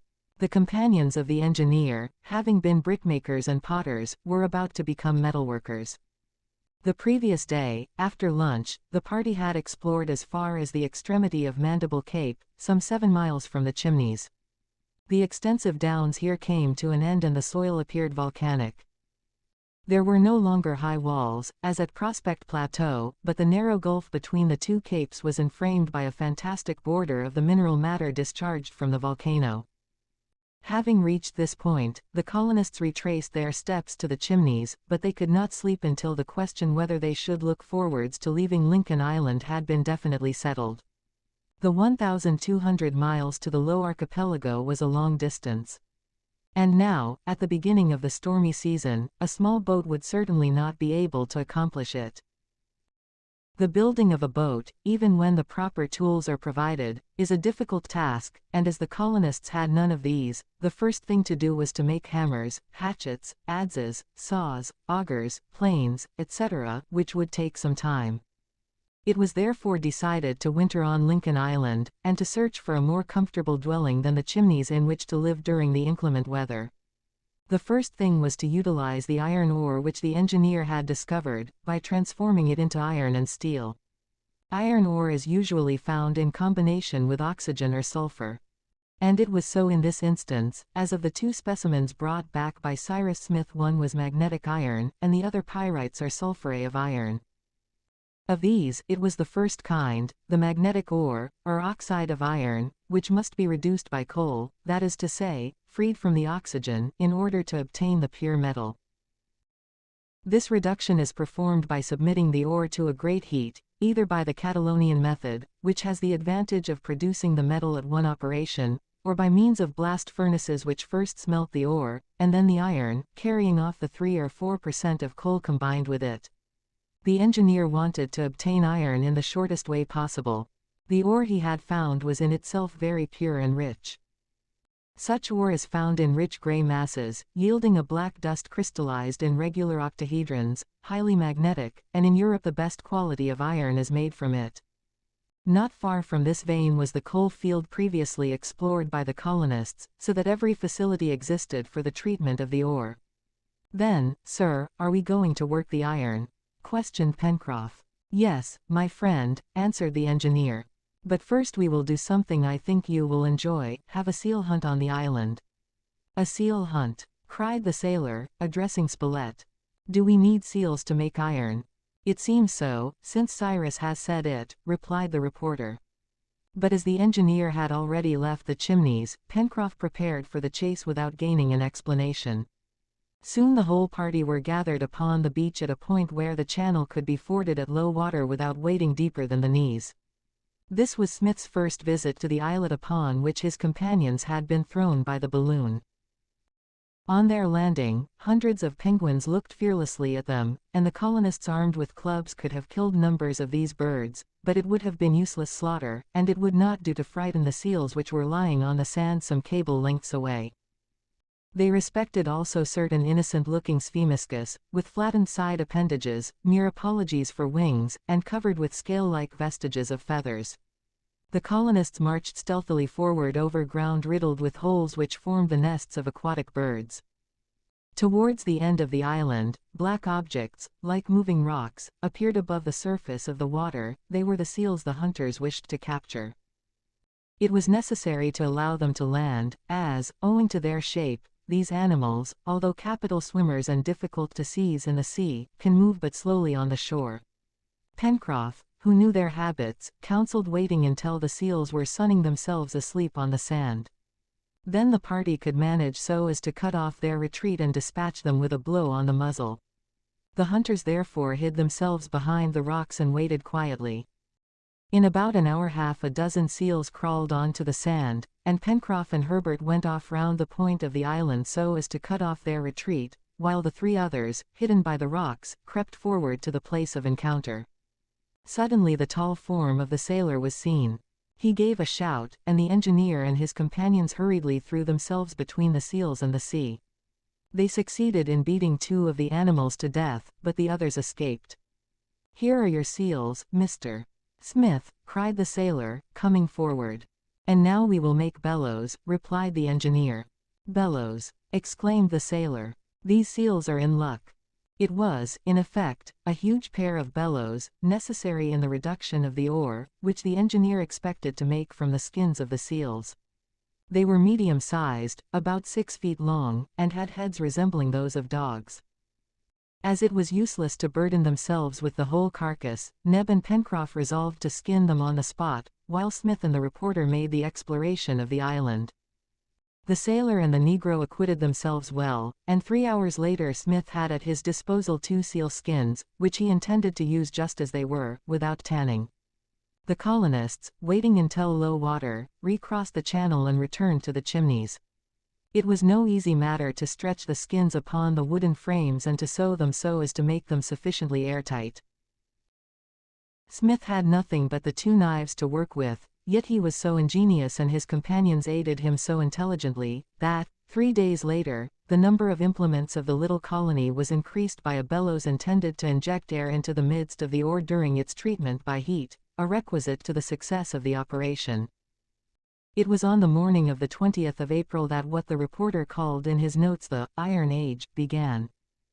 The engineer had decided to work near the deposits of coal and iron, which were situated at the base of the northeasterly spurs of Mount Franklin, 6 miles from the Chimneys. And as it would not be possible to go back and forth each day, it was decided to camp upon the ground in a temporary hut, so that they could attend to the important work night and day. This settled, they left in the morning, Neb and Pencroff carrying the bellows and a stock of provisions, which latter they would add to on the way. The road led through the thickest part of Jacamar Wood, in a northwesterly direction. It was as well to break a path which would henceforth be the most direct route between Prospect Plateau and Mount Franklin. The trees belonging to the species already recognized were magnificent, and Herbert discovered another, the dragon tree, which Pencroff designated as an overgrown onion, which, notwithstanding its height, belongs to the same family of liliaceous plants as the onion, the civet, the shallot, or the asparagus. These dragon trees have ligneous roots which, cooked, are excellent, and which, fermented, yield a very agreeable liquor. They therefore gathered some. It took the entire day to traverse the wood, but the party were thus able to observe its fauna and flora. Top, specially charged to look after the fauna, ran about in the grass and bushes, flushing all kinds of game. Herbert and Spilett shot 2 kangaroos and an animal which was like a hedgehog, in that it rolled itself into a ball and erected its quills, and like an anteater, in that it was provided with claws for digging, a long and thin snout terminating in a beak, and an extensile tongue furnished with little points, which enabled it to hold insects. "And what does it look like boiling in the pot?" asked Pencroff. "Naturally. Like an excellent piece of beef," answered Herbert. "We don't want to know any more than that," said the sailor. During the march they saw some wild boars, but they did not attempt to attack the little troop, and it seemed that they were not going to have any encounter with savage beasts, when the reporter saw in a dense thicket, among the lower branches of a tree, an animal which he took to be a bear, and which he began tranquilly to sketch. Fortunately for Spilett, the animal in question did not belong to that redoubtable family of plantigrades. It was an eye, better known as a sloth, which has a body like that of a large dog, a rough and dirty colored skin, the feet armed with strong claws which enable it to grasp the branches of trees and feed upon the leaves. Having identified the animal without disturbing it, Spilett struck out, bear, and wrote, I, under his drawing, and the route was resumed. At 5 o'clock Smith called a halt. They were past the forest and at the beginning of the massive spurs which buttressed Mount Franklin towards the east. A few hundred paces distant was Red Creek, so drinking water was not wanting. The camp was made. In less than an hour a hut, constructed from the branches of the tropical bindweed, and stopped with loam, was erected under the trees on the edge of the forest. They deferred the geological work until the next day. Supper was prepared, a good fire blazed before the hut, the spit turned, and at 8 o'clock, while one of the party kept the fire going, in case some dangerous beast should prowl around, the others slept soundly. The next morning, Smith, accompanied by Herbert, went to look for the place where they had found the specimen of ore. They found the deposit on the surface, near the sources of the creek, close to the base of one of the northeast buttresses. This mineral, very rich in iron, enclosed in its fusible vein stone, was perfectly suited to the method of reduction which the engineer intended to employ, which was the simplified Catalonian process practiced in Corsica. This method properly required the construction of ovens and crucibles in which the ore and the coal, placed in alternate layers, were transformed and reduced. But Smith proposed to simplify matters by simply making a huge cube of coal and ore, into the center of which the air from the bellows would be introduced. This was, probably, what Tubal-Cain did. And a process which gave such good results to Adam's grandson would doubtless succeed with the colonists of Lincoln Island.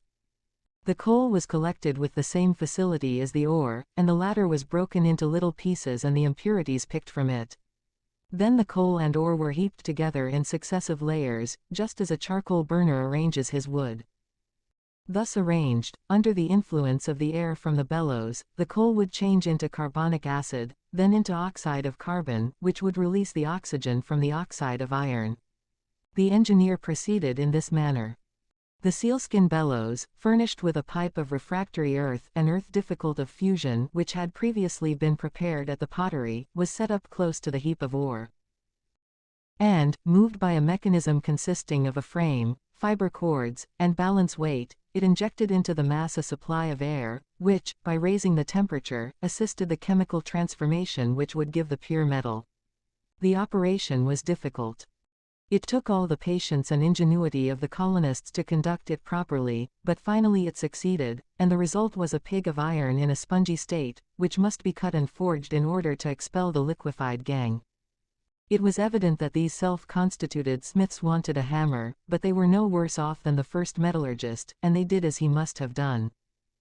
The first pig, fastened to a wooden handle, served as a hammer with which to forge the second upon an anvil of granite, and they thus obtained a coarse metal, but one which could be utilized.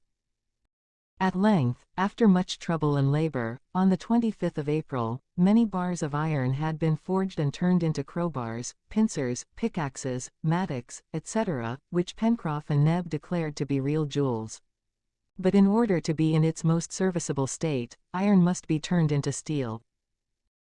Now steel, which is a combination of iron and carbon, is made in two ways: first from cast iron, by decarburetting the molten metal, which gives natural or puddled steel, and, second, by the method of cementation, which consists in carburetting malleable iron. As the engineer had iron in a pure state, he chose the latter method, and heated the metal with powdered charcoal in a crucible made from refractory earth. This steel, which was malleable hot and cold, he worked with the hammer. And Neb and Pencroff, skillfully directed, made axe heads, which, heated red-hot and quickly plunged in cold water, took an excellent temper. Other instruments, such as planes and hatchets, were rudely fashioned, and bands of steel were made into saws and chisels, and from the iron, mattocks, shovels, pickaxes, hammers, nails, etc., were manufactured.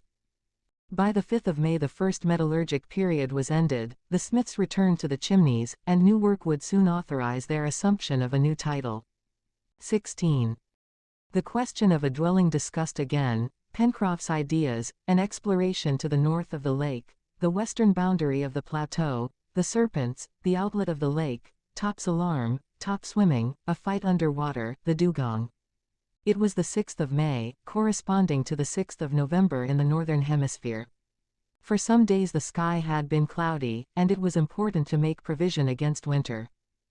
However, the temperature had not lessened much, and a centigrade thermometer transported to Lincoln Island would have averaged 10 degrees or 12 degrees above zero. This would not be surprising, since Lincoln Island, from its probable situation in the southern hemisphere, was subject to the same climatic influences as Greece or Sicily in the northern. But just as the intense cold in Greece and Sicily sometimes produces snow and ice, so, in the height of winter, this island would probably experience sudden changes in the temperature against which it would be well to provide. At any rate, if the cold was not threatening, the rainy season was at hand, and upon this desolate island, in the wide Pacific, exposed to all the inclemency of the elements, the storms would be frequent, and, probably, terrible. The question of a more comfortable habitation than the chimneys ought, therefore, to be seriously considered, and promptly acted upon. Pencroff, having discovered the chimneys, naturally had a predilection for them, but he understood very well that another place must be found. This refuge had already been visited by the sea, and it would not do to expose themselves to a like accident.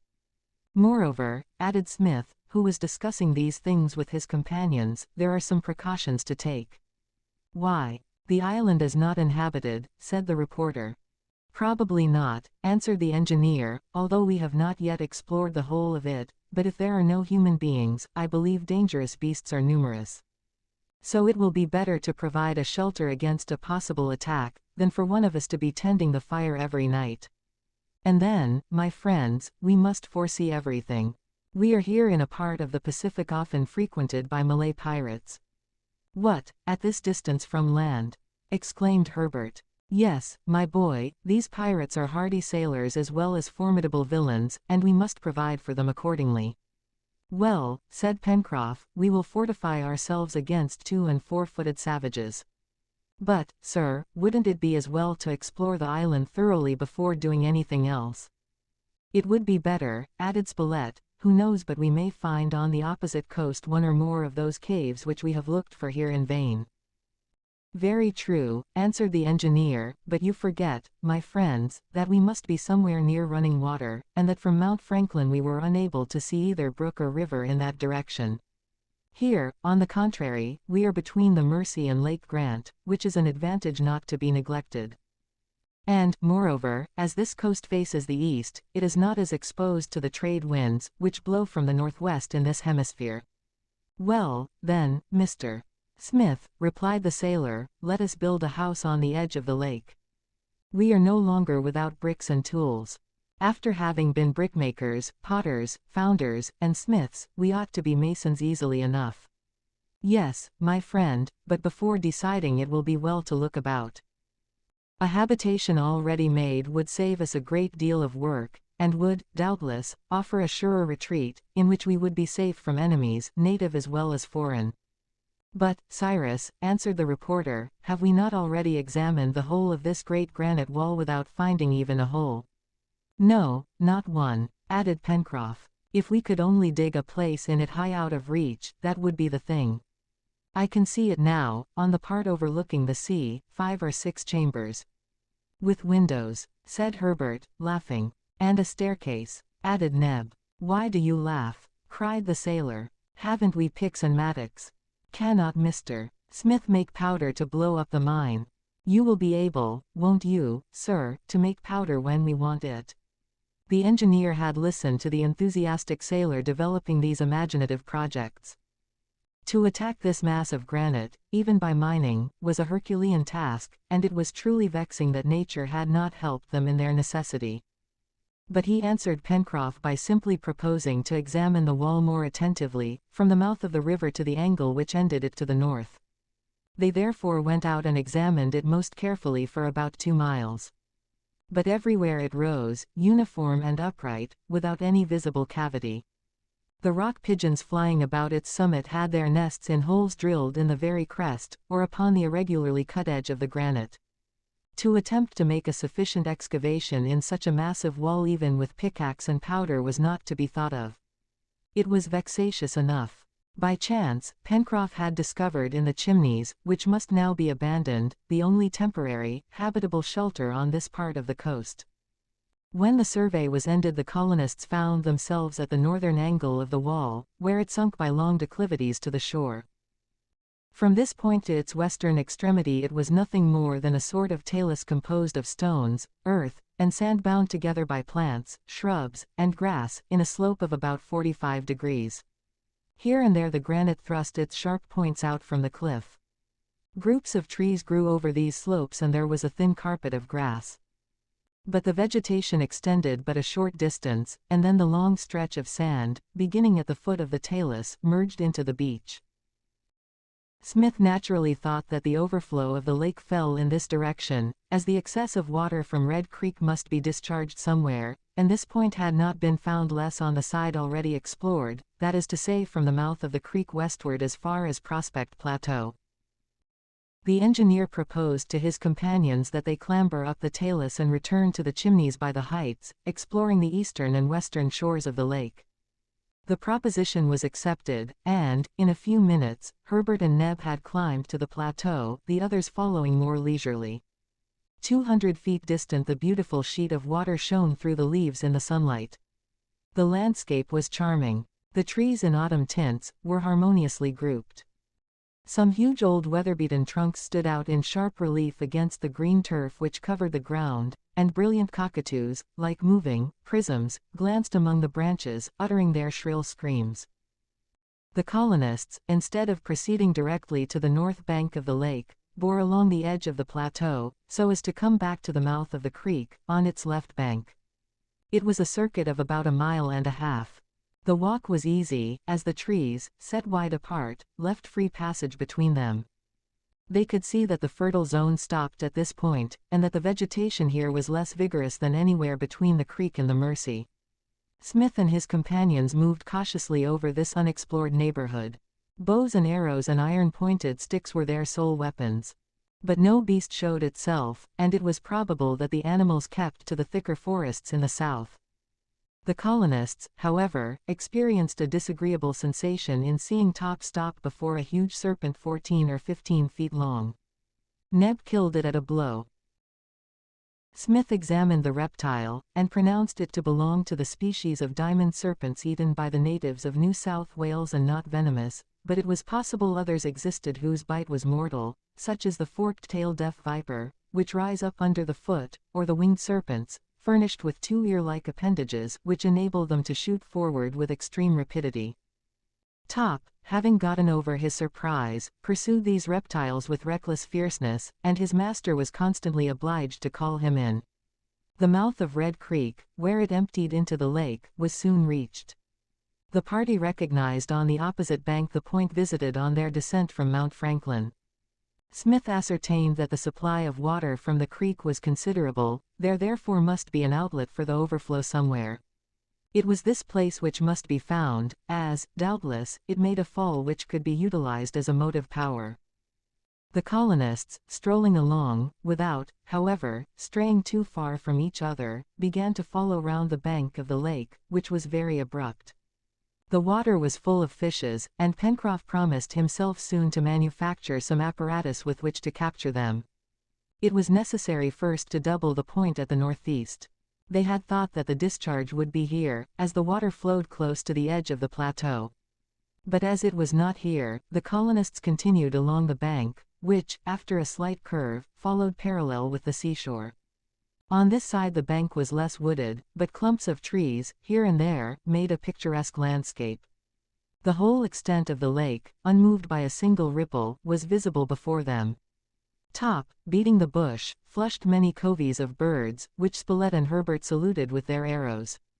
One of these birds, cleverly hit by the lad, dropped in the rushes. Top, rushing after it, brought back a beautiful slate-colored waterfowl. It was a coot, as large as a big partridge, belonging to the group of machiodactyls, which form the division between the waders and the palmapedes. Poor game and bad tasting, but as Top was not as difficult to please as his masters, it was agreed that the bird would answer for his supper. Then the colonists, following the southern bank of the lake, soon came to the place they had previously visited. The engineer was very much surprised, as he had seen no indication of an outlet to the surplus water. In talking with the reporter and the sailor, he did not conceal his astonishment. At this moment, Top, who had been behaving himself quietly, showed signs of alarm. The intelligent animal, running along the bank, suddenly stopped, with one foot raised, and looked into the water as if pointing some invisible game. Then he barked furiously, questioning it, as it were, and again was suddenly silent. At first neither Smith nor his companions paid any attention to the dog's actions, but his barking became so incessant, that the engineer noticed it. "What is it, Top?"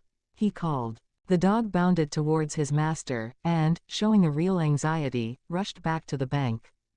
Then, suddenly, he threw himself into the lake.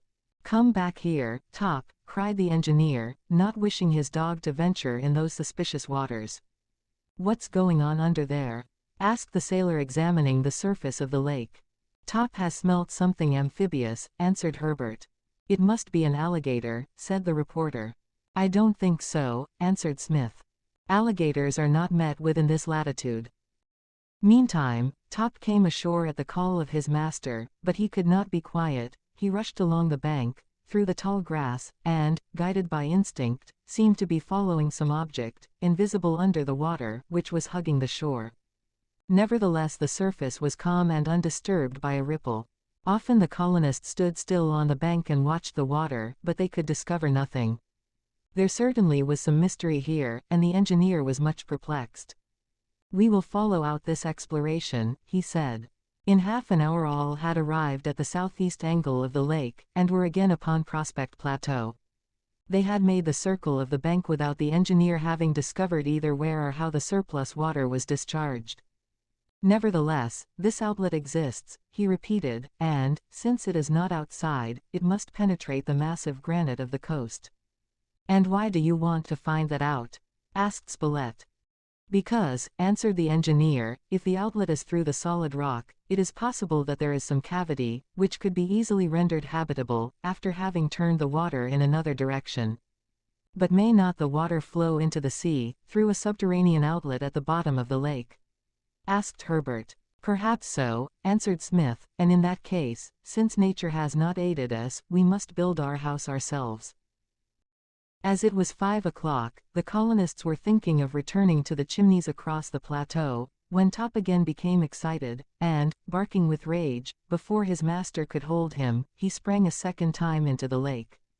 Everyone ran to the bank. The dog was already 20 feet off, and Smith called to him to come back, when suddenly an enormous head emerged from the water. Herbert instantly recognized it, the comical face, with huge eyes and long silky mustaches. "A manatee," he cried. Although not a manatee, it was a dugong, which belongs to the same species. The huge monster threw himself upon the dog. His master could do nothing to save him, and, before Spilett or Herbert could draw their bows, Top, seized by the dugong, had disappeared under the water. Neb, spear in hand, would have sprung to the rescue of the dog, and attacked the formidable monster in its own element, had he not been held back by his master. Meanwhile a struggle was going on under the water, a struggle which, owing to the powerlessness of the dog, was inexplicable, a struggle which, they could see by the agitation of the surface, was becoming more terrible each moment, in short, a struggle which could only be terminated by the death of the dog. But suddenly, through the midst of a circle of foam, Top appeared, shot upward by some unknown force, rising 10 feet in the air, and falling again into the tumultuous waters, from which he escaped to shore without any serious wounds, miraculously saved. Cyrus Smith and his companions looked on amazed. Still more inexplicable, it seemed as if the struggle underwater continued. Doubtless the dugong, after having seized the dog, had been attacked by some more formidable animal, and had been obliged to defend itself. But this did not last much longer. The water grew red with blood, and the body of the dugong, emerging from the waves, floated on to a little shoal at the southern angle of the lake. The colonists ran to where the animal lay, and found it dead. Its body was enormous, measuring between 15 and 16 feet long and weighing between 3,000 and 4,000 pounds. On its neck, yawned a wound, which seemed to have been made by some sharp instrument. What was it that had been able, by this terrible cut, to kill the formidable dugong? None of them could imagine, and, preoccupied with these incidents, they returned to the Chimneys. 17. A visit to the lake, the direction of the current, the prospects of Cyrus Smith, the dugong fat, the use of the schistous limestone, the sulfate of iron, how glycerin is made, soap, saltpeter, sulfuric acid, nitric acid, the new outlet. The next day, the 7th of May, Smith and Spilett, leaving Neb to prepare the breakfast, climbed the plateau, while Herbert and Pencroff went after a fresh supply of wood. The engineer and the reporter soon arrived at the little beach where the dugong lay stranded. Already flocks of birds had gathered about the carcass, and it was necessary to drive them off with stones, as the engineer wished to preserve the fat for the use of the colony. As to the flesh of the dugong, it would undoubtedly furnish excellent food, as in certain portions of the Malay archipelago it is reserved for the table of the native princes. But it was Neb's affair to look after that. Just now, Cyrus Smith was thinking of other things. The incident of the day before was constantly presenting itself. He wanted to solve the mystery of that unseen combat, and to know what congener of the mastodons or other marine monster had given the dugong this strange wound. He stood upon the border of the lake, looking upon its tranquil surface sparkling under the rays of the rising sun. From the little beach where the dugong lay, the waters deepened slowly towards the center, and the lake might be likened to a large basin, filled by the supply from Red Creek. "Well, Cyrus," questioned the reporter, "I don't see anything suspicious in this." "No, my dear fellow, and I am at a loss how to explain yesterday's affair. The wound on this beast is strange enough, and I can't understand how Top could have been thrown out of the water in that way. One would suppose that it had been done by a strong arm, and that same arm, wielding a poignard, had given the dugong his death wound." "It would seem so," answered the engineer, who had become thoughtful. "There is something here which I cannot understand. But neither can we explain how I myself was saved, how I was snatched from the waves and borne to the downs. Therefore, I am sure there is some mystery which we will some day discover. In the meantime, let us take care not to discuss these singular incidents before our companions, but keep our thoughts for each other, and continue our work." It will be remembered that Smith had not yet discovered what became of the surplus water of the lake, and as there was no indication of its ever overflowing, an outlet must exist somewhere.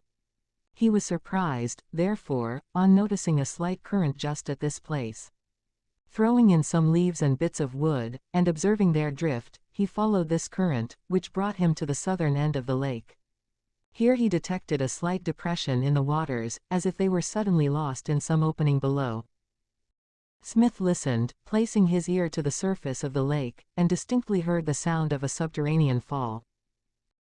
"It is there," said he, rising, "there that the water is discharged, there, doubtless, through a passage in the massive granite that it goes to join the sea, through cavities which we will be able to utilize to our profit.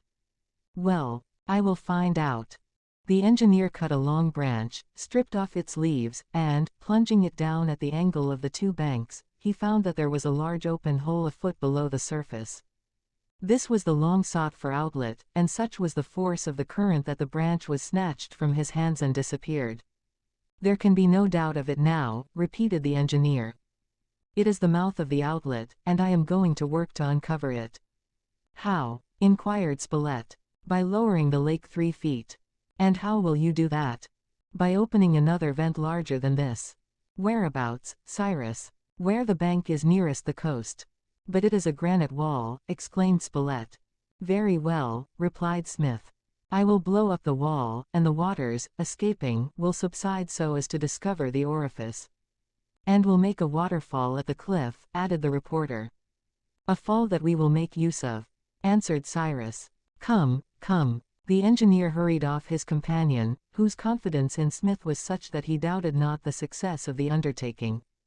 And yet, this wall of granite, how would they begin? How, without powder, with but imperfect tools, could they blast the rock? Had not the engineer undertaken a work beyond his skill to accomplish? When Smith and the reporter re-entered the Chimneys, they found Herbert and Pencroff occupied in unloading their raft. "The wood choppers have finished, sir," said the sailor, laughing. "And when you want masons—" "Not masons, but chemists," interrupted the engineer. "Yes," added Spilett, "we are going to blow up the island." "Blow up the island?" cried the sailor. "A part of it, at least," answered the reporter. "Listen to me, my friends," said the engineer, who thereupon made known the result of his observations. His theory was, that a cavity, more or less considerable, existed in the mass of granite which upheld Prospect Plateau, and he undertook to penetrate to it. To do this, it was first necessary to free the present opening, in other words to lower the level of the lake by giving the water a larger issue. To do this they must manufacture an explosive with which to make a drain in another part of the bank. It was this Smith was going to attempt to do, with the minerals nature had placed at his disposal. All entered into the proposal with enthusiasm. Neb and Pencroff were at once detailed to extract the fat from the dugong and to preserve the flesh for food, and soon after their departure the others, carrying the hurdle, went up the shore to the vein of coal, where were to be found the schistous pyrites of which Smith had procured a specimen. The whole day was employed in bringing a quantity of these pyrites to the Chimneys, and by evening they had several tons. On the next day, the 8th of May, the engineer began his manipulations.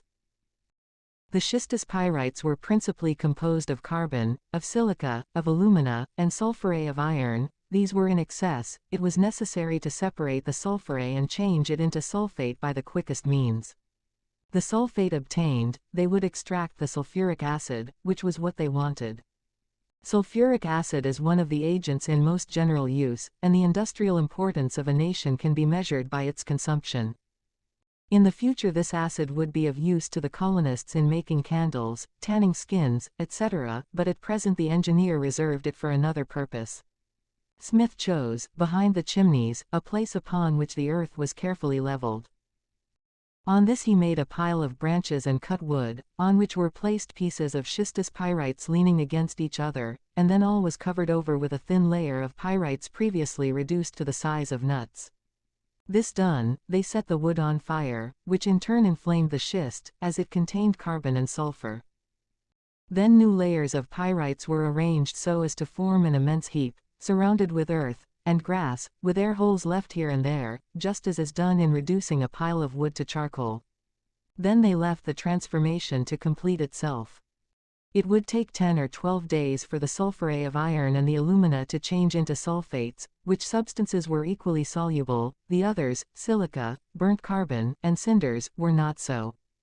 While this chemical process was accomplishing itself, Smith employed his companions upon other branches of the work, which they undertook with the utmost zeal. Neb and Pencroff had taken the fat from the dugong, which had been placed in large earthen jars. It was necessary to separate the glycerin from this fat by saponifying it.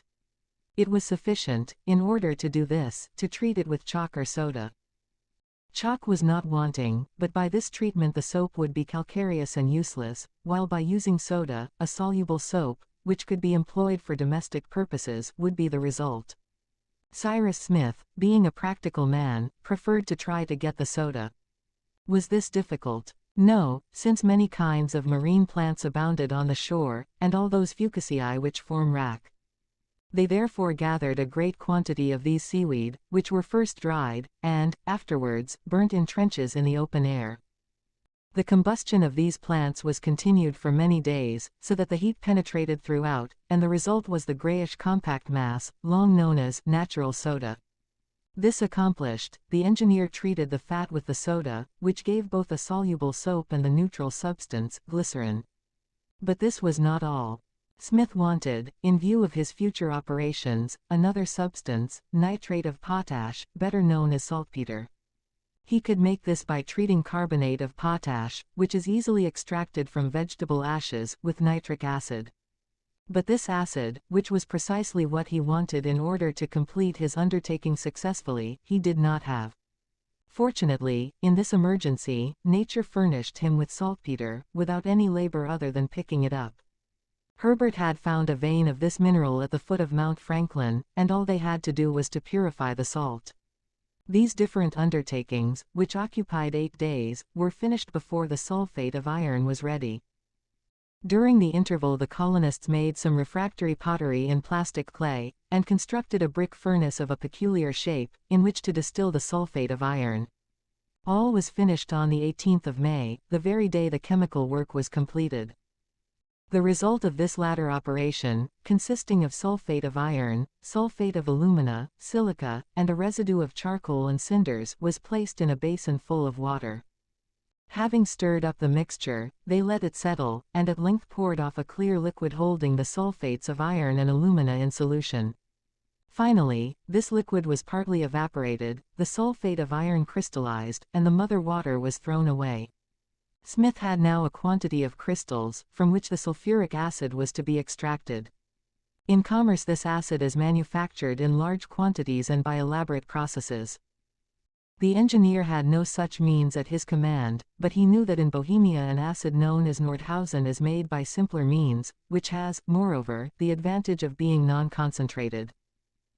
For obtaining the acid in this way, all the engineer had to do was to calcinize the crystals in a closed jar in such a manner that the sulfuric acid distilled in vapor, which would in turn produce the acid by condensation.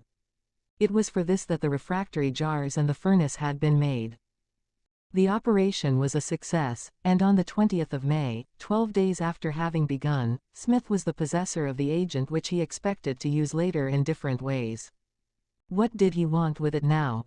Simply to produce nitric acid, which was perfectly easy, since the saltpeter, attacked by the sulfuric acid, would give it by distillation.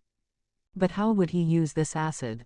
None of the others knew, as he had spoken no word on the subject. The work approached completion, and one more operation would procure the substance which had required all this labor. The engineer mixed the nitric acid with the glycerin, which latter had been previously concentrated by evaporation in a water bath, and without employing any freezing mixture, obtained many pints of an oily yellow liquid. This last operation Smith had conducted alone, at some distance from the chimneys, as he feared an explosion, and when he returned, with a flagon of this liquid, to his friends, he simply said, "Here is some nitroglycerin." It was, in truth, that terrible product, whose explosive power is, perhaps, 10 times as great as that of gunpowder, and which has caused so many accidents. Although, since means have been found of transforming it into dynamite, that is, of mixing it with clay or sugar or some solid substance sufficiently porous to hold it, the dangerous liquid can be used with more safety.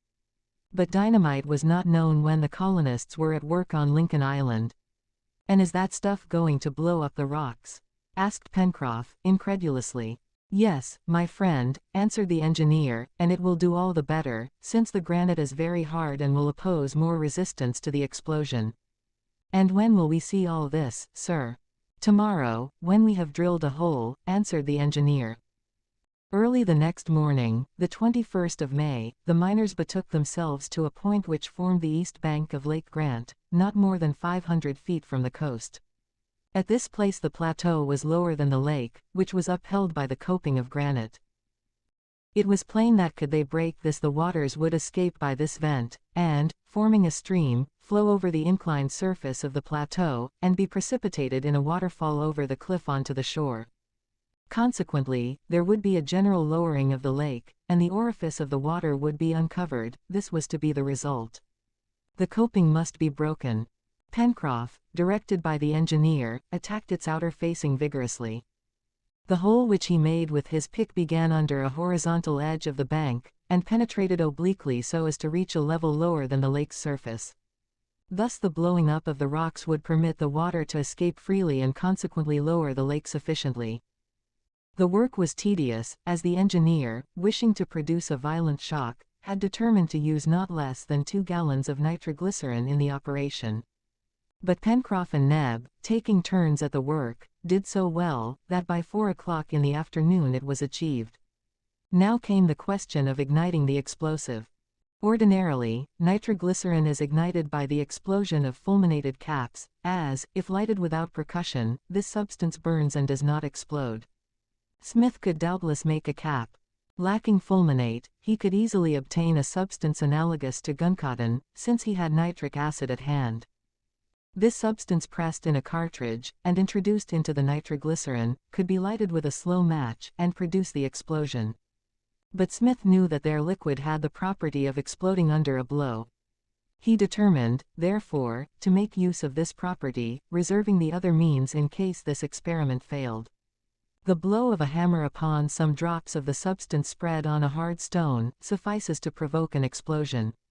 But no one could give those blows without being a victim to the operation. Smith's idea was to suspend a heavy mass of iron by means of a vegetable fiber to an upright post, so as to have the iron hang directly over the hole. Another long fiber, previously soaked in sulfur, was to be fastened to the middle of the first and laid along the ground many feet from this excavation. The fire was to be applied to this second fiber, it would burn till it reached the first and set it on fire, then the latter would break and the iron be precipitated upon the nitroglycerin.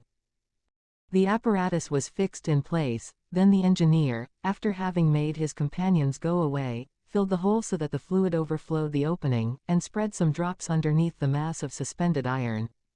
This done, Smith lit the end of the sulfured fiber, and, leaving the place, returned with his companions to the chimneys. 25 minutes after a tremendous explosion was heard. It seemed as if the whole island trembled to its base. A volley of stones rose into the air as if they had been vomited from a volcano. The concussion was such that it shook the chimneys. The colonists, though 2 miles away, were thrown to the ground. Rising again, they clambered up to the plateau and hurried towards the place. A large opening had been torn in the granite coping. A rapid stream of water escaped through it, leaping and foaming across the plateau, and, reaching the brink, fell a distance of 300 feet to the shore below. 18. Pencroff doubts no more, the old outlet of the lake, a subterranean descent, the way through the granite top has disappeared, the central cavern, the lower well, mystery, the blows with the pick, the return.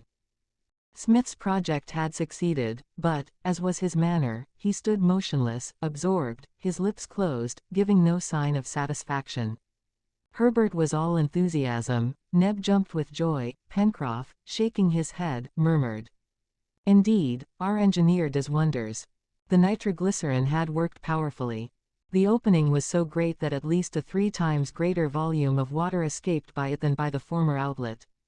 In a little while, therefore, the level of the lake would be lowered 2 feet or more. The colonists returned to the chimneys, and collecting some picks, spears, ropes, a steel and tinder, returned to the plateau. Top went with them. On the way the sailor could not resist saying to the engineer, "But do you really think, Mr.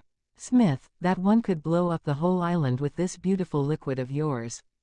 "Doubtless," replied the other, "island, continents, the world itself. It is only a question of quantity. Couldn't you use this nitroglycerin to load firearms?" "No, Pencroff, because it is too shattering. But it would be easy to make guncotton, or even common powder, as we have the material. Unfortunately, the guns themselves are wanting. But with a little ingenuity." Pencroff had erased "impossible" from his vocabulary. The colonists, having reached Prospect Plateau, hastened at once to the old outlet of the lake, which ought now to be uncovered. And when the water no longer poured through it, it would, doubtless, be easy to explore its interior arrangement. In a few moments they reached the lower angle of the lake, and saw at a glance what the result was. There, in the granite wall of the lake, above the water level, appeared the long-looked-for opening. A narrow ledge, left bare by the subsidence of the water, gave them access to it. The opening was 20 feet wide, though only 2 feet high. It was like the gutter mouth in a pavement. It was not open enough for the party to get in, but Neb and Pencroff, with their picks, in less than an hour had given it a sufficient height. The engineer looked in and saw that the walls of the opening in its upper part showed a slope of from 30 degrees to 35 degrees. And, therefore, unless they became much steeper, it would be easy to descend, perhaps, to the level of the sea. And if, as was probable, some vast cavern existed in the interior of the massive granite, it was possible that they could make use of it. "What are we waiting for, Mr. Smith?" cried the sailor, all impatience to begin the exploration. "Top, you see, has gone ahead." "We must have some light," said the engineer. "Go, Neb, and cut some resinous branches." The negro and Herbert ran to some pine and evergreens growing upon the bank, and soon returned with branches which were made into torches. Having lit them, the colonists, with Smith leading, entered the dark passage, but recently filled with water. Contrary to their expectation, the passage grew higher as they advanced, until soon they were able to walk upright. The granite walls, worn by the water, were very slippery, and the party had to look out for falls. They, therefore, fastened themselves together with a cord, like mountain climbers. Fortunately, some granite steps made the descent less perilous. Drops of water, still clinging to the rocks, glistened like stalactites in the torchlight. The engineer looked carefully at this black granite. He could not see a stratum or a flaw. The mass was compact and of fine grain, and the passage must have been coeval with the island. It had not been worn little by the constant action of water. Pluto, and not Neptune, had shaped it, and the traces of igneous action were still visible upon its surface. The colonists descended but slowly. They experienced some emotion in thus adventuring into the depths of the earth, in being its first human visitants. No one spoke, but each was busied with his own reflections, and the thought occurred to more than one, that perhaps some pulp or other gigantic cephalopod might inhabit the interior cavities which communicated with the sea. It was, therefore, necessary to advance cautiously. Top was ahead of the little troop, and they could rely on the dog's sagacity to give the alarm on occasion. After having descended 100 feet, Smith halted, and the others came up with him. They were standing in a cavern of moderate size. Drops of water fell from the roof, but they did not ooze through the rocks. They were simply the last traces of the torrent which had so long roared through this place, and the air, though humid, emitted no mephitic vapor. "Well, Cyrus," said Spilett, "here is a retreat sufficiently unknown and hidden in the depths, but it is uninhabitable." "How, uninhabitable?" asked the sailor. "Why, it is too small and too dark. Cannot we make it bigger, blast it out, and make openings for the light and air?" answered Pencroff, who now thought nothing impracticable. "Let us push on," said Smith. "Perhaps lower down, nature will have spared us this work." "We are only a third of the way down," observed Herbert. "But 100 feet," responded Cyrus, "and it is possible that 100 feet lower." "Where is Top?" asked Neb, interrupting his master. They looked about the cavern. The dog was not there. "Let us overtake him," said Smith, resuming the march. The engineer noted carefully all the deviations of the route, and easily kept a general idea of their direction, which was towards the sea. The party had not descended more than 50 feet further, when their attention was arrested by distant sounds coming from the depths of the rock. They stopped and listened. These sounds, borne along the passage, as the voice through an acoustic tube, were distinctly heard. "It's Top's barking," cried Herbert. "Yes, and the brave dog is barking furiously," added Pencroff. "We have our spears," said Smith. "Come on, and be ready." "It is becoming more and more interesting," whispered Spilett to the sailor, who nodded assent. They hurried to the rescue of the dog. His barks grew more distinct. They could hear that he was in a strange rage. Had he been captured by some animal whom he had disturbed? Without thinking of the danger, the colonists felt themselves drawn on by an irresistible curiosity, and slipped rather than ran down the passage. 16 feet lower they came up with the dog. There, the corridor opened out into a vast and magnificent cavern. Top, rushing about, was barking furiously. Pencroff and Neb, shaking their torches, lit up all the inequalities of the granite, and the others, with their spears ready, held themselves prepared for any emergency. But the enormous cavern was empty. The colonists searched everywhere, they could find no living thing. Nevertheless, Top continued barking, and neither threats nor caresses could stop him. "There must be some place where the water escaped to the sea," said the engineer. "Yes, and look out for a hole," answered Pencroff. On, top, on, cried Smith, and the dog, encouraged by his master, ran towards the end of the cavern and redoubled his barking. Following him, they saw by the light of the torches the opening of what looked like a well in the granite. Here, undoubtedly, was the place where the water had found its way out of the cavern, but this time, instead of being a corridor sloping and accessible, it was a perpendicular well, impossible to descend. The torches were waved above the opening. They saw nothing. Smith broke off a burning branch and dropped it into the abyss. The resin, fanned by the wind of its fall, burned brightly and illuminated the interior of the pit, but showed nothing else. Then the flame was extinguished with a slight hiss, which indicated that it had reached the water, which must be the sea level. The engineer calculated, from the time taken in the fall, that the depth was about 90 feet. The floor of the cavern was therefore that distance above the sea. "Here is our house," said Smith. "But it was preoccupied," said Spilett, whose curiosity was unsatisfied. "Well, the thing that had it, whether amphibious or not, has fled by this outlet and vacated in our favor," replied the engineer. "Anyhow, I should like to have been top a quarter of an hour ago," said the sailor, "for he does not bark at nothing."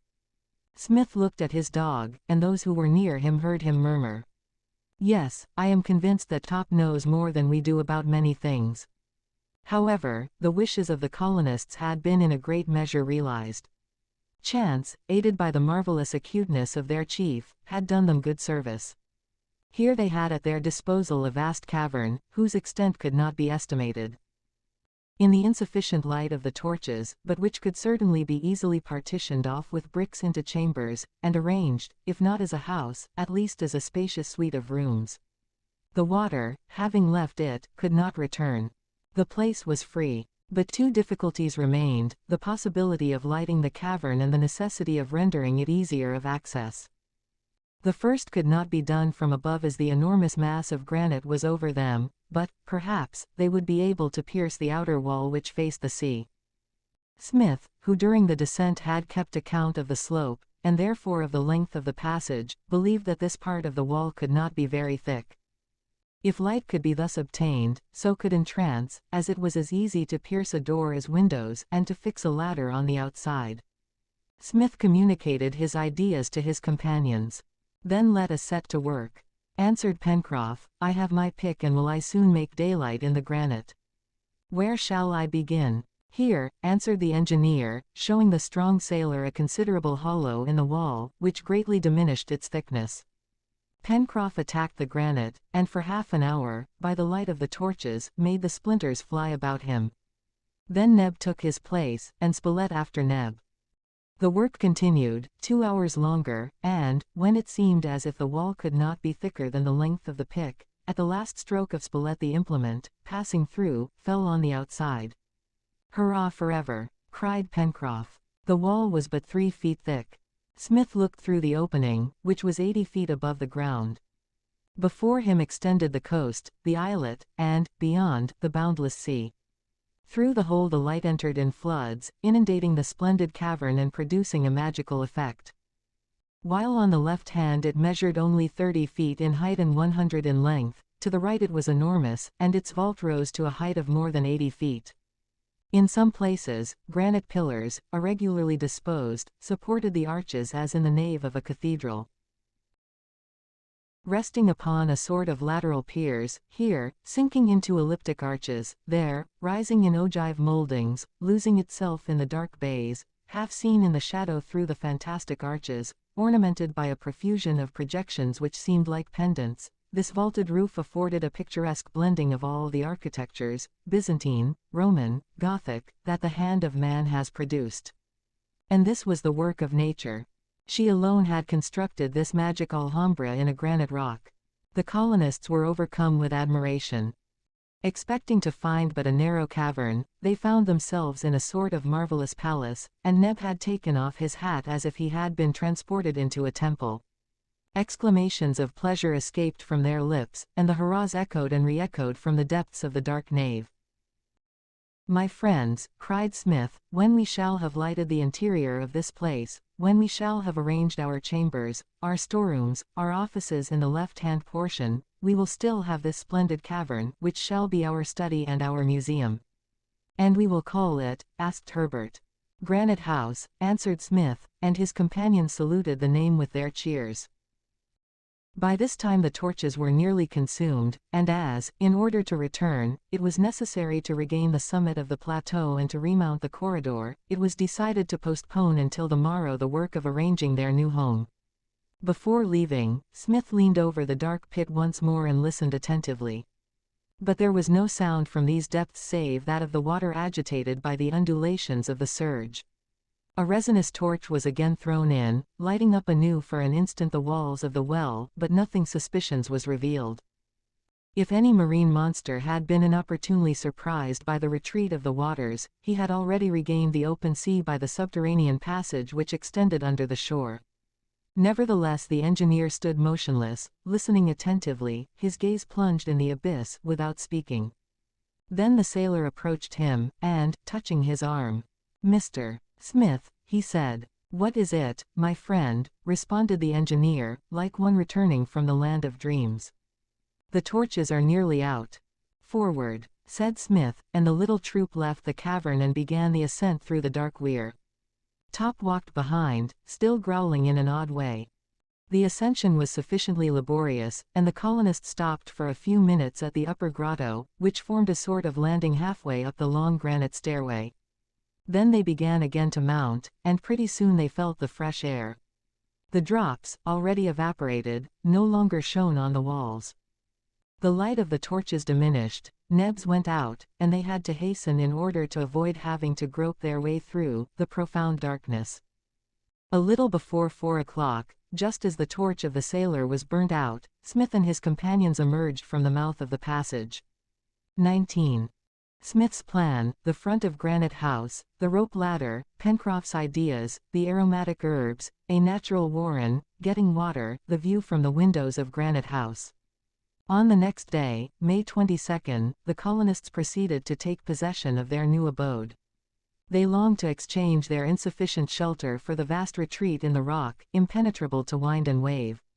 Still they did not intend altogether to abandon the Chimneys, but to make a workshop of it. Smith's first care was to ascertain exactly over what point rose the face of Granite House. He went down on the shore to the foot of the immense wall, and, as the pickaxe, which slipped from the reporter's hands, must have fallen perpendicularly, he could ascertain, by finding this pickaxe, the place where the granite had been pierced. And, in fact, when the implement was found, half buried in the sand, the hole in the rock could be seen 80 feet above it, in a straight line. Rock pigeons were already fluttering in and out by this narrow opening. They evidently thought Granite House had been discovered for their benefit. The engineer intended to divide the right portion of the cavern into several chambers opening upon an entrance corridor, and lighted by 5 windows and a door cut in the face of the rock. Pencroff agreed with him as to the window, but could not understand the use of the door, since the old weir furnished a natural staircase to Granite House. "My friend," said Smith, "if we could get to our abode by the weir, so can others. I want to block up this passage at its mouth, to seal it hermetically, and even, if necessary, to conceal the entrance by damming up the lake." "And how shall we get in?" said the sailor. "By a rope ladder from the outside," answered Smith, "which we can pull up after us." "But why take so many precautions?" said Pencroff. "So far, the animals we have found here have not been formidable, and there are certainly no natives." "Are you so sure, Pencroff?" said the engineer, looking steadily at the sailor. "Of course we shall not be perfectly sure till we have explored every part." "Yes," said Smith, "for we know as yet only a small portion. But even if there are no enemies upon the island, they may come from the outside, for this part of the Pacific is a dangerous region. We must take every precaution." So the facade of Granite House was lighted with 5 windows, and with a door opening upon the apartments, and admitting plenty of light into that wonderful nave which was to serve as their principal hallroom. This facade, 80 feet above the ground, was turned to the east, and caught the first rays of the morning sun. It was protected by the slope of the rock from the piercing northeast wind. In the meantime, while the sashes of the windows were being made, the engineer meant to close the openings with thick shutters, which would keep out wind and rain, and which could be readily concealed. The first work was to hollow out these windows. But the pickaxe was at a disadvantage among these hard rocks, and Smith again had recourse to the nitroglycerin, which, used in small quantities, had the desired effect. Then the work was finished by the pick and mattock, the 5 ogive windows, the bay, the bull's eyes, and the door, and, some days after the work was begun, the sun shone in upon the innermost recesses of Granite House. According to Smith's plan, the space had been divided into 5 compartments looking out upon the sea. Upon the right was the hall, opposite to the door from which the ladder was to hang, then a kitchen 30 feet long, a dining room 40 feet long, a sleeping room of the same size, and last a guest chamber, claimed by Pencroff, and bordering on the great hall. These rooms, or rather this suite of rooms, in which they were to live, did not occupy the full depth of the cave. They opened upon a corridor which ran between them and a long storehouse, where were kept their utensils and provisions. All the products of the island, animal and vegetable, could be kept there in good condition and free from damp. They had room enough, and there was a place for everything. Moreover, the colonists still had at their disposal the little grotto above the large cavern, which would serve them as a sort of attic. This plan agreed upon, they became brickmakers again, and brought their bricks to the foot of Granite House. Until that time the colonists had had access to the cavern only by the old weir. This mode of communication compelled them first to climb up Prospect Plateau, going round by the river, to descend 200 feet through the passage, and then to ascend the same distance when they wanted to regain the plateau. This involved fatigue and loss of time. Smith resolved to begin at once the construction of a strong rope ladder, which, once drawn up after them, would render the entrance to Granite House absolutely inaccessible. This ladder was made with the greatest care, and its sides were twisted of fibers by means of a shuttle. Thus constructed, it had the strength of a cable. The rungs were made of a kind of red cedar, with light and durable branches, and the whole was put together by the practiced hand of Pencroff. Another kind of tackle was made of vegetable fiber, and a sort of derrick was set up at the door of Granite House. In this way the bricks could easily be carried to the level of Granite House, and when some thousands of them were on the spot, with abundance of lime, they began work on the interior. They easily set up the wood partitions, and in a short time the space was divided into chambers and a storehouse, according to the plan agreed upon.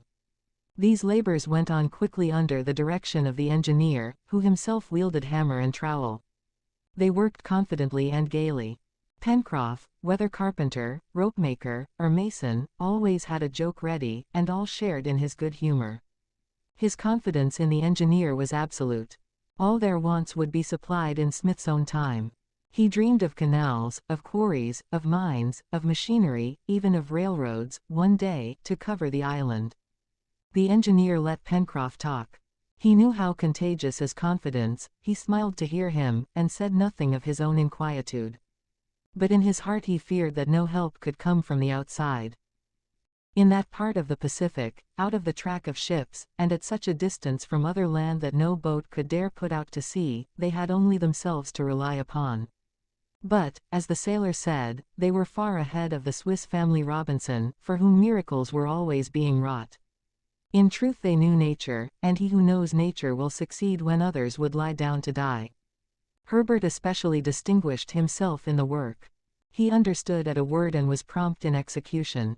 Smith grew fonder of him every day and Herbert was devoted to the engineer. Pencroff saw the growing friendship, but the honest sailor was not jealous. Neb was courage, zeal, and self-denial in person. He relied on his master as absolutely as Pencroff, but his enthusiasm was not so noisy. The sailor and he were great friends. As to Spilett, his skill and efficiency were a daily wonder to Pencroff. He was the model of a newspaper man, quick alike to understand and to perform. The ladder was put in place May 28. It was 80 feet high, and consisted of 100 rungs, and, profiting by a projection in the face of the cliff, about 40 feet up, Smith had divided it into 2 parts. This projection served as a sort of landing place for the head of the lower ladder, shortening it and thus lessening its swing. They fastened it with a cord so that it could easily be raised to the level of Granite House. The upper ladder they fastened at top and bottom. In this way the ascent was much more easy. Besides, Smith counted upon putting up at some future time a hydraulic elevator, which would save his companions much fatigue and loss of time. The colonists rapidly accustomed themselves to the use of this ladder. The sailor, who was used to shrouds and ratlines, was their teacher. The great trouble was with Top, whose 4 feet were not intended for ladders. But Pencroff was persevering, and Top at last learned to run up and down as nimbly as his brothers of the circus. We cannot say whether the sailor was proud of this pupil, but he sometimes carried Top up on his back, and Top made no complaints. All this time, the question of provisions was not neglected. Every day Herbert and the reporter spent some hours in the chase. They hunted only through Jacamar Woods, on the left of the river, for, in the absence of boat or bridge, they had not yet crossed the Mersey. The immense woody tracts which they had named the forests of the far west were entirely unexplored. This important excursion was set apart for the first 5 days of the coming spring. But Jacamar Woods were not wanting in game. Kangaroos and boars were plenty there, and the iron-tipped spears, the bows and arrows of the hunters did wonders. More than this, Herbert discovered, at the southwest corner of the lagoon, a natural warren, a sort of moist meadow covered with willows and aromatic herbs, which perfumed the air, such as thyme, basil, and all sorts of mint, of which rabbits are so fond. The reporter said that when the feast was spread for them it would be strange if the rabbits did not come, and the hunters explored the warren carefully. At all events, it produced an abundance of useful plants, and would give a naturalist plenty of work. Herbert gathered a quantity of plants possessing different medicinal properties: pectoral, astringent, febrifuge, anti-rheumatic. When Pencroff asked of what good were all this collection of herbs. "To cure us when we are sick," answered the boy. "Why should we be sick, since there are no doctors on the island?" said Pencroff, quite seriously. To this no reply could be made, but the lad went on gathering his bundle, which was warmly welcomed at Granite House, especially as he had found some mountain mint, known in North America as Oswego tea, which produces a pleasant beverage. That day the hunters, in their search, reached the site of the warren. The ground was perforated with little holes like a colander. "Burrows," cried Herbert. "But are they inhabited? That is the question." A question which was quickly resolved. Almost immediately, hundreds of little animals, like rabbits, took to flight in every direction, with such rapidity that Top himself was distanced. But the reporter was determined not to quit the place till he had captured half a dozen of the little beasts. He wanted them now for the kitchen. Domestication would come later. With a few snares laid at the mouth of the burrows, the affair would be easy, but there were no snares, nor materials for snares, so they patiently rummaged every form with their sticks, until 4 rodents were taken. They were rabbits, much like their European congeners, and commonly known as American hares. They were brought back to Granite home, and figured in that evening's meal. Delicious eating they were, and the warren bade fair to be a most valuable reserve for the colonists. On May 31, the partitions were finished, and nothing remained but to furnish the rooms, which would occupy the long days of winter. A chimney was built in the room which served as a kitchen. The construction of the stovepipe gave them a good deal of trouble. The simplest material was clay, and as they did not wish to have any outlet on the upper plateau, they pierced a hole above the kitchen window, and conducted the pipe obliquely to this hole. No doubt during an eastern gale the pipe would smoke, but the wind rarely blew from that quarter, and head cook Neb was not particular. When these domestic arrangements had been made, the engineer proceeded to block up the mouth of the old weir by the lake, so as to prevent any approach from that quarter. Great square blocks were rolled to the opening, and strongly cemented together. Smith did not yet attempt to put in execution his project of damming up the waters of the lake so as to conceal this weir. He was satisfied with concealing the obstruction he had placed there by means of grass, shrubs, and thistles, which were planted in the interstices of the rocks, and which by the next spring would sprout up luxuriantly. Meanwhile he utilized the weir in conducting to their new abode a little stream of fresh water from the lake. A little drain, constructed just below its level, had the effect of supplying them with 25 or 30 gallons a day, so there was likely to be no want of water at Granite House. At last, all was finished, just in time for the tempestuous season. They closed the windows with thick shutters till Smith should have time to make glass from the sand. In the rocky projections around the windows Spilett had arranged, very artistically, plants of various kinds and long floating grasses, and thus the windows were framed picturesquely in green. The denizens of this safe and solid dwelling could but be delighted with their work. The windows opened upon a limitless horizon, shut in only by the two Mandible Capes on the north and by Claw Cape at the south. Union Bay spread magnificently before them. They had reason enough to be satisfied, and Pencroff did not spare his praises of what he called his suite on the 5th floor. XX. The rainy season, what to wear, a seal hunt, candle making, work in the Granite House, the 2 causeways, return from a visit to the oyster bed, what Herbert found in his pocket. The winter season began in earnest with the month of June, which corresponded with December in our northern hemisphere. Showers and storms succeeded each other without an intermission, and the inmates of the Granite House could appreciate the advantages of a dwelling impervious to the weather. The chimneys would indeed have proved a miserable shelter against the inclemency of the winter. They feared even lest the high tides driven by the sea wind should pour in and destroy their furnaces and their foundry.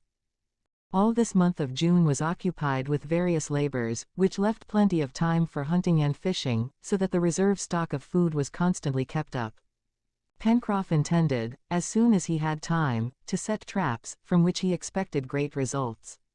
He had made snares of ligneous fiber, and not a day passed but some rodent was captured from the warren. Neb spent all his time in smoking and salting meat. The question of clothes now came up for serious discussion.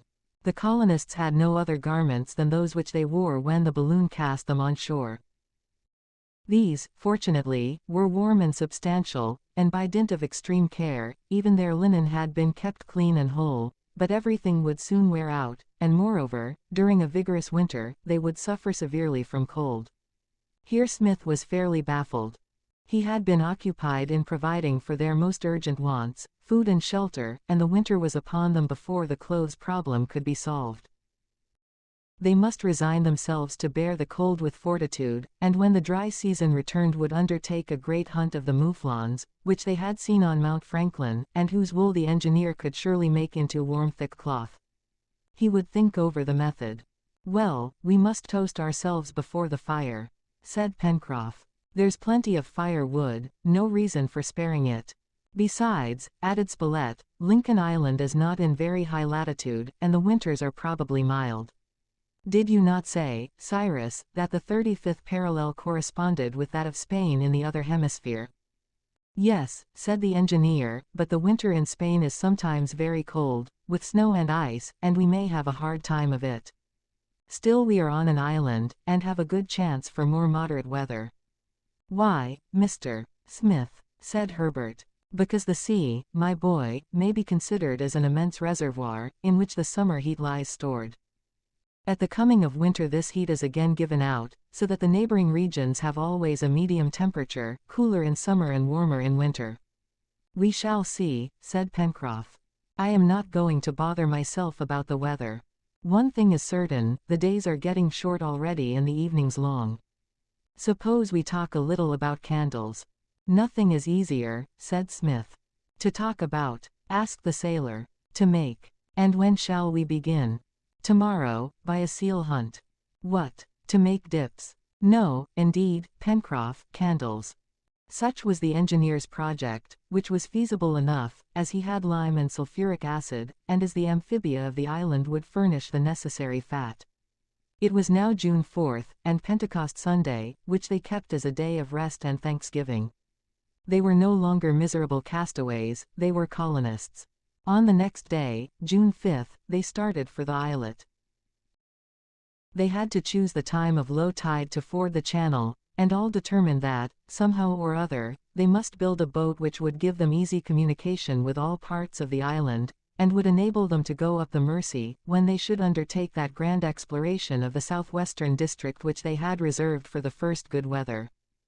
Seals were numerous, and the hunters, armed with their iron-spiked spears, easily killed half a dozen of them, which Neb and Pencroff skinned. Only the hides and fat were carried back to Granite House, the former to be made into shoes.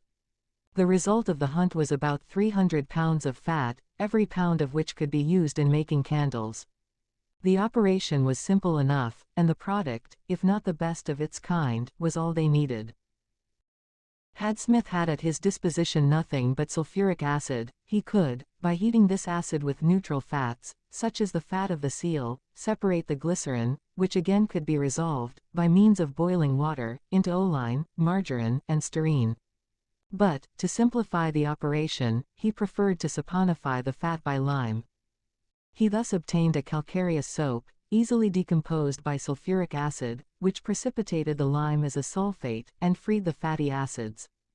The first of these three acids, oleine, margarine, and sterine, was a liquid which he expelled by pressure.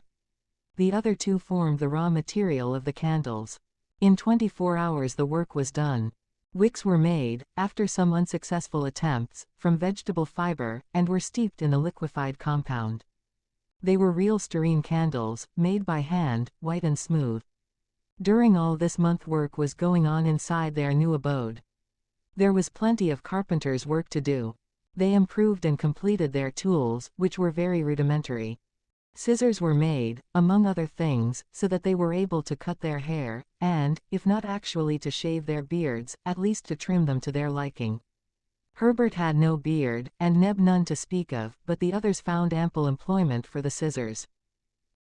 They had infinite trouble in making a handsaw, but at last succeeded in shaping an instrument which would cut wood by a rigorous application.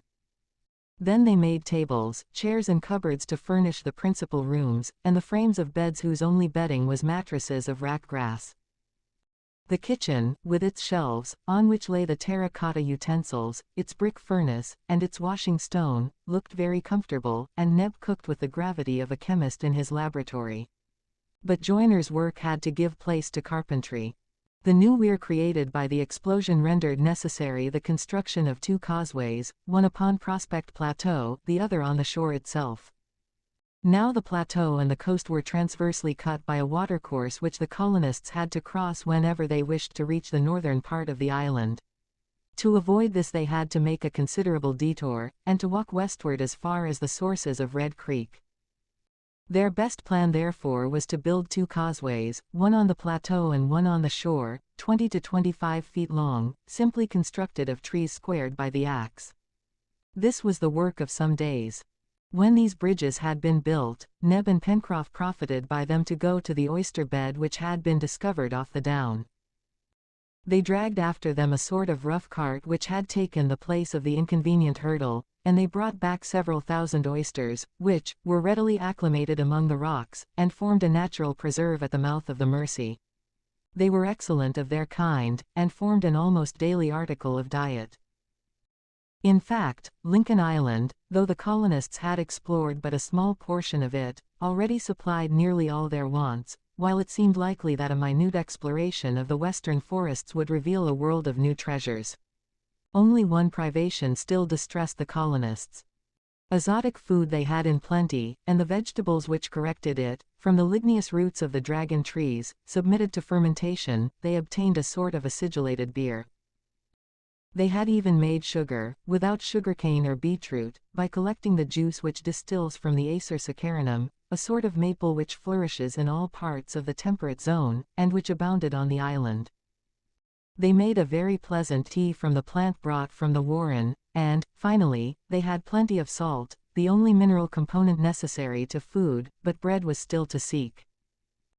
Perhaps, at some future time, they would have been able to replace this aliment by some equivalent, sago flour, or the breadfruit tree, which they might possibly have discovered in the woods of the southwest, but so far they had not met with them. Just at this time a little incident occurred which brought about what Smith, with all his ingenuity, could not have achieved. One rainy day the colonists were together in the large hall of Granite House, when Herbert suddenly cried, "See, Mr. Smith, a grain of corn." And he showed his companions a single gram which had got into the lining of his waistcoat through a hole in his pocket. Pencroff had given him some ring doves in Richmond, and in feeding them one of the grains had remained in his pocket. "A grain of corn," said the engineer, quickly. Yes, sir, but only one. That's a wonderful help, said Pencroff, laughing. The bread that grain will make will never choke us.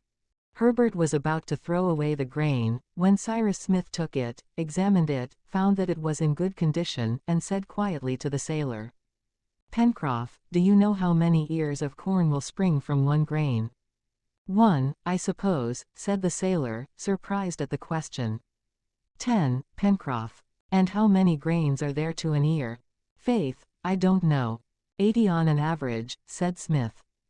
So then, if we plant this grain, we shall get from it a harvest of 800 grains, from them in the second year 640,000, in the third, 512 million, in the fourth, more than 400 billion. That is the proportion. His companions listened in silence. The figures stupefied them. Yes, my friend, resumed the engineer. Such is the increase of nature. And what is even this multiplication of a grain of corn whose ears have only 800 grains, compared with the poppy plant, which has 32,000 seeds, or the tobacco plant, which has 360,000? In a few years, but for the numerous enemies which destroy them, these plants would cover the earth. And now, Pencroff, he resumed, do you know how many bushels there are in 400 billion grains? No, answered the sailor, I only know that I am an idiot. Well, there will be more than 3 million, at 130,000 the bushel. 3 millions, cried Pencroff. 3 millions. In 4 years. Yes, said Smith, and even in 2, if, as I hope, we can get 2 harvests a year in this latitude. Pencroff answered with a tremendous hurrah. So, Herbert, added the engineer, your discovery is of immense importance.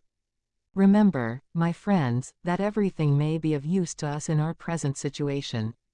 Indeed, Mr. Smith, I will remember it, said Pencroff, and if ever I find one of those grains of tobacco which increase 360,000 times, I'll take care not to throw it away. And now what must we do? We must plant this grain, said Herbert. Yes, added Spilett, and with the greatest care, for upon it depend our future harvests. Provided that it grows, said the sailor. It will grow, answered Smith. It was now the 20th of June, a good time for planting the precious grain. They thought at first of planting it in a pot, but upon consideration, they determined to trust it frankly to the soil. The same day it was planted, with the greatest precaution. The weather clearing a little, they walked up to the plateau above Granite House, and chose there a spot well sheltered from the wind, and exposed to the midday fervor of the sun. This spot was cleared, weeded, and even dug, so as to destroy insects and worms. It was covered with a layer of fresh earth, enriched with a little lime, a palisade was built around it, and then the grain was covered up in its moist bed. They seemed to be laying the cornerstone of an edifice. Pencroff was reminded of the extreme care with which they had lighted their only match, but this was a more serious matter. The castaways could always have succeeded in obtaining fire by some means or other, but no earthly power could restore that grain of corn, if, by ill fortune, it should perish. 21. Several degrees below zero, exploration of the swamp region to the southeast, the view of the sea, a conversation concerning the future of the Pacific Ocean, the incessant labor of the infusoria, what will become of this globe, the chase, the swamp of the Tadorns. From this moment Pencroff did not let a day pass without visiting what he called with perfect gravity, his cornfield. And alas, for any insects that ventured there, no mercy would be shown them. Near the end of the month of June, after the interminable rains, the weather became decidedly cold, and on the 29th, a Fahrenheit thermometer would certainly have stood at only 20 degrees above zero. The next day, the 30th of June, the day which corresponds to the 3 lst of December in the northern hemisphere, was a Friday. Neb said the year ended on an unlucky day, but Pencroff answered that consequently the new year began on a lucky one, which was more important. At all events, it began with a very cold snap. Ice accumulated at the mouth of the Mersey, and the whole surface of the lake was soon frozen over. Fresh firewood had continually to be procured. Pencroff had not waited for the river to freeze to convey enormous loads of wood to their destination. The current was a tireless motor, and conveyed the floating wood until the ice froze around it. To the fuel, which the forest so plentifully furnished, were added several cartloads of coal, which they found at the foot of the spurs of Mount Franklin.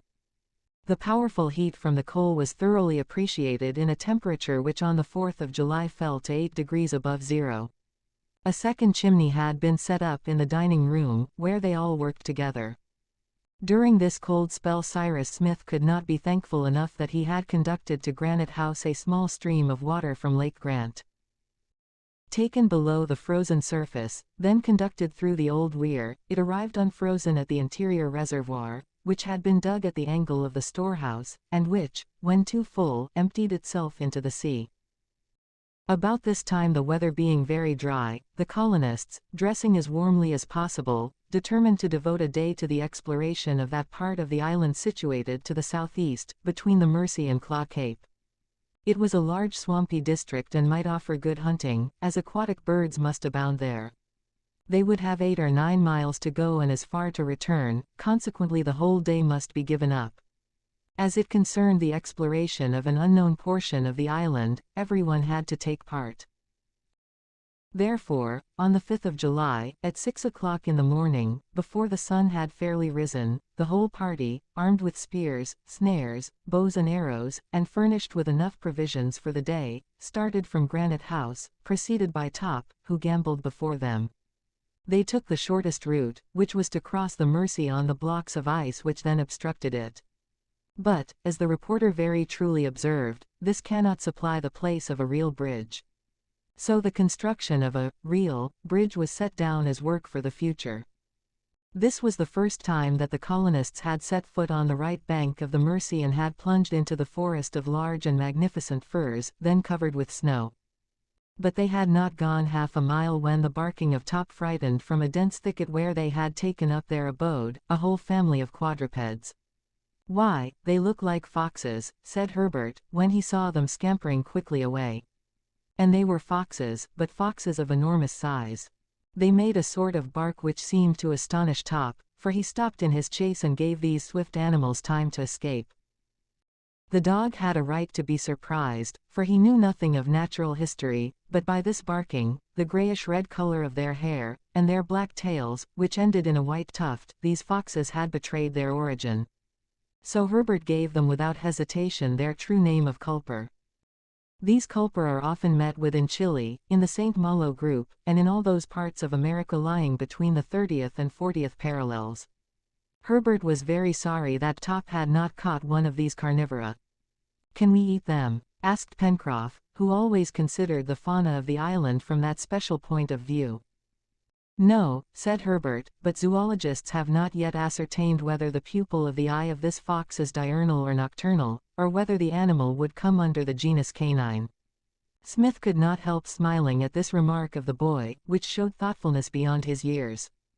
As for the sailor, from the moment these foxes ceased to belong to the edible species, they ceased to interest him. Ever since the kitchen had been established at Granite House he had been saying that precautions ought to be taken against these four-footed plunderers. A fact which no one denied. Having turned Jetsam Point, the party came upon a long reach washed by the sea. It was then 8 o'clock in the morning. The sky was very clear, as is usual in prolonged cold weather, but, warmed by their work, Smith and his companions did not suffer from the sharpness of the atmosphere. Besides, there was no wind, the absence of which always renders a low temperature more endurable. The sun, bright but cold, rose from the ocean, and his enormous disk was poised in the horizon. The sea was a calm, blue sheet of water, like a landlocked sea under a clear sky. Claw Cape, bent in the shape of an atagan, was clearly defined about 4 miles to the southeast. To the left, the border of the swamp was abruptly intercepted by a little point which shone brightly against the sun. Certainly in that part of Union Bay, which was not protected from the open sea, even by a sand bank, ships beaten by an east wind could not have found shelter. By the perfect calm of the sea, with no shoals to disturb its waters, by its uniform color, with no tinge of yellow, and, finally, by the entire absence of reefs, they knew that this side was steep, and that here the ocean was fathoms deep. Behind them, in the west, at a distance of about 4 miles, they saw the beginning of the forests of the far west. They could almost have believed themselves upon some desolate island in the Antarctic regions surrounded by ice. The party halted here for breakfast, a fire of brushwood and seaweed was lighted, and Neb prepared the meal of cold meat, to which he added some cups of Oswego tea. While eating they looked around them. This side of Lincoln Island was indeed barren, and presented a strong contrast to the western part. The reporter thought that if the castaways had been thrown upon this coast, they would have had a very melancholy impression of their future home. "I do not believe we could even have reached it," said the engineer, "for the sea is very deep here, and there is not even a rock which would have served as a refuge. Before Granite House there were shoals, at least, and a little island which multiplied our chances of safety. Here is only the bottomless sea." "It is curious enough," said Spilett, "that this island, relatively so small, presents so varied a soil. This diversity of appearance belongs, logically, only to continents of a considerable area. One would really think that the western side of Lincoln Island, so rich and fertile, was washed by the warm waters of the Gulf of Mexico, and that the northern and southern coasts extended into a sort of Arctic Sea." "You were right, my dear Spilett," replied the engineer, "I have observed the same thing. I have found this island curious both in its shape and in its character. It has all the peculiarities of a continent, and I would not be surprised if it had been a continent formerly." "What? A continent in the middle of the Pacific?" cried Pencroff. "Why not?" answered Smith. "Why should not Australia, New Ireland, all that the English geographers call Australasia, joined to the archipelagos of the Pacific Ocean, have formed in times past a sixth part of the world as important as Europe or Asia, Africa or the two Americas? My mind does not refuse to admit that all the islands rising from this vast ocean are the mountains of a continent now engulfed, but which formerly rose majestically from these waters." "Like Atlantis?" asked Herbert. "Yes, my boy, if that ever existed." "And Lincoln Island may have been a part of this continent?" asked Pencroff. "It is probable," replied Smith. "And that would explain the diversity of products upon the surface, and the number of animals which still live here," added Herbert. "Yes, my boy," answered the engineer, "and that gives me a new argument in support of my theory. It is certain after what we have seen that the animals in the island are numerous, and what is more curious is that the species are extremely varied. There must be a reason for this, and mine is that Lincoln Island was formerly a part of some vast continent, which has, little by little, sunk beneath the surface of the Pacific." "Then," said Pencroff, who did not seem entirely convinced, "what remains of this old continent may disappear in its turn and leave nothing between America and Asia." "Yes," said Smith, "there will be new continents which millions upon millions of animalculae are building at this moment." "And who are these masons?" inquired Pencroff. "The coral insects," answered Smith. "It is these who have built by their constant labor the island of Clermont-Tonnerre, the atolls and many other coral islands which abound in the Pacific. It takes 47 million of these insects to deposit one particle, and yet with the marine salt which they absorb, and the solid elements of the water which they assimilate, these animalculae produce limestone, and limestone forms those enormous submarine structures whose hardness and solidity is equal to that of granite. Formerly, during the first epochs of creation, nature employed heat to produce land by upheaval, but now she lets these microscopic insects replace this agent, whose dynamic power at the interior of this globe has evidently diminished. This fact is sufficiently proved by the great number of volcanoes actually extinct on the surface of the earth. I verily believe that century after century, and infusoria after infusoria will change the Pacific someday into a vast continent, which new generations will, in their turn, inhabit and civilize." "It will take a long time," said Pencroff. "Nature has time on her side," replied the engineer. "But what is the good of new continents?" asked Herbert. "It seems to me that the present extent of habitable countries is enough for mankind. Now nature does nothing in vain." "Nothing in vain, indeed," replied the engineer, "but let us see how we can explain the necessity of new continents in the future, and precisely in these tropical regions occupied by these coral islands. Here is an explanation, which seems to me at least plausible." "We are listening, Mr. Smith," replied Herbert. "This is my idea. Scientists generally admit that someday the globe must come to an end, or rather the animal and vegetable life will be no longer possible, on account of the intense cold which will prevail. What they cannot agree upon is the cause of this cold. Some think that it will be produced by the cooling of the sun in the course of millions of years, others by the gradual extinction of the internal fires of our own globe, which have a more decided influence than is generally supposed. I hold to this last hypothesis, based upon the fact that the Moon is without doubt a refrigerated planet, which is no longer habitable, although the sun continues to pour upon its surface the same amount of heat. If then, the Moon is refrigerated, it is because these internal fires, to which like all the stellar world it owes its origin, are entirely extinct. In short, whatever be the cause, our world will certainly someday cool, but this cooling will take place gradually. What will happen then? Why, the temperate zones, at a time more or less distant, will be no more habitable than are the polar regions now. Then human, as well as animal life, will be driven to latitudes more directly under the influence of the solar rays. An immense emigration will take place. Europe, Central Asia, and North America will little by little be abandoned, as well as Australasia and the lower parts of South America. Vegetation will follow the human emigration. The flora will move towards the equator at the same time with the fauna. The central parts of South America and Africa will become the inhabited continent. The Laplanders and the Samoyeds will find the climate of the polar sea on the banks of the Mediterranean. Who can tell but that at this epoch, the equatorial regions will not be too small to contain and nourish the population of the globe? Now, why should not a provident nature, in order from this time, to provide a refuge for this animal and vegetable emigration, lay the foundation, under the equator, of a new continent, and charge these infusoria with the building of it?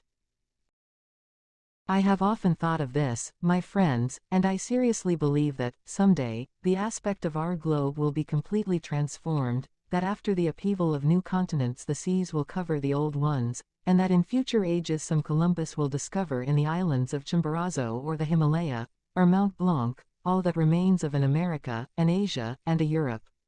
Then at last, these new continents, in their turn, will become uninhabitable. The heat will die out as does the heat from a body whose soul has departed, and life will disappear from the globe, if not forever, at least for a time.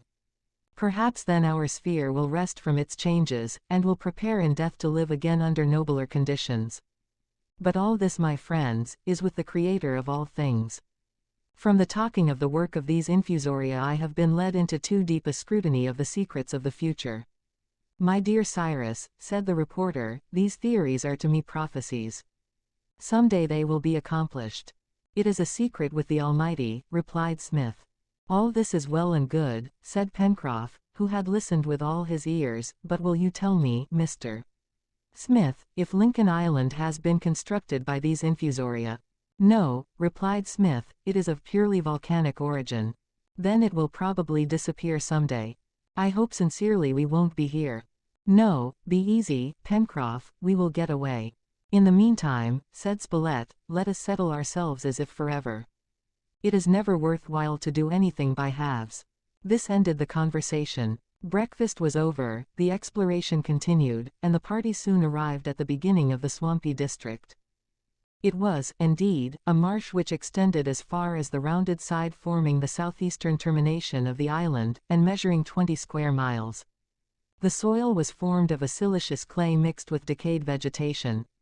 It was covered by confervae, rushes, sedges, and here and there by beds of herbage, thick as a velvet carpet. In many places frozen pools glistened under the sun's rays. Neither rains, nor any river swollen by a sudden increase could have produced this water. One would naturally conclude that this swamp was fed by the infiltration of water through the soil. And this was the fact. It was even to be feared that the air here during hot weather was laden with that miasma which engenders the marsh fever. Above the aquatic herbs on the surface of the stagnant waters, a swarm of birds were flying. A hunter would not have lost a single shot. Wild ducks, teal, and snipe lived there in flocks, and it was easy to approach these fearless creatures. So thick were these birds that a charge of shot would certainly have brought down a dozen of them, but our friends had to content themselves with their bows and arrows. The slaughter was less, but the quiet arrow had the advantage of not frightening the birds, while the sound of firearms would have scattered them to every corner of the swamp. The hunters contented themselves this time with a dozen ducks, with white bodies, cinnamon-colored belts, green heads, wings black, white, and red, and feathered beaks. These Herbert recognized as the Tadorns. Top did his share well in the capture of these birds, whose name was given this swampy district. The colonists now had an abundant reserve of aquatic game. When the time should come, the only question would be how to make a proper use of them, and it was probable that several species of these birds would be, if not domesticated, at least acclimated, upon the borders of the lake, which would bring them nearer to the place of consumption. About 5 o'clock in the afternoon, Smith and his companions turned their faces homewards. They crossed Tadorn's Fens, and recrossed the Mersey upon the ice, arriving at Granite House at 8 o'clock in the evening. 22.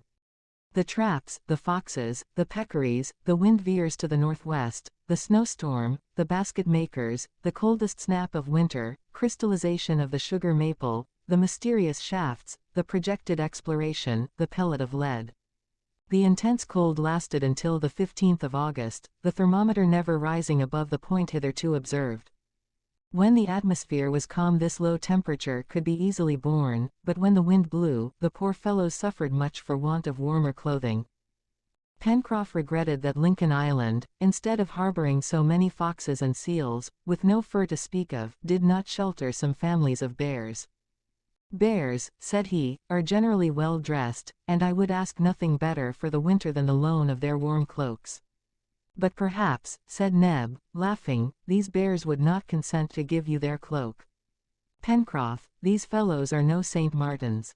"We would make them, Neb, we would make them," answered Pencroff in a tone of authority. But these formidable carnivora did not dwell on the island, or if they did, had not yet shown themselves. Herbert, Pencroff, and the reporter were constantly at work getting traps on Prospect Plateau and on the borders of the forest. In the sailor's opinion, any animal whatever would be a prize, and rodents or carnivora, whichever these new traps should entice, would be well received at Granite House. These traps were very simple. They were pits dug in the ground and covered with branches and grass, which hid the openings. At the bottom they placed some bait, whose odor would attract the animals. They used their discretion about the position of their traps, choosing places where numerous footprints indicated the frequent passage of quadrupeds. Every day they went to look at them, and at 3 different times during the first few days they found in them specimens of those foxes which had been already seen on the right bank of the Mersey. "Pshaw! There are nothing but foxes in this part of the world," said Pencroff, as, for the 3rd time, he drew one of these animals out of the pit. "Good-for-nothing beasts." "Stop," said Spilett, "they are good for something." "For what?" "To serve as bait to attract others." The reporter was right, and from this time the traps were baited with the dead bodies of foxes. The sailor had made snares out of the threads of curry jonc, and these snares were more profitable than the traps.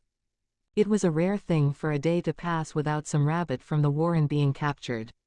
It was always a rabbit, but Neb knew how to vary his sauces, and his companions did not complain.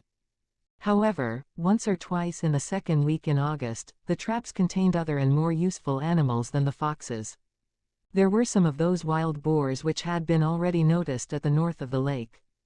Pencroff had no need to ask if these animals were edible, that was evident from their resemblance to the hog of America and Europe. "But these are not hogs, let me tell you," said Herbert. "My boy," replied the sailor, handing over the trap and drawing out one of these representatives of the swine family by the little appendage which served for a tail, "do let me believe them to be hogs." "Why?" "Because it pleases me." "You are fond of hogs, then, Pencroff?" "I am very fond of them," replied the sailor, "especially of their feet, and if any had 8 instead of 4 I would like them twice as much." These animals were peccaries, belonging to one of the 4 genera which make up that family. This particular species were the Tagersons, known by their dark color and the absence of those long fangs which belong to the others of their race. Peccaries generally live in herds, and it was likely that these animals abounded in the woody parts of the island. At all events they were edible from head to foot, and Pencroff asked nothing more. About the 15th of August the weather moderated suddenly by a change of wind to the northwest. The temperature rose several degrees higher, and the vapors accumulated in the air were soon resolved into snow. The whole island was covered with a white mantle, and presented a new aspect to its inhabitants. It snowed hard for several days and the ground was covered 2 feet deep. The wind soon rose with great violence and from the top of Granite House they could hear the sea roaring against the reefs. At certain angles the wind made eddies in the air, and the snow, forming itself into high whirling columns, looked like those twisting waterspouts which vessels attack with cannon. The hurricane, coming steadily from the northwest, spent its force on the other side of the island, and the eastern lookout of Granite House preserved it from a direct attack.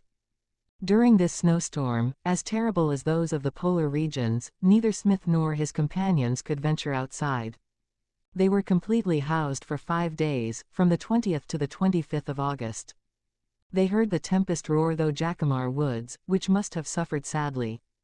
Doubtless numbers of trees were uprooted, but Pencroff comforted himself with the reflection that there would be fewer to cut down.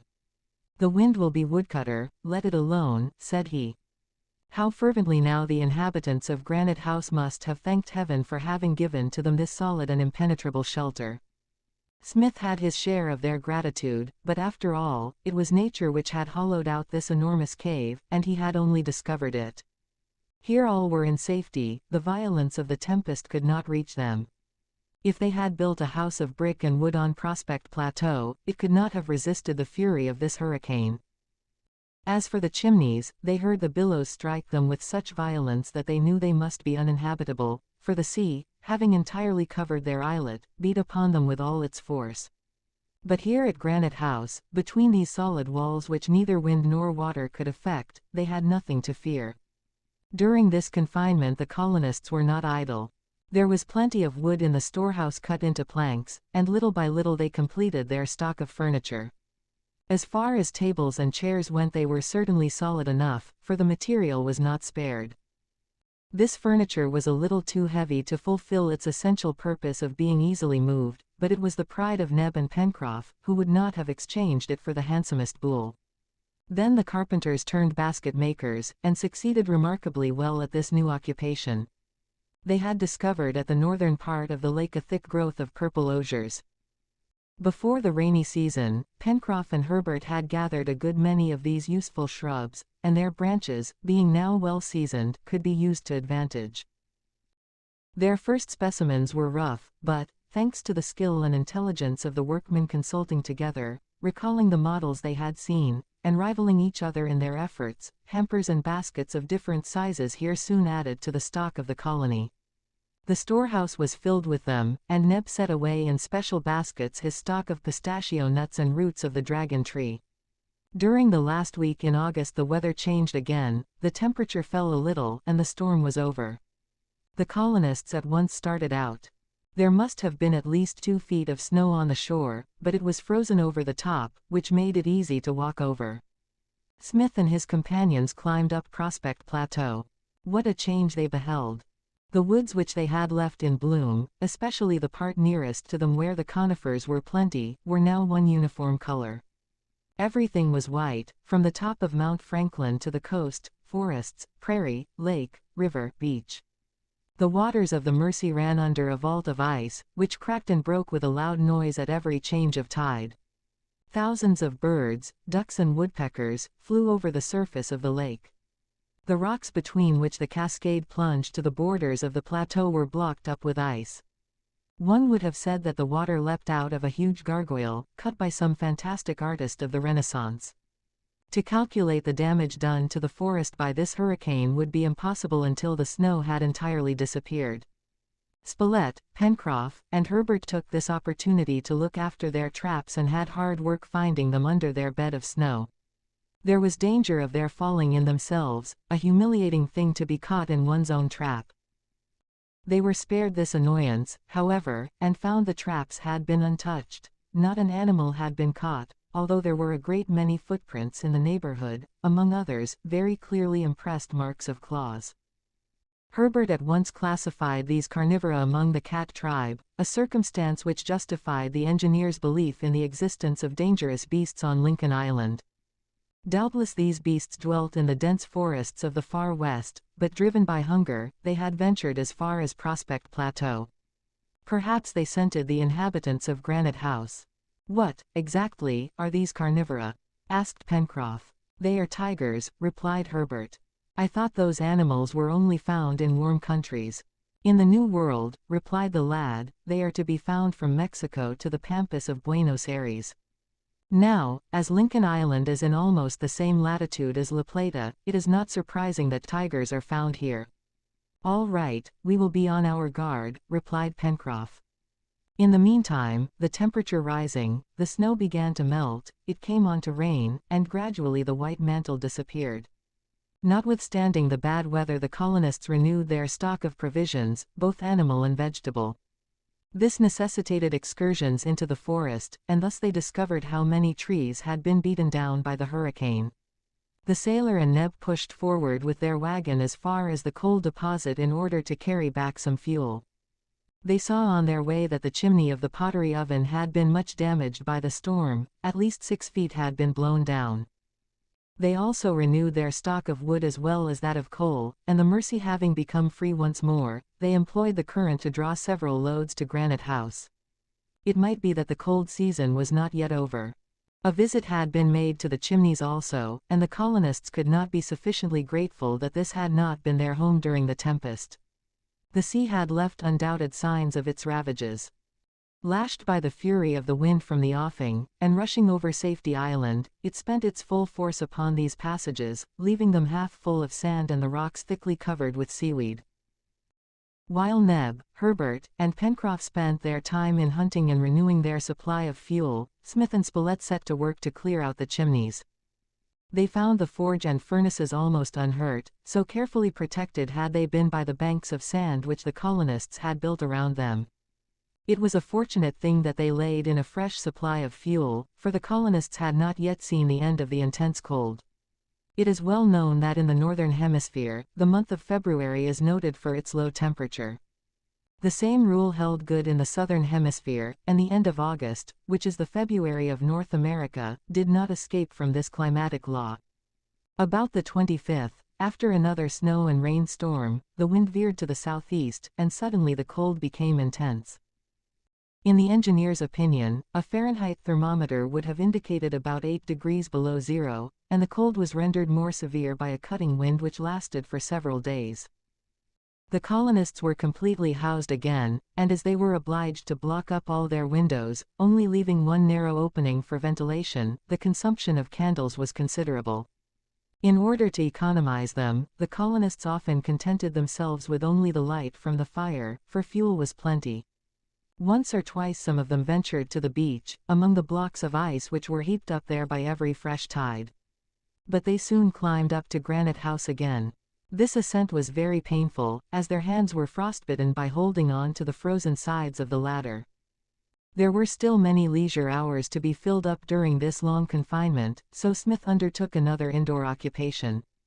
The only sugar which they had had up to this time was a liquid substance which they had procured by making deep cuts in the bark of the maple tree. They collected this liquid in jars and used it in this condition for cooking purposes. It improved with age, becoming whiter and more like a syrup in consistency. But they could do better than this, and one day Cyrus Smith announced to his companions that he was going to turn them into refiners. "Refiners. I believe that's a warm trade," said Pencroff. "Very warm," replied the engineer. "Then it will suit this season," answered the sailor. Refining did not necessitate a stock of complicated tools or skilled workmen, it was a very simple operation. To crystallize this liquid they first clarified it, by putting it on the fire in earthenware jars, and submitting it to evaporation.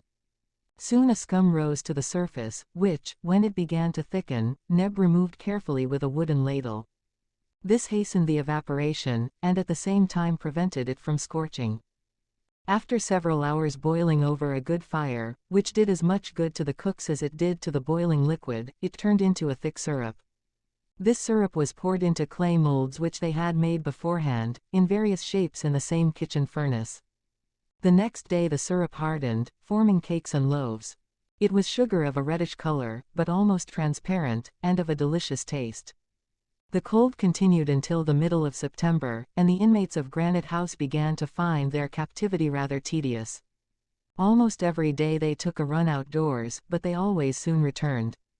They were constantly at work over their household duties, and talked while they worked. Smith instructed his companions in everything, and especially explained to them the practical applications of science. The colonists had no library at their disposal, but the engineer was a book, always ready, always open at the wished-for page. A book which answered their every question, and one which they often read. Thus the time passed, and these brave men had no fear for the future. However, they were all anxious for the end of their captivity, and longed to see, if not fine weather, at least a cessation of the intense cold. If they had only had warmer clothing, they would have attempted excursions to the Downs and to Tadorn's Fens, for game would have been easy to approach, and the hunt would assuredly have been fruitful. But Smith insisted that no one should compromise his health, as he had need of every hand, and his advice was taken. The most impatient of the prisoners, after Pencroff, was Top. The poor dog found himself in close quarters in Granite House, and ran from room to room, showing plainly the uneasiness he felt at this confinement. Smith often noticed that whenever he approached the dark well communicating with the sea, which had its opening in the rear of the storehouse, Top whined in a most curious manner, and ran around and around the opening, which had been covered over with planks of wood. Sometimes he even tried to slip his paws under the planks, as if trying to raise them up, and yelped in a way which indicated at the same time anger and uneasiness. The engineer several times noticed this strange behavior, and wondered what there could be in the abyss to have such a peculiar effect upon this intelligent dog. This well, of course, communicated with the sea. Did it then branch off into narrow passages through the rock work of the island? Was it in communication with other caves? Did any sea monsters come into it from time to time from the bottom of these pits? The engineer did not know what to think, and strange thoughts passed through his mind. Accustomed to investigate scientific truths, he could not pardon himself for being drawn into the region of the mysterious and supernatural, but how explain why Top, the most sensible of dogs, who never lost his time in barking at the moon, should insist upon exploring this abyss with nose and ear, if there was nothing there to arouse his suspicions? Top's conduct perplexed Smith more than he cared to own to himself. However, the engineer did not mention this to anyone but Spilett, thinking it useless to worry his companions with what might be, after all, only a freak of the dog. At last the cold spell was over. They had rain, snow squalls, hailstorms, and gales of wind, but none of these lasted long. The ice thawed and the snow melted, the beach, plateau, banks of the Mersey, and the forest were again accessible. The return of spring rejoiced the inmates of Granite House, and they soon passed all their time in the open air, only returning to eat and sleep. They hunted a good deal during the latter part of September, which led Pencroff to make fresh demands for those firearms which he declared Smith had promised him. Smith always put him off, knowing that without a special stock of tools it would be almost impossible to make a gun which would be of any use to them. Besides, he noticed that Herbert and Spilett had become very clever archers, that all sorts of excellent game, both feathered and furred, agoutis, kangaroos, cobias, pigeons, bustards, wild ducks, and snipe, fell under their arrows, consequently the firearms could wait. But the stubborn sailor did not see it in this light, and constantly reminded the engineer that he had not provided them with guns, and Gideon Spilett supported Pencroff. "If," said he, "the island contains, as we suppose, wild beasts, we must consider how to encounter and exterminate them. The time may come when this will be our first duty." But just now it was not the question of firearms which occupied Smith's mind, but that of clothes. Those which the colonists were wearing had lasted through the winter, but could not hold out till another. What they must have at any price was skins of the carnivora, or wool of the ruminants, and as mouflons mountain goats were plenty, they must consider how to collect a flock of them which they could keep for the benefit of the colony. They would also lay out a farm yard in a favorable part of the island, where they could have an enclosure for domestic animals and a poultry yard. These important projects must be carried out during the good weather. Consequently, in view of these future arrangements, it was important to undertake a reconnaissance into the unexplored part of Lincoln Island, to wit, the high forests which extended along the right bank of the Mersey, from its mouth to the end of Serpentine Peninsula. But they must be sure of their weather, and a month must yet elapse before it would be worthwhile to undertake this exploration. While they were waiting impatiently, an incident occurred which redoubled their anxiety to examine the whole island. It was now the 24th of October. On this day Pencroff went to look after his traps which he always kept duly baited. In one of them, he found 3 animals, of a sort welcome to the kitchen. It was a female peccary with her 2 little ones. Pencroff returned to Granite House, delighted with his prize, and, as usual, made a great talk about it. "Now, we'll have a good meal, Mr. Smith," cried he, "and you too, Mr. Spilett, must have some." "I shall be delighted," said the reporter, "but what is it you want me to eat?" "Sucking pig," said Pencroff. "Oh, a sucking pig. To hear you talk one would think you had brought back a stuffed partridge." "Oomph," said Pencroff, "so you turn up your nose at my sucking pig?" "No," answered Spilett coolly, "provided one does not get too much of them."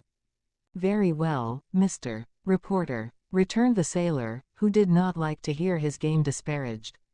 "You are getting fastidious. 7 months ago, when we were cast upon this island, you would have been only too glad to have come across such game."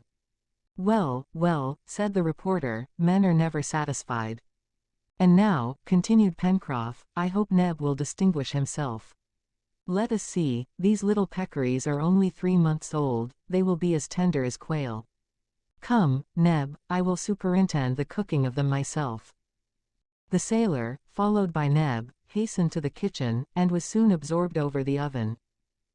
The 2 prepared a magnificent repast, the 2 little peccaries, kangaroo soup, smoked ham, pistachio nuts, dragon tree wine, Oswego tea, in a word, everything of the best.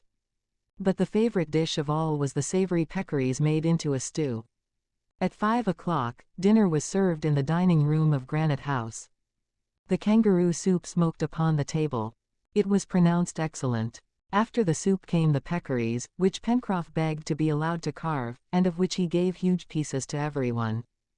These sucking pigs were indeed delicious, and Pencroff plied his knife and fork with intense earnestness, when suddenly a cry and an oath escaped him. "What's the matter?" said Smith. "The matter is that I have just lost a tooth," replied the sailor. "Are there pebbles in your peccaries, then?" said Spilett. "It seems so," said the sailor, taking out of his mouth the object which had cost him a grinder. It was not a pebble, it was a leaden pellet.